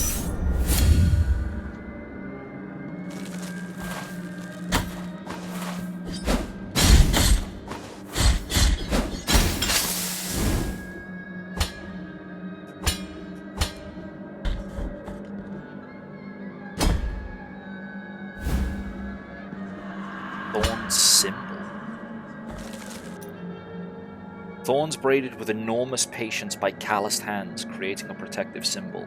Only unwavering conviction could prompt the creation of an item like this. And these feelings... Oh my word, excuse me, what is wrong with me? And these feelings permeate its prickly surface. It protects its wearer from damage through contact. That seems hella good. I will take off lightning and I will put that on. I'm still inside the creature. I can hear its roar outside. I can hear the thunderous beating of its heart. I just wanted to sleep, but I saw the miracle in my dreams. It spoke to me. That is why I lie down in the lady's open arms, but the miracle appeared to me again. It was more and more tangible. Then I woke up, but I was no longer myself. I was a prisoner trapped inside a rooted body. A body immersed in constant anger, in constant pain. I am awake in a sleeping body. Terrifying. Silksong would never, yeah, Silksong would be like, activate this to take 2 masks of damage at any time, because fuck you.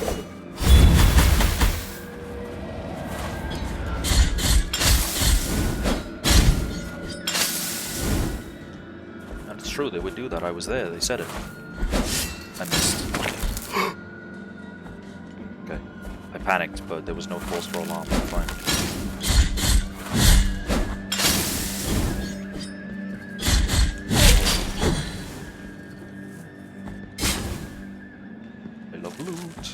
I love loot so much. Olive seed. It's just more food. Or mashed into an oily unguent, essential to the bag of any healer. Confessions of Tieso, Part 4. On one of the nights during which the young man agonized amidst terrible febrile tremors, with wounds that plagued his body spreading more and more, I approached him so distraught that I held him in my arms, and, shedding tears, I kissed him on the forehead. While I felt the ardor of his forehead on my lips, I noticed the young man was opening his eyes and looking at me, his agony apparently gone all of a sudden.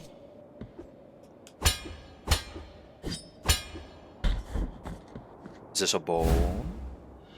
It is. Triquetral of Luca the Tailor. He dreamed all his life of making beautiful clothes for the nobility, but nearing the day of his death, the only thing he had the opportunity to sew were San Benitos. I don't know what those are. I'm assuming it's some kind of funeral attire for himself.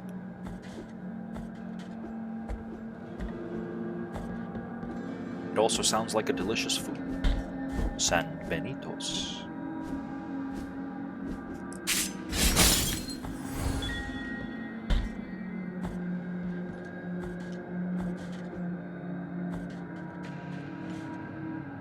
I'm hungry. I could really go for some San Benitos right now.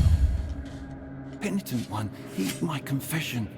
Cowardice taketh root inside of me in the face of this new test by the grievous miracle. Who are we pilgrims, if not sinners, who have chosen wandering as the gentlest of penances? Oh, let my bent back cover my tears. Penitent one, may thy trade silence. Little scared? You little scared baby? Okay, well, to be fair, I wasn't expecting the creature.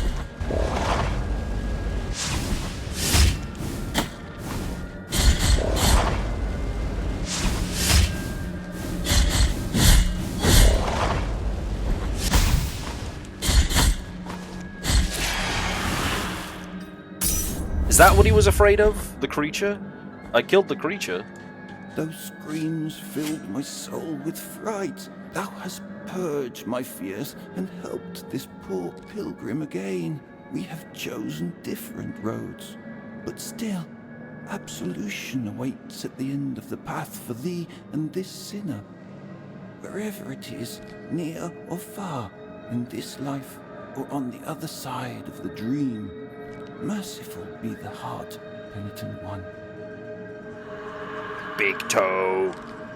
I'm the big toe, see? Remember that guy from fucking Courage the Cowardly Dog? Nah, the big toe. Toe from the statue of the first barefoot pilgrim. This strong big toe left its mark on the secret routes, adds extra thrust while in the air. What does that mean? Let's take away protection from flames. Extra thrust? What? So like,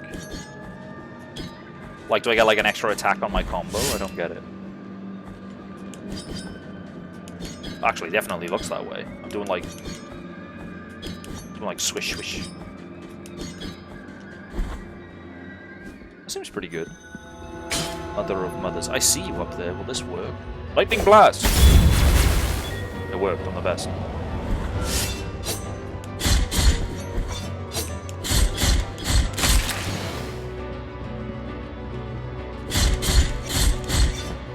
Ow. Ow.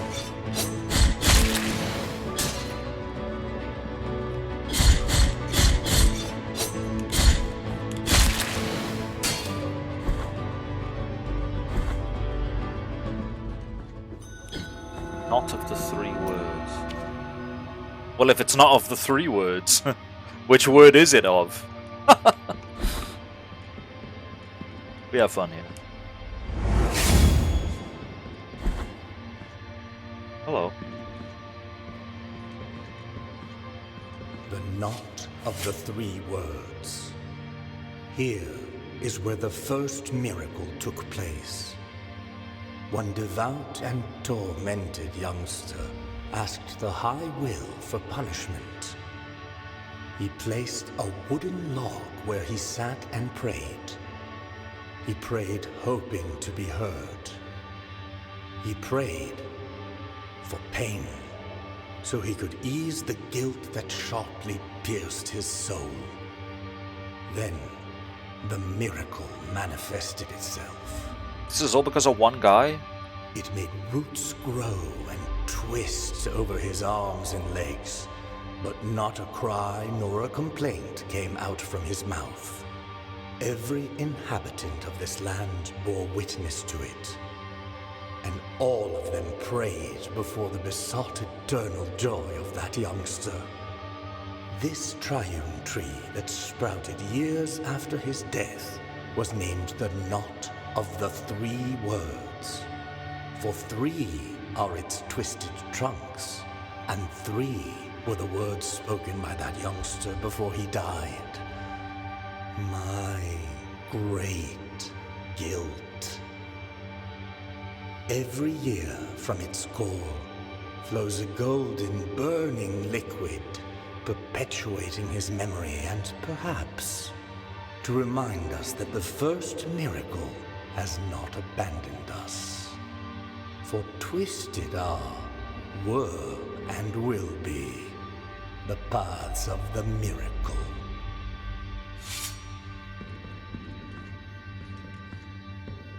The knot of the 3. He placed, he prayed, it every, this trunk, for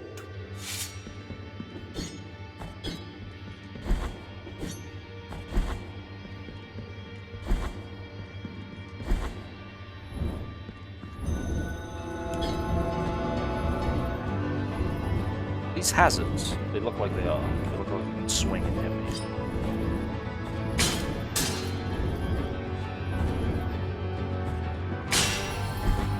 Devout young man caused all of this pain. Well, not really. Caused it in a roundabout way, I guess.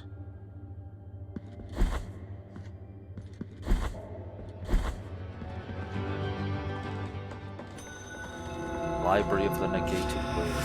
I hear them reading, they mutter the forbidden writings. It is a constant murmuring whose echoes once inside my mind refuse to leave. I know that my curiosity will kill me if my madness does not do it first. Oh, those look like ghosts. I ain't going down there. Tackle this first area first. Back from work, how is the dear friend? I'm alright.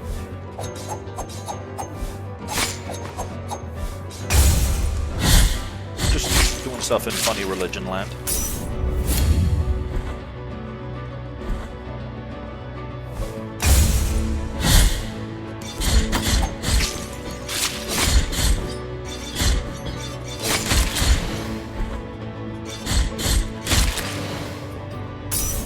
I think I'm progressing in terms of both story and a lot of side quests, so I'm a happy boy.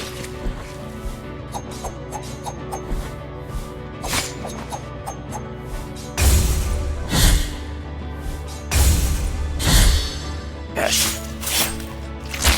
Oh my word.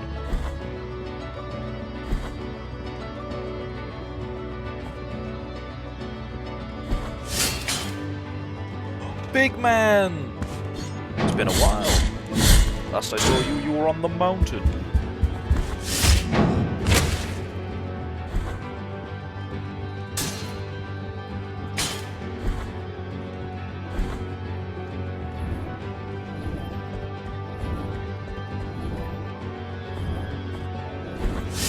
Oh, I thought there was a secret there. I thought it was going to be a genius. Elevator, though. Elevator where? Down. Connecting to chat. Have I died? Hello? No, I haven't died. I'm fine. Where the frick am I now?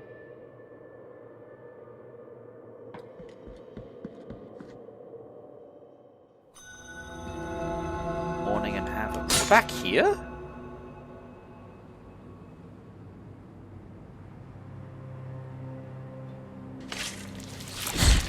Slime men? Ah, more sea area, yeah. Well, I am nothing if not curious.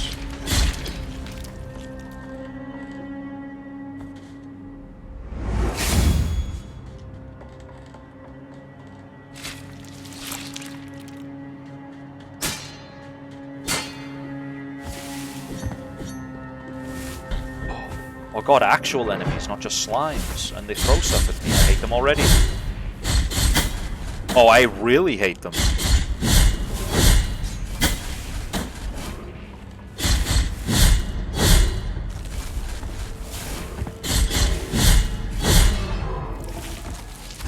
Okay, normally everything I touch dies in like one combo. That guy took like 4. So maybe I shouldn't be here.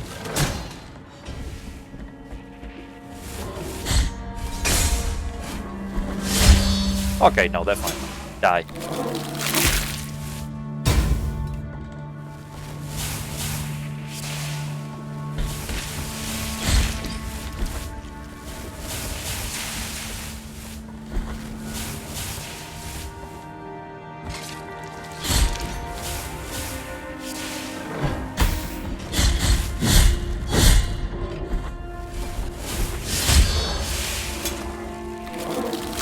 As I defy gravity to slay you.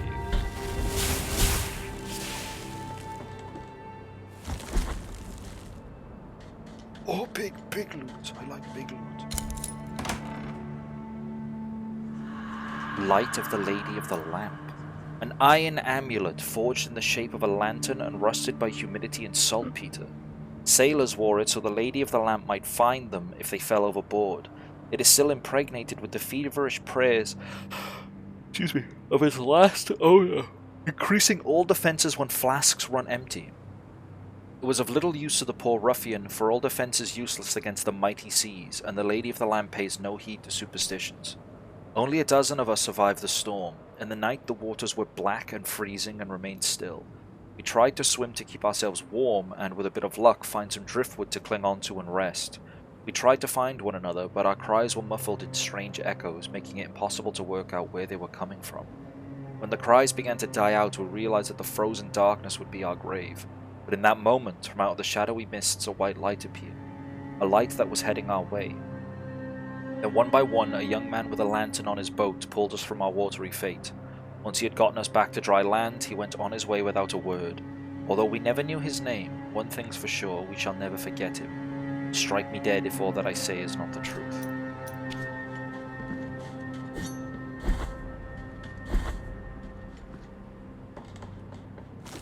Ugh.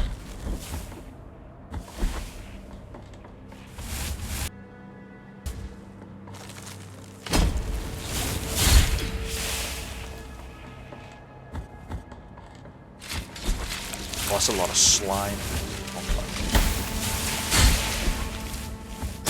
Gone, little slime man.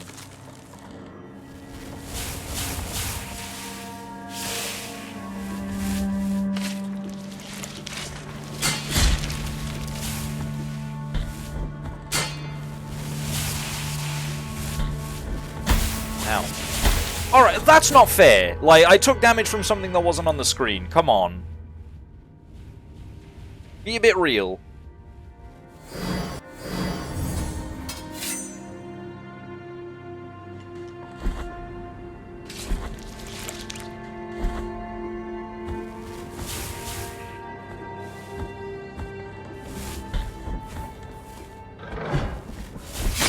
Oh, how much damage did that do?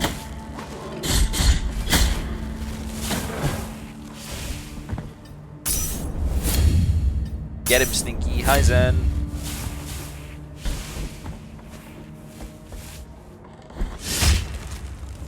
Yeah, why is this guy just such a hard case compared to all the other anchor throwing fellas?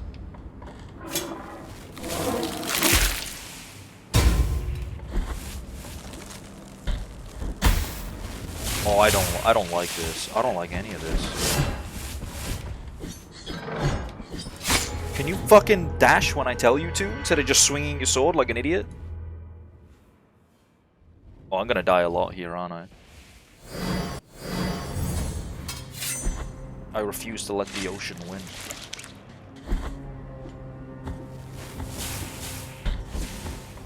Wouldn't be the first time I've gone to war against the ocean. Fucking ow. Ow. Ow. So this is actually a DLC area. I am not going to the ocean. Got it, thank you. I will go pray. I think I will go to a fast travel area and go pray. Get my soul back, get my magic bar back.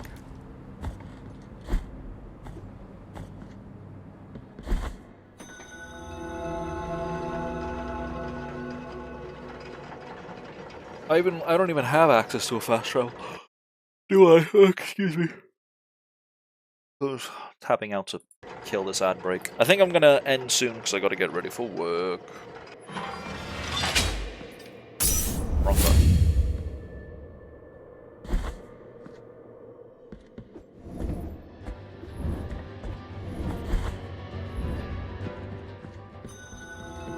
All the tears of the sea. Oh, baddie alert. Hello.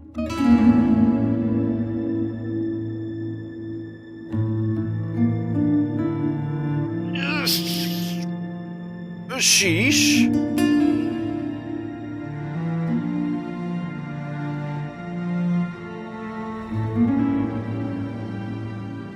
Faceless warrior, stay thy course.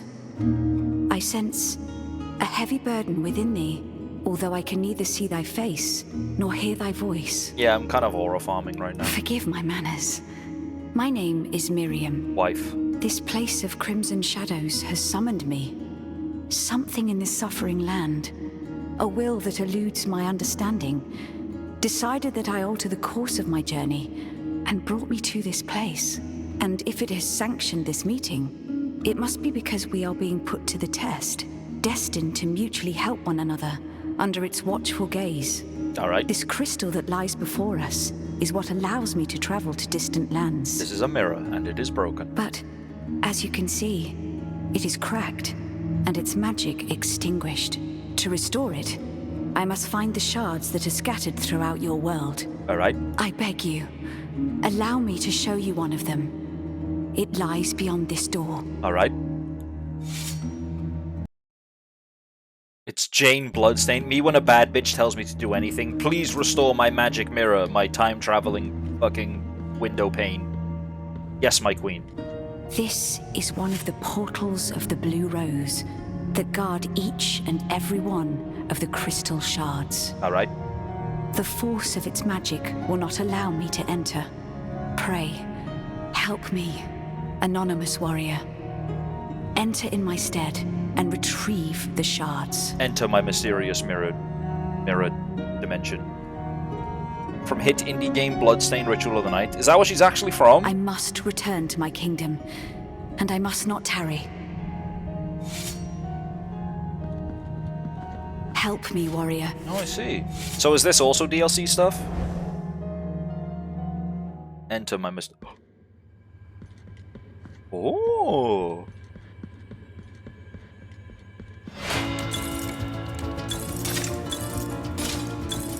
I don't know what I'm doing.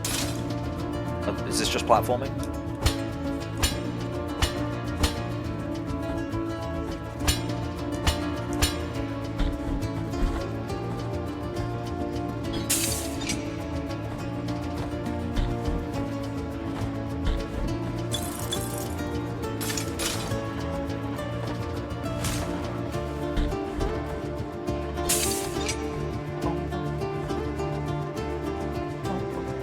like the OST.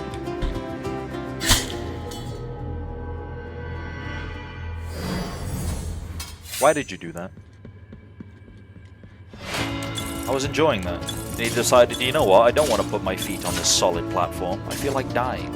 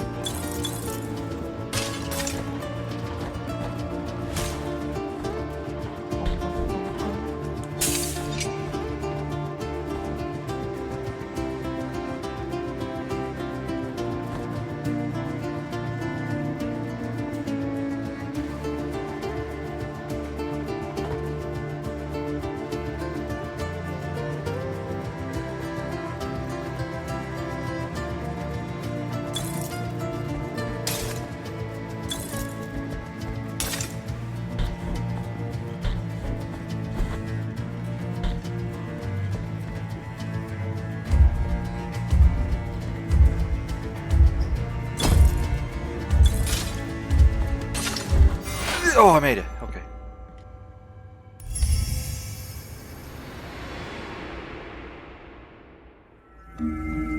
Oh, so there's not many then. Okay.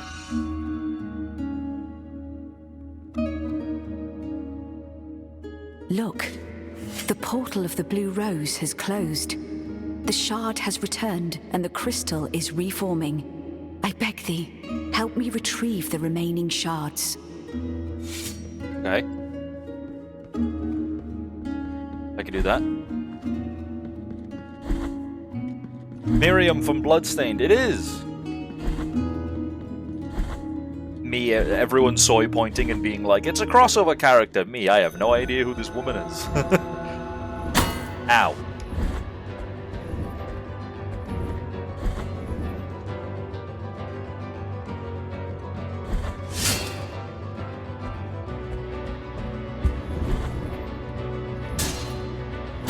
Ow.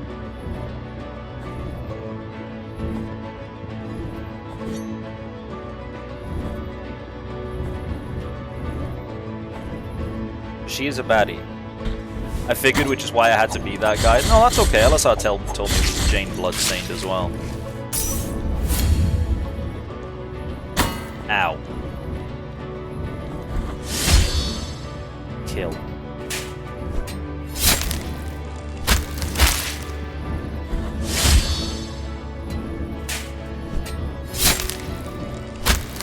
Right, when I next find a safe spot, I'm probably going to fall in there so I can have a shower and chill out for 5 before work.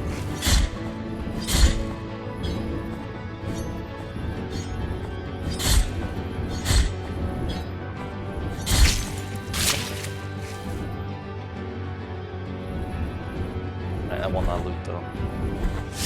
Which is why I didn't bother to stop for this ad break, but it's not like we're missing much anyway, it's just a little bit of platform. It's a treat.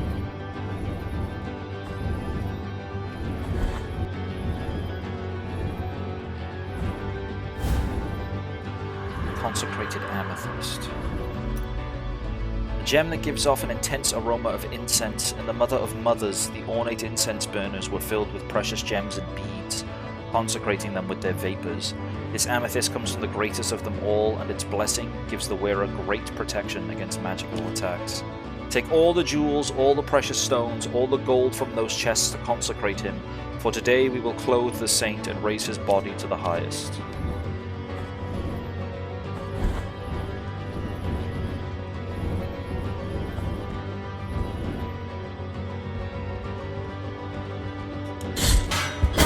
Ow. Bong.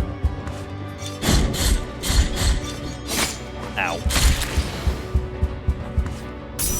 The bow is actually shorter than the item description, yeah. Shit, I think I missed it. Don't bong me.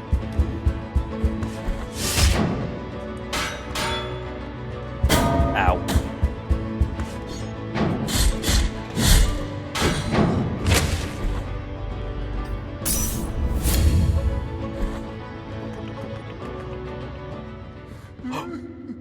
He's here. What is wrong, sir? Oh, my sins.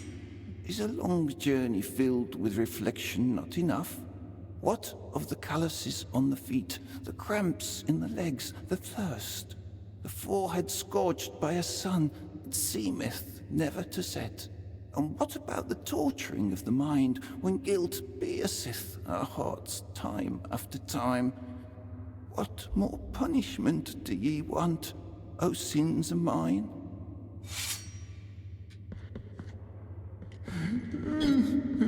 What does he want? Thou art before the first pilgrim, the first of the barefoot rule, master. Hi, Jack, my errant handsome friend. You think I'm handsome? Blasphemous is really fun. I'm really enjoying it. This old limestone statue was erected where the pilgrimage of the master ended, where he took his last step.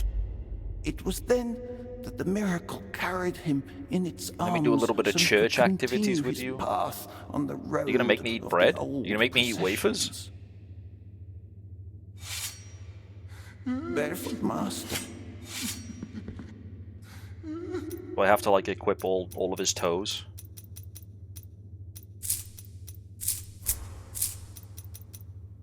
And the big toe.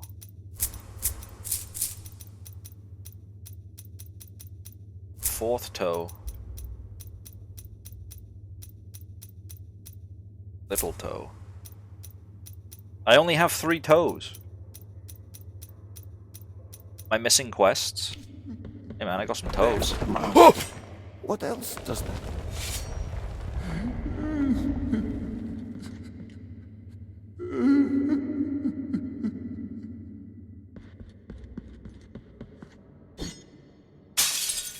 Gimme. Nail uprooted from dirt.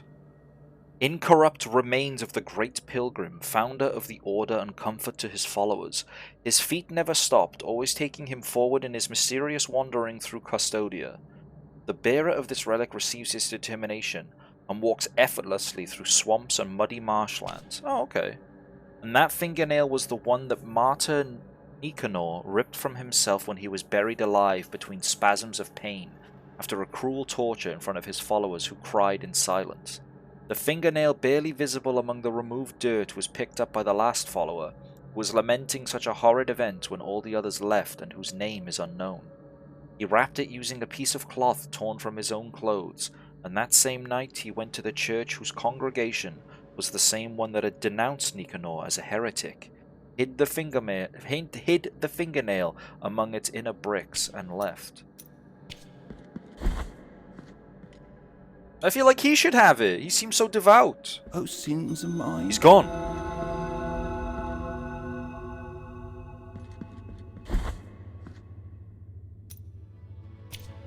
I can take off these toes. Well, I like the big toe. That one's good. I can't remember what I had on. I think these are the ones I had on.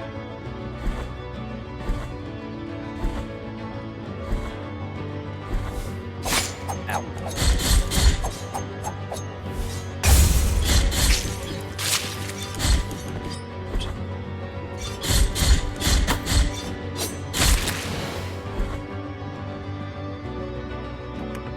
I only have 3 toes, KitaArias, it's true. Oh, of course, the giant sensor, yes. What?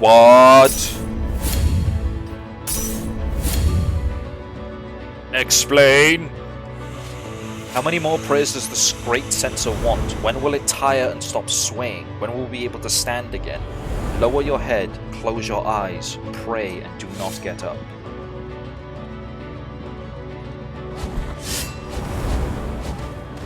Oh, there's blood platform. There's just so many guys. It's a guy extravaganza. And they all want to push me into the path of the great sensor.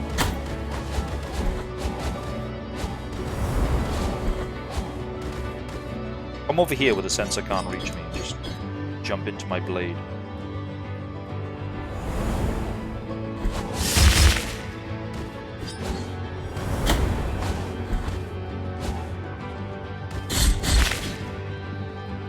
I want to see what's on those blood platforms. I love loot. You know how much I love loot. Not loot.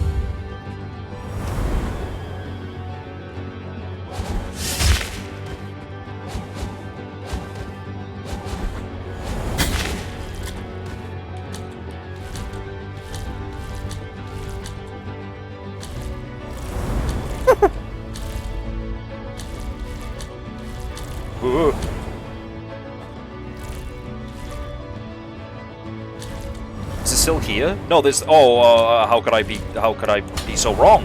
I was confusing the Great Censor with a different Great Censor. Or is this the same one? This is just the apex of its swing. It's probably the same one. I'm just molding for no reason.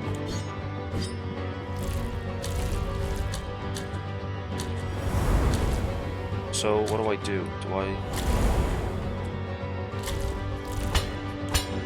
It can't reach me from... I die if it touches me? Okay, no.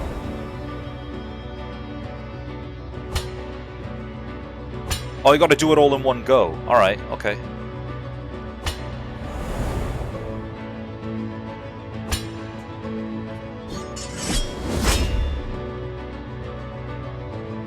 So when's the best time? I don't know. I don't know when the best time is. Maybe now.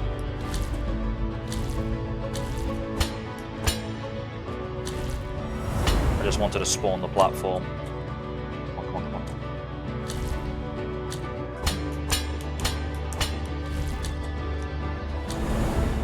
Ah! Ah! Can a great censor get demoted? To a regular censor? Yeah, they just shrink it down. Oh hell no, I'm back in the soup. You know, Blasphemous, I'm really trying to end my stream and get ready for work, but you're making it so difficult with all of these great censors and things to explore, but lack of safe spaces.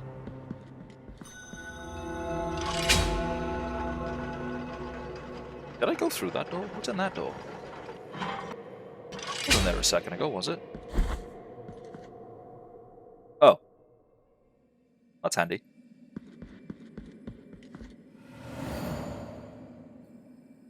I'll be back for you, Great Censor. I should mark what a Great Censor is so I don't forget when I start my next stream. Oh, I died, so it marks it for me. Genius. I'm a genius, I say.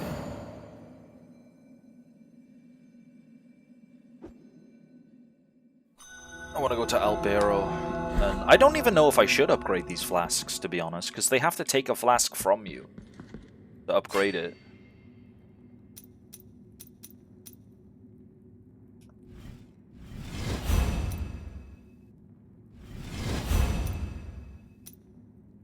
And I feel like...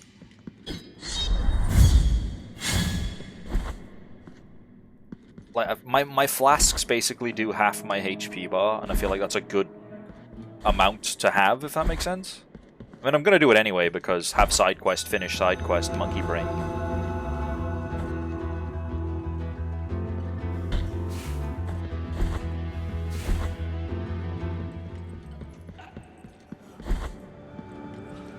Face. I need money, never mind. Goodbye. Bring me the Quicksilver. Bring me the Quicksilver. I brought you the Quicksilver, now it's just the money that you want. You greedy bitch.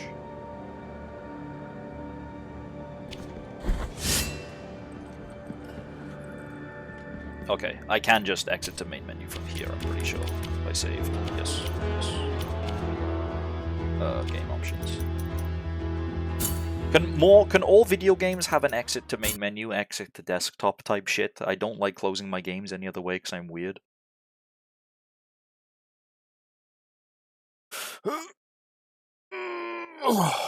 Right. That's the stream. Thanks, guys. Wow, I had a great time. Did you have a great time? I got a little bit lost and I didn't mark any of those routes and now I'm annoyed, but that's okay. Also, I need to finish writing this report because somebody on Steam is impersonating me like a fucking weirdo.